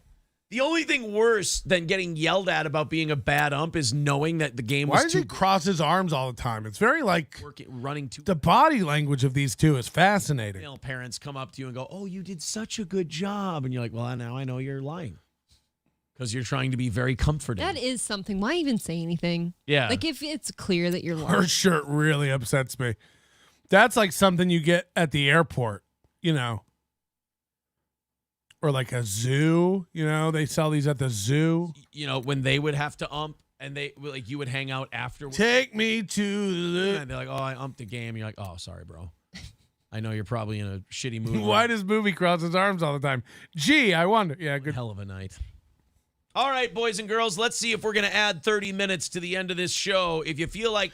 I mean, you will. It's Friday. Zen Rhino's feeling good. Now, because he's halfway into a cigar and mayo sandwich. Away from knocking out the whole goal for this week. If we knock this out, it means Steel Toe was successful for the entire week, and we appreciate your guys' generosity.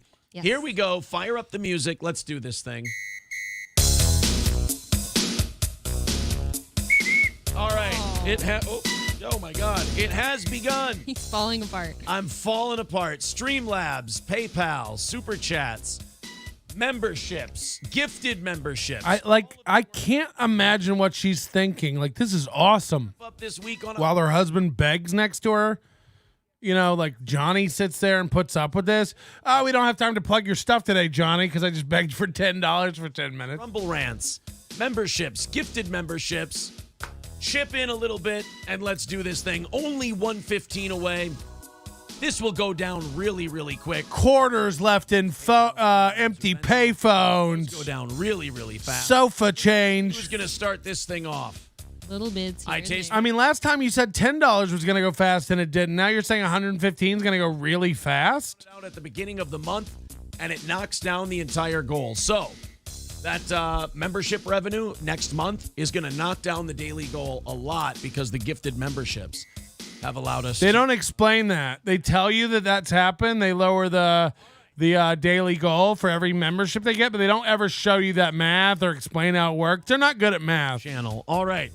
Who's going to start this thing off, guys? There we go. Phage Lives with $9.99 says kinky. All right, 110 away. Thank you. That 110 is the difference between us having a successful week and falling just a little bit short. Everybody no. up. It's only going to take 10 more of your show. Earlier in the week, Mooby was saying that if they keep not hitting the goal, he's telling you they hit the goal all the time. They've changed what that means.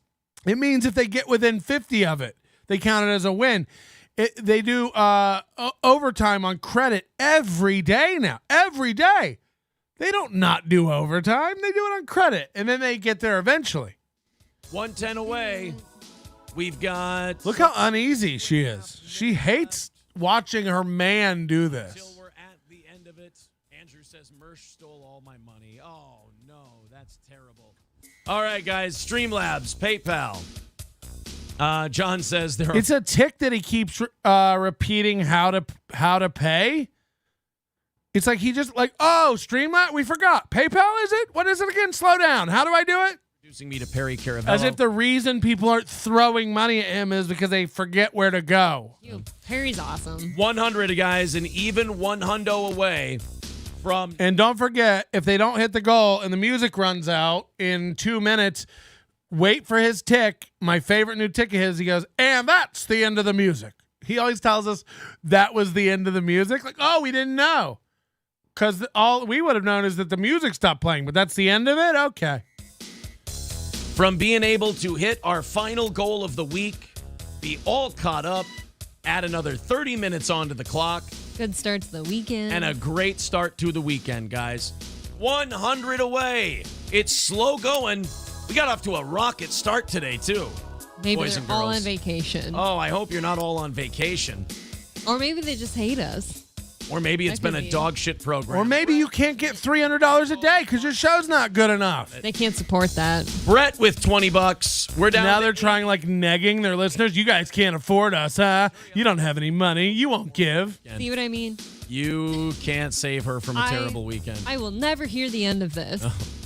All right, guys, 80 away. 1 minute left. And to that's go. the end of the music. Even. We are in the. Making Oh, me no, I'm sorry. A sweat. minute and 15 seconds I'm sweating. left to go. Just egg juice spilling out of her gash. All of it counts to knock out that last $80. 80 away. April, take me to the lake, says, I bet we make it today. Well, we got to get 30 more. April, take me to the lake. To see if we can do this thing. We have 50 seconds left to go. Super chats. Streamlabs. Delco Lou says, If you make me miss him, say that's the end of the music. Listen, Patrick, we do a fun show. We don't have time to update our Twitter banner or the broken link to our YouTube or remove Corey from our About Us. I traded some origami dick towels I made for that tiger shirt at the St. Cloud swap shop. $100 from David Chandler right at the end. You see that? It is done. Thanks, It is guys. called. We are doing a half hour of overtime. Thank you very, very David Chandler. much. And then another, oh my God, 80 from John on Venmo. Thank you very much, John. Also, that means we're 80 ahead for Monday. Yeah, so let's thank take you. Guys, go ahead and Venmo me. I know you're good for it, so we're going to go ahead and do a little more today. P Melt on Venmo. We only need 500 more for me to do 20 more minutes. Just P Melt on Venmo. I know you're good for it, so we're going to start it. But if I don't, in the next 10 minutes, I will start getting a little antsy. If I don't see $100 Venmos coming in, I start to get a little. 2 weeks? 2 weeks? I start to get a little total recall. I love sucking on my bloody shit-covered fingers after I get done digging in my hemorrhoid-infested ass. These are my roids.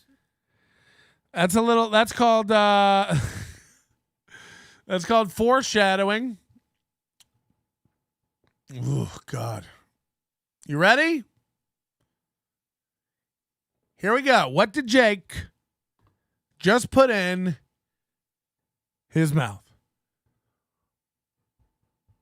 Assistant, Bob. Yeah. He was just So if you notice, Jake's finger here catches the eye of everyone while Jake's calling into the show. Everyone goes, huh, why is his finger red and dirty? Your forefinger, your poker finger, your index finger. talking about hiring an assistant. Yeah. Yeah. Hey, Jake, what's going on with that finger now? And by the way, that's Joe again. That's our hero, Joe, who might be the only one paying attention over there at the Shuley Network. Again, why is this guy backstage? Give this guy a show. Give this guy a show. Oof. So he goes, Jake, what's going on with your finger? These guys all didn't notice it, but Joe knows. I have a. Ooh. I'll tell you the truth. I'll tell you the truth. Yeah. Show it to us. I mean, that is a witch's brew. So, Jake Hudson holds up this fang, this finger fang, this claw. I mean, I don't even, as a person who bites their nails, having this half-inch fingernail is by itself insane. But then we see, and we're like, oh, it's red. Under his cuticle, under his nail. We see it on the other side of the nail. Blood all over his finger. Like, did you cut yourself? Did you bite your finger? Is this a hangnail? What's going on? What's happened? I sent Patrick 2 super chats today. Patrick called me poor on the first one and didn't read the second, but Steel Toe abuses his listeners? How dare you, sir? What? I didn't read one of your super chats? Is that true? No, I feel bad, and I must make this right, but I don't believe it. I go in order organically through the chat the whole show, and I'd be damn surprised if I missed a super chat. You know, that's Shuley Network accusations. I don't try to do that. So first of all, I sincerely apologize. Send it again. You don't have to do it as a super chat. Just let me know. I would never do that to you. I'm trying to find it. There's nothing. Here we go. Most insubordinate producer award, Joe or Moody. Sorry about that. I really don't know how I missed that. But we don't skip. That's not the kind of insubordinate producer award, Joe or Moody. Moody's great. I love Moody. Moody's very smart about something and super compliant about others. Joe doesn't respect Ray. Joe, you see the respect Joe has for Ray on Steel Toe's interview. You see it more here. Joe doesn't take Ray seriously. Ray's a joke to Joe. So yeah. Okay. I would never inadvertently steal your $1.99, you son of a bitch. So don't ever accuse me of that again. I seriously think I might puke. That finger doesn't look human. I'm gagging like Levy. I'm sure Chandler is pretty wealthy and will use it as some sort of write-off. They're just simps, man. It's great. I love it. Because, like, again, I'd rather have 900 beloved chatters over here giving me $1.99. Because then when beloved chatter gets mad and bails on me, I lose a fraction of my income. If David Chandler ever turns on that show, they are in trouble. David Chandler gives hundreds a week, and when your goal is 2,000 a week, you take away a guy who gives you 500. It's a chunk. It's a chunky boy. Joe simply doesn't want to be there. He's pick me libertarian. Misha Mills, $10. I ain't skipping it. I don't want to get an email. Appreciate it. Thank you very much for that. I wish YouTube took 60%.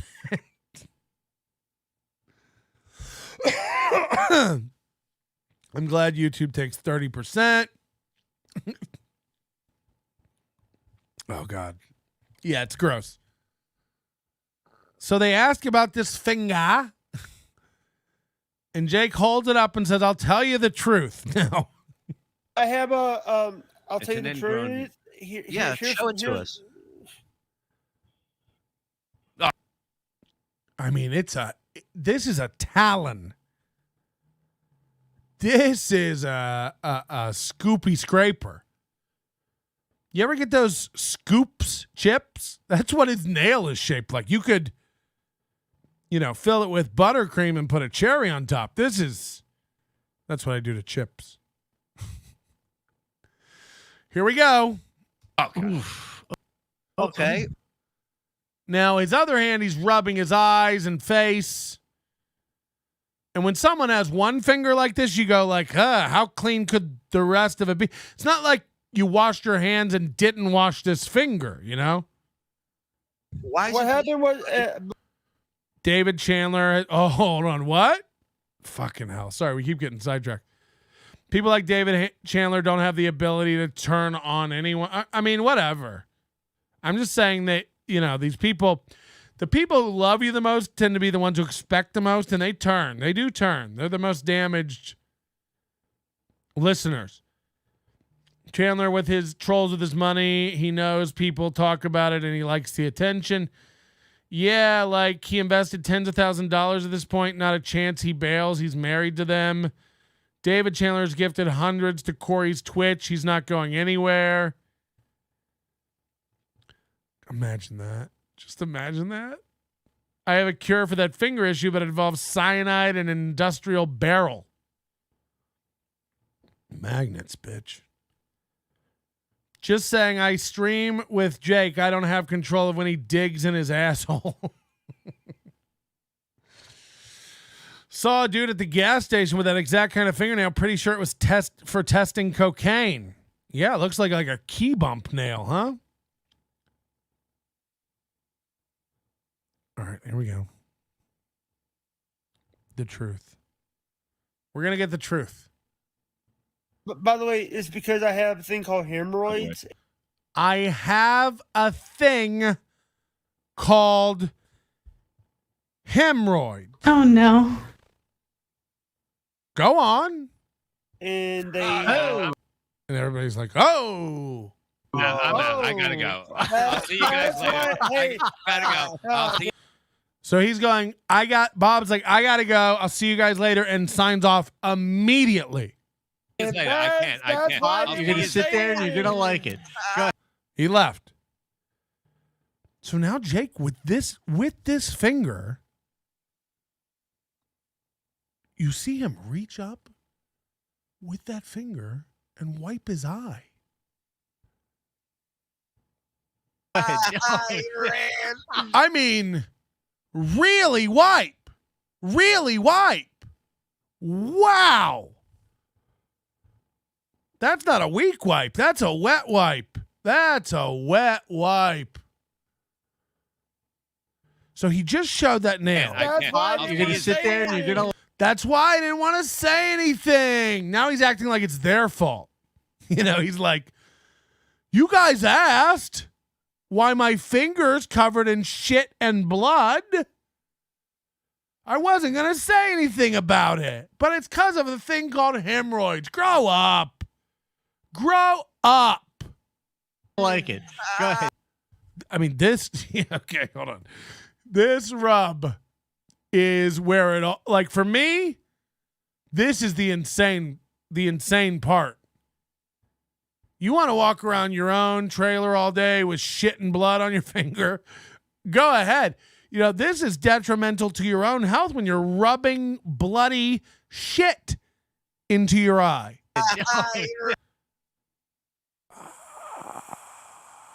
And by the way, none of his other nails are that long. Just that digging nail. Under his nose. I'm sorry. I'm sorry. I mean, everyone is vomit. Everyone is dead at this. This is so insane to do on camera. Yeah, I'm sorry for grossing him out. But what happened? No, it's fine. Don't be It's fine. sorry. It's fine. We have a whole new show tomorrow. Don't be sorry. Shuli. Be sorry. Be ashamed. Be very ashamed. Be sorry. Jake. I'm not going anywhere today. I'm staying home, but that doesn't give me an excuse to walk around with shit under my nails. Wash your hands after digging in your asshole. I'm not going to sit here and pretend, as a grown man of 43, that in the middle of the night, it doesn't happen often, but I'm not going to pretend it doesn't happen, that Daddy goes downtown with his hands and does a little scratching, little crotch scratching. I'm not spreading apart my cheeks and wading through the forest of hair to get to my puckered little cherry-colored asshole and scrape it with my fucking eagle talon nail. Ball scratching, little sack scratch. It happens. And then if I get up in the middle of the night to piss, or when I wake up in the morning and brush my teeth, I will wash the hands because I have been scratching my nuts in the night. This, I'm about to go on a show. I better go up my asshole and get some blood-covered milk duds out. Like, what's going on? That you're full on fisting your asshole and it's coming out covered in blood and shit, and then you remove your glasses and rub that all over your eyes and nose. The only way this could get worse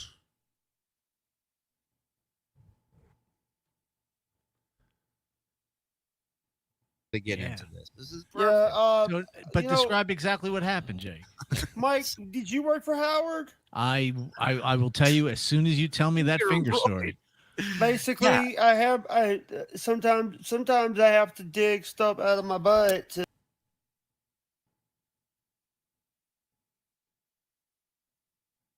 What?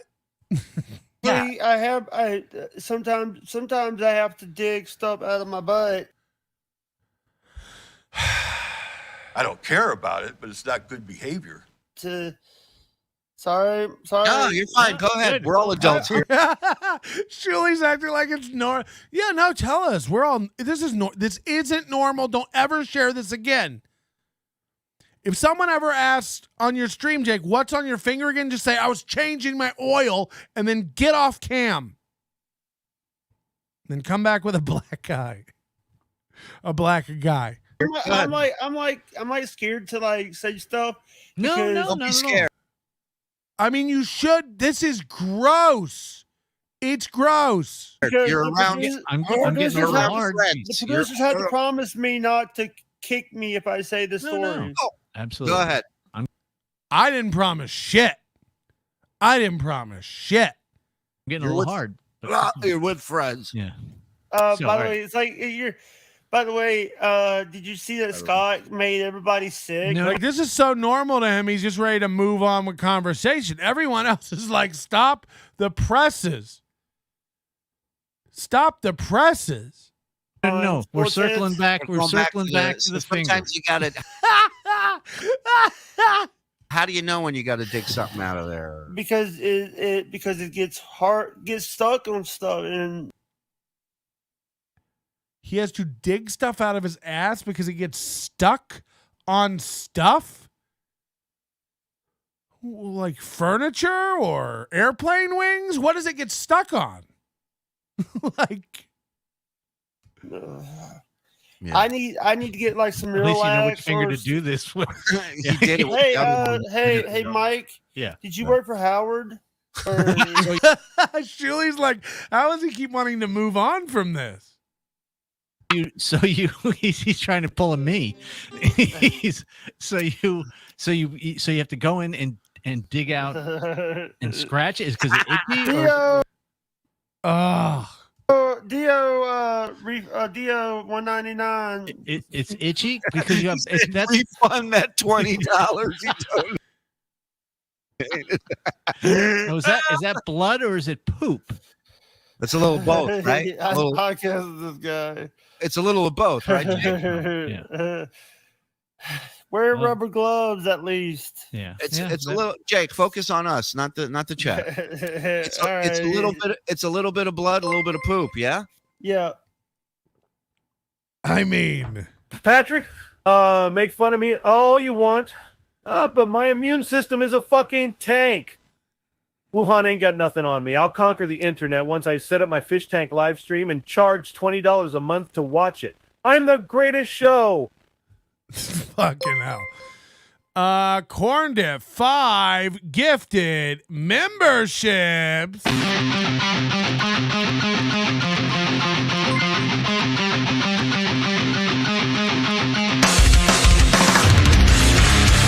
Big spender.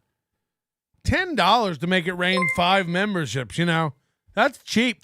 I'm waiting for the motherfucker who comes over here with $200 one day and gives out 100 memberships. You know, you'll never feel like more of a ball. It's like going to a strip club with 100 ones.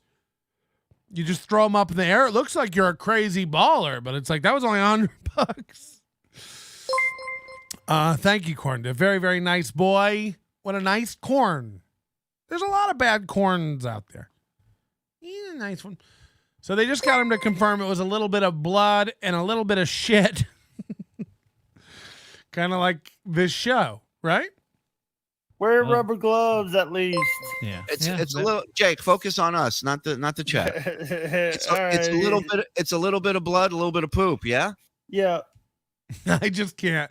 It's a little bit of blood. It's a little bit of poop. Yeah. And he goes, yeah. Like, fuck. You just rubbed your eyes and nose and took off your glasses to like rub your whole face. Ugh. Like, come on. And by the way, everybody keeps leaving, but they all come back. They're like, are they done with the poop yet? We ain't.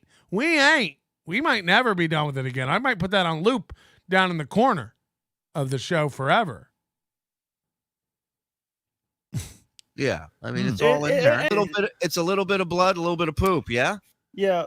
Yeah. I mean, it's all in there. And the thing is, it's like, you guys say get some milk and stuff. Do you want me to deal? I've been dealing with this all of my life. Do you have I've been dealing with this all of my life, and you've never washed the finger? Come on. Sink. Hello, that's what I was on. Do you have a sink? Hello. Duh. That's what he was sitting on. You were sitting on the sink with running water. Dude, I'm not like, I have a bathtub that I could run. Okay, focus on will. Focus on will, Jake. Yeah, you do have shit and blood on your finger, so that's why I'm asking. Because, I just did. All right. So people are like, he's like being, dude, what's a big deal? It's just a little blood and shit all over my finger. I do not condone this. So now Crusher17 says $20 to suck that finger. And without even saying $20 to me, Jake Hudson, $20 to the show,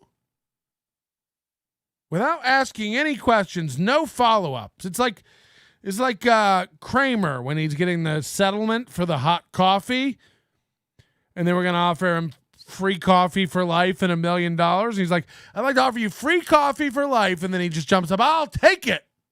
And it's like, so someone says, put that finger in your mouth for $20 to suck that finger. Dude, I just did. All right.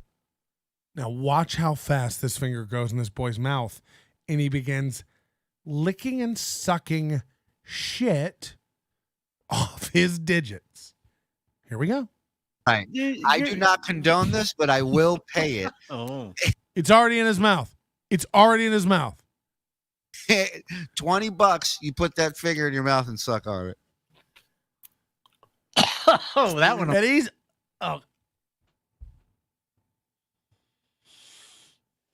It almost got me. It almost got me. It almost got me right there. Because I could see his tongue. I could see his tongue getting into the cuticle. Like,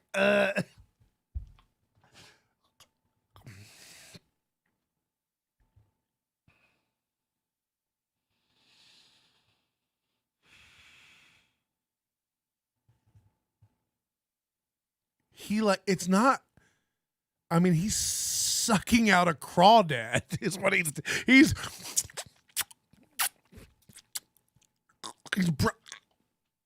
why do I keep doing it? Ugh. It's like he's brushing his teeth with it. He can't stop just sloshing it around in there. I can't. Oh God. Put it on replay. I don't condone this, but put it up, scumbag Shuley. Even hearing one of our hottie chatters say, sometimes I have to dig things out of my butt would make me take a knee. Maybe. Yeah, can we get one of our hot ladies in the chat to record themselves going, sometimes I have to dig things out of my butt. I mean, Dirty Daylish is probably not even a lie. If we just check her Crowder cam.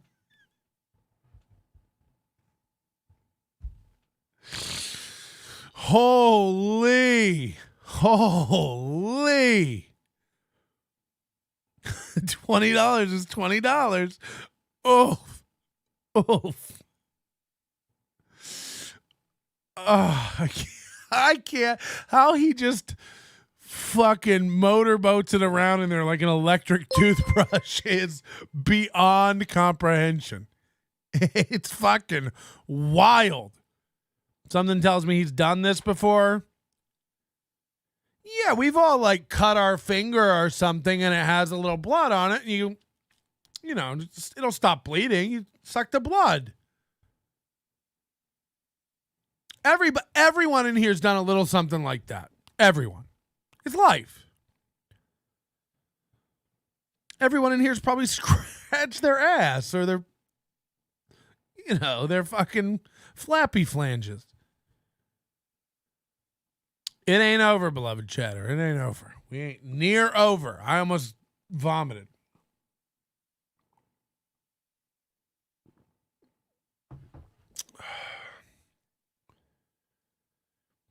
$1.99. Sorry, $2. Jake's trailer could be used on Fear Factor. Oh, God.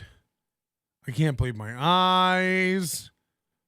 Jake does ass to mouth for sure. I mean, yeah, alone. just right now. Put that finger in your mouth and suck on it. Oh, that one almost got me. And then now it's like squeaky clean. All right. Oh.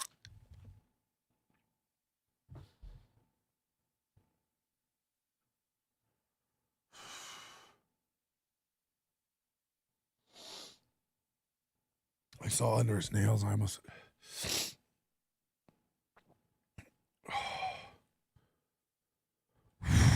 I gotta go. Hey, thank you for it. How much is total? How much is the total? I'm just sending you $100 today. All right. Thank you. Enjoy. All right. Thank you. Right. And please, and do not send like you did before and said 200.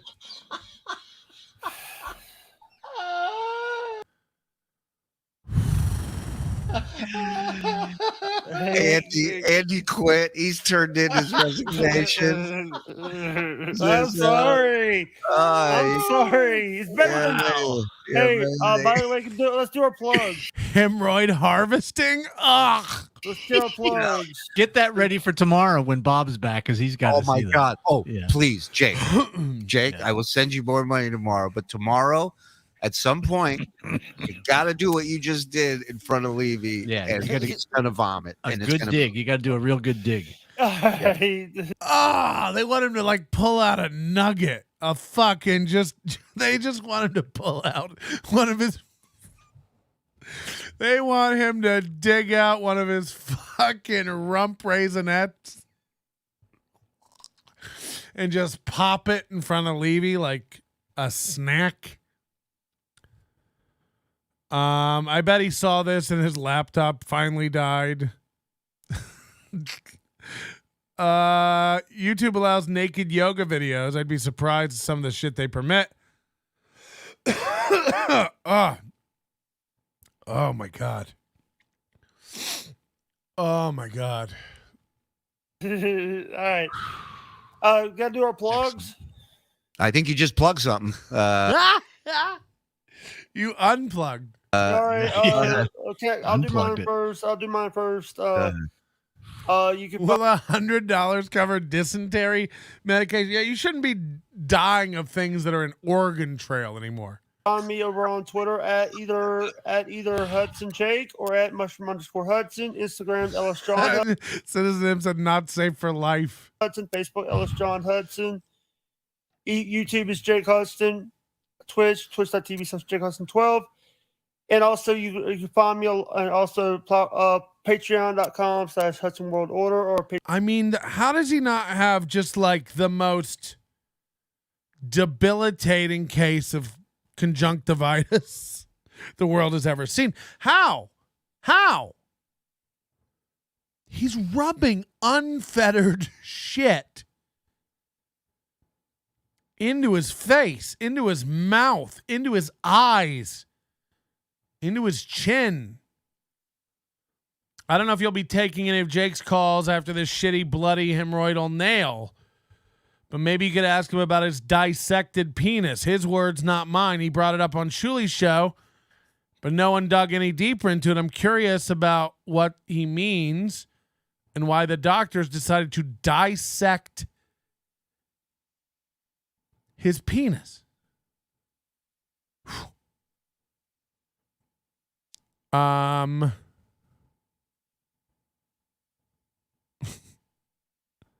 Somebody goes, I placed an order on your store the other day. See attached. To this point, I've not received any sort of confirmation from your store. I want to make sure this order was placed correctly. I mean, you sent me a photo of the receipt screen. It was placed correctly then. I'll look into it after the show. Let's see. We've got to. I'll do that another day. Fearless, that bully story.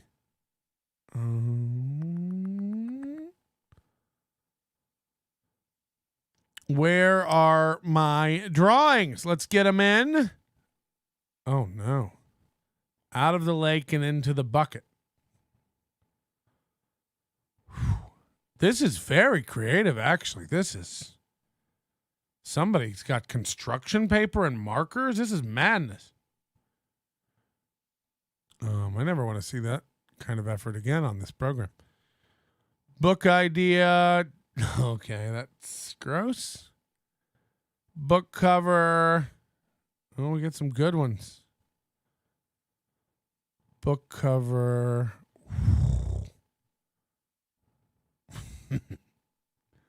Book cover.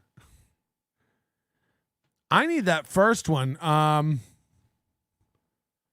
Daddy runs a scam or whatever. I don't know who did that one, and I don't know if I have it. I'm going to try to see if I have both. Over under on Chad. I don't know what that is. Check it out later. All right. I think that's all the book covers. Art project.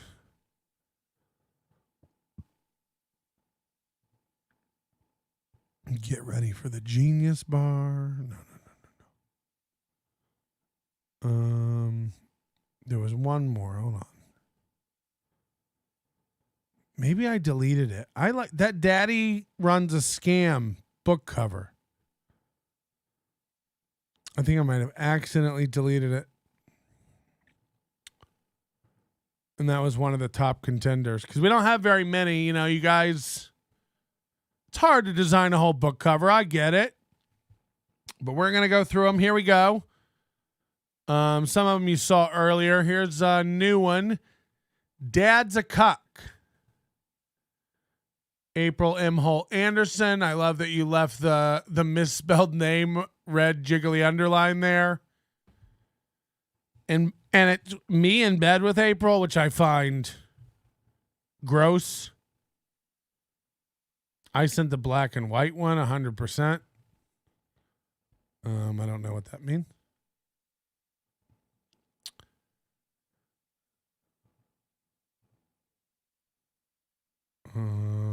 Okay, then we have this one. Everybody loves this one. I don't even know if this is a book cover entry or just a great piece of art. But I like it. Just gorgeous. Gorgeous stuff. This one's great. This one was by Ga. And it's just fantastic. Look at the art here. Out of the lake and into the bucket, a cross-species love story. It's got Mubi, Scrimfest Bound, One Day, Sigh. I mean, the effort on this one is top-notch. Like she has this in her house. She made this. It exists. It's on her fridge. What is this scrimp dreaming of? What is this down here? One Day Sigh? Is this the lake? What is down here, Ga? I need to know. Because this looks like some sort of a lily pad or a lotus. Either way, that's great.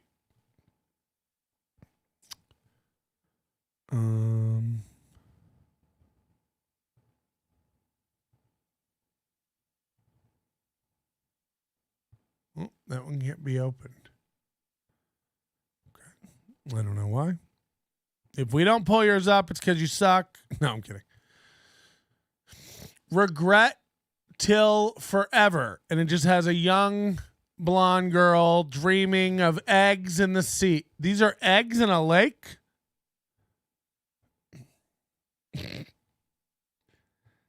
Eggy babies. She said they were eggy babies.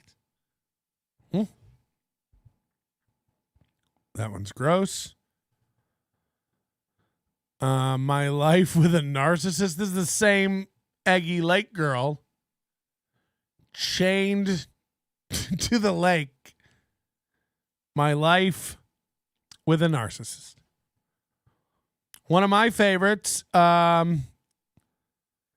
Sequel to the bestseller, He Cheated But I Stayed. He left me for a man.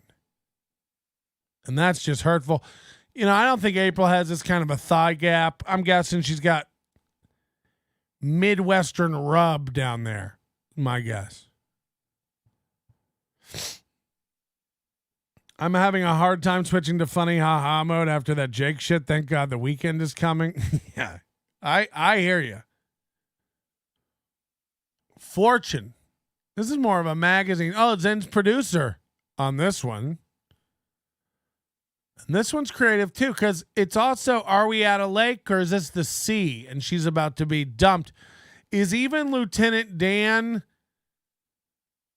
annoyed by her and he wants to throw her overseas? What's it say down here in the corner?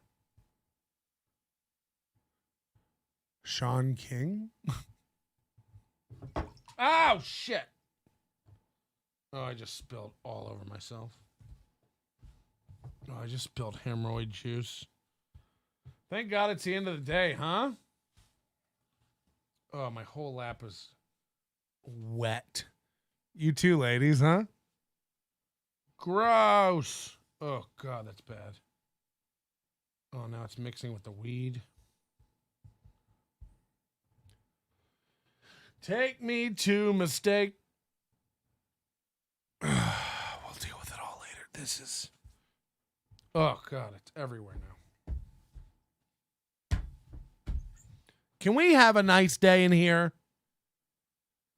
Someone get Patrick a cup holder. Yeah. I need a sippy cup for my shows. We got to give it to God, right? I mean, this is the effort. Like, they're all great. And Daddy Runs a Scam was probably in my top 3. I think He Left Me for a Man. Daddy Runs a Scam was one of the early ones. It was my favorite. That might have been Ian Hawke or somebody. But this one, the effort. This one's like great, but it's just an AI image. You didn't even like mock it up really. And this just disturbs me because I would never, ever. I'd rather sleep with Jake Hudson's fingernail. Yeah, I think this is the winner. Although, you know, she's already won a hat. I don't know if she wants a... You want a shirt? You want a hat, guy? Let me know. You got the email address. Hit me up. I'm not going to be waiting in the chat. But this is so creative. It's just great. I'd love for you to mail this into the P.O. box. I'd love to frame it. Hang it behind me here in the studio. And just really have a nice time with you people. Was it Chad turned on me? I don't know. Stevie Lou needs a hat. Stevie Lou needs a rack of hats. Rack them. Am I right? Woo. Guys, I have so many things on the back burner right now. They're percolating. They're simmering, and they're coming to a boil. I can't really discuss them yet. I'm hoping by tonight we will have everything you've been dreaming of. Members only show tonight. If you're a member, we'd love to see you there. 10 new members in today's show. Thank you so much. Again to Corn Diff for shooting that over. We're going to go, but members only show tonight. And I've got some interesting things outside of this universe. I promise no more blood and shit. I think. Yeah. I mean, there'll be some shit, but they're comedians, not really blood. And you'll like it. So thank you very much for watching today. I'm starting to wiggle now because I got to piss because the liquid is in my pants and it's making me squirm. Mud Shark later, no Tukey, but check out the Tukey stream from yesterday. Really funny. Chad's got the merch over in the store with my merch. Summer of hats. Pick yourself up something.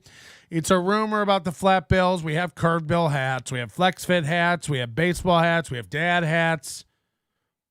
Check it out. And again, the Overdose is where you can find all the shows. I've been doing a really good job of getting those up day of. So if you want the audio streams, you want the video streams, they're all available to watch, even if they've disappeared or been privated from our channel over at the Overdose, and a lot of stuff fixed. So if you've been looking for something on the Overdose and it was broken, please go check it and make sure it works again. If it doesn't work, report it again. Please report it again. So I can get on that. But I've been trying to catch up with everything. It's a whirlwind doing 5 days a week, you know. Just the server space alone. Who has the time? We'll see you later, guys, okay? Don't throw up and feel bad about your life. Things are going to be okay. I promise. Your manner is most unbecoming of a gentleman. Would you be high on cigarettes? I don't know if the comedy hasn't hit them yet. They're full-blown retarded or just high on cigarettes. A question posed to stupid hoes who don't get it yet. Excuse me, miss. Are you high on cigarettes?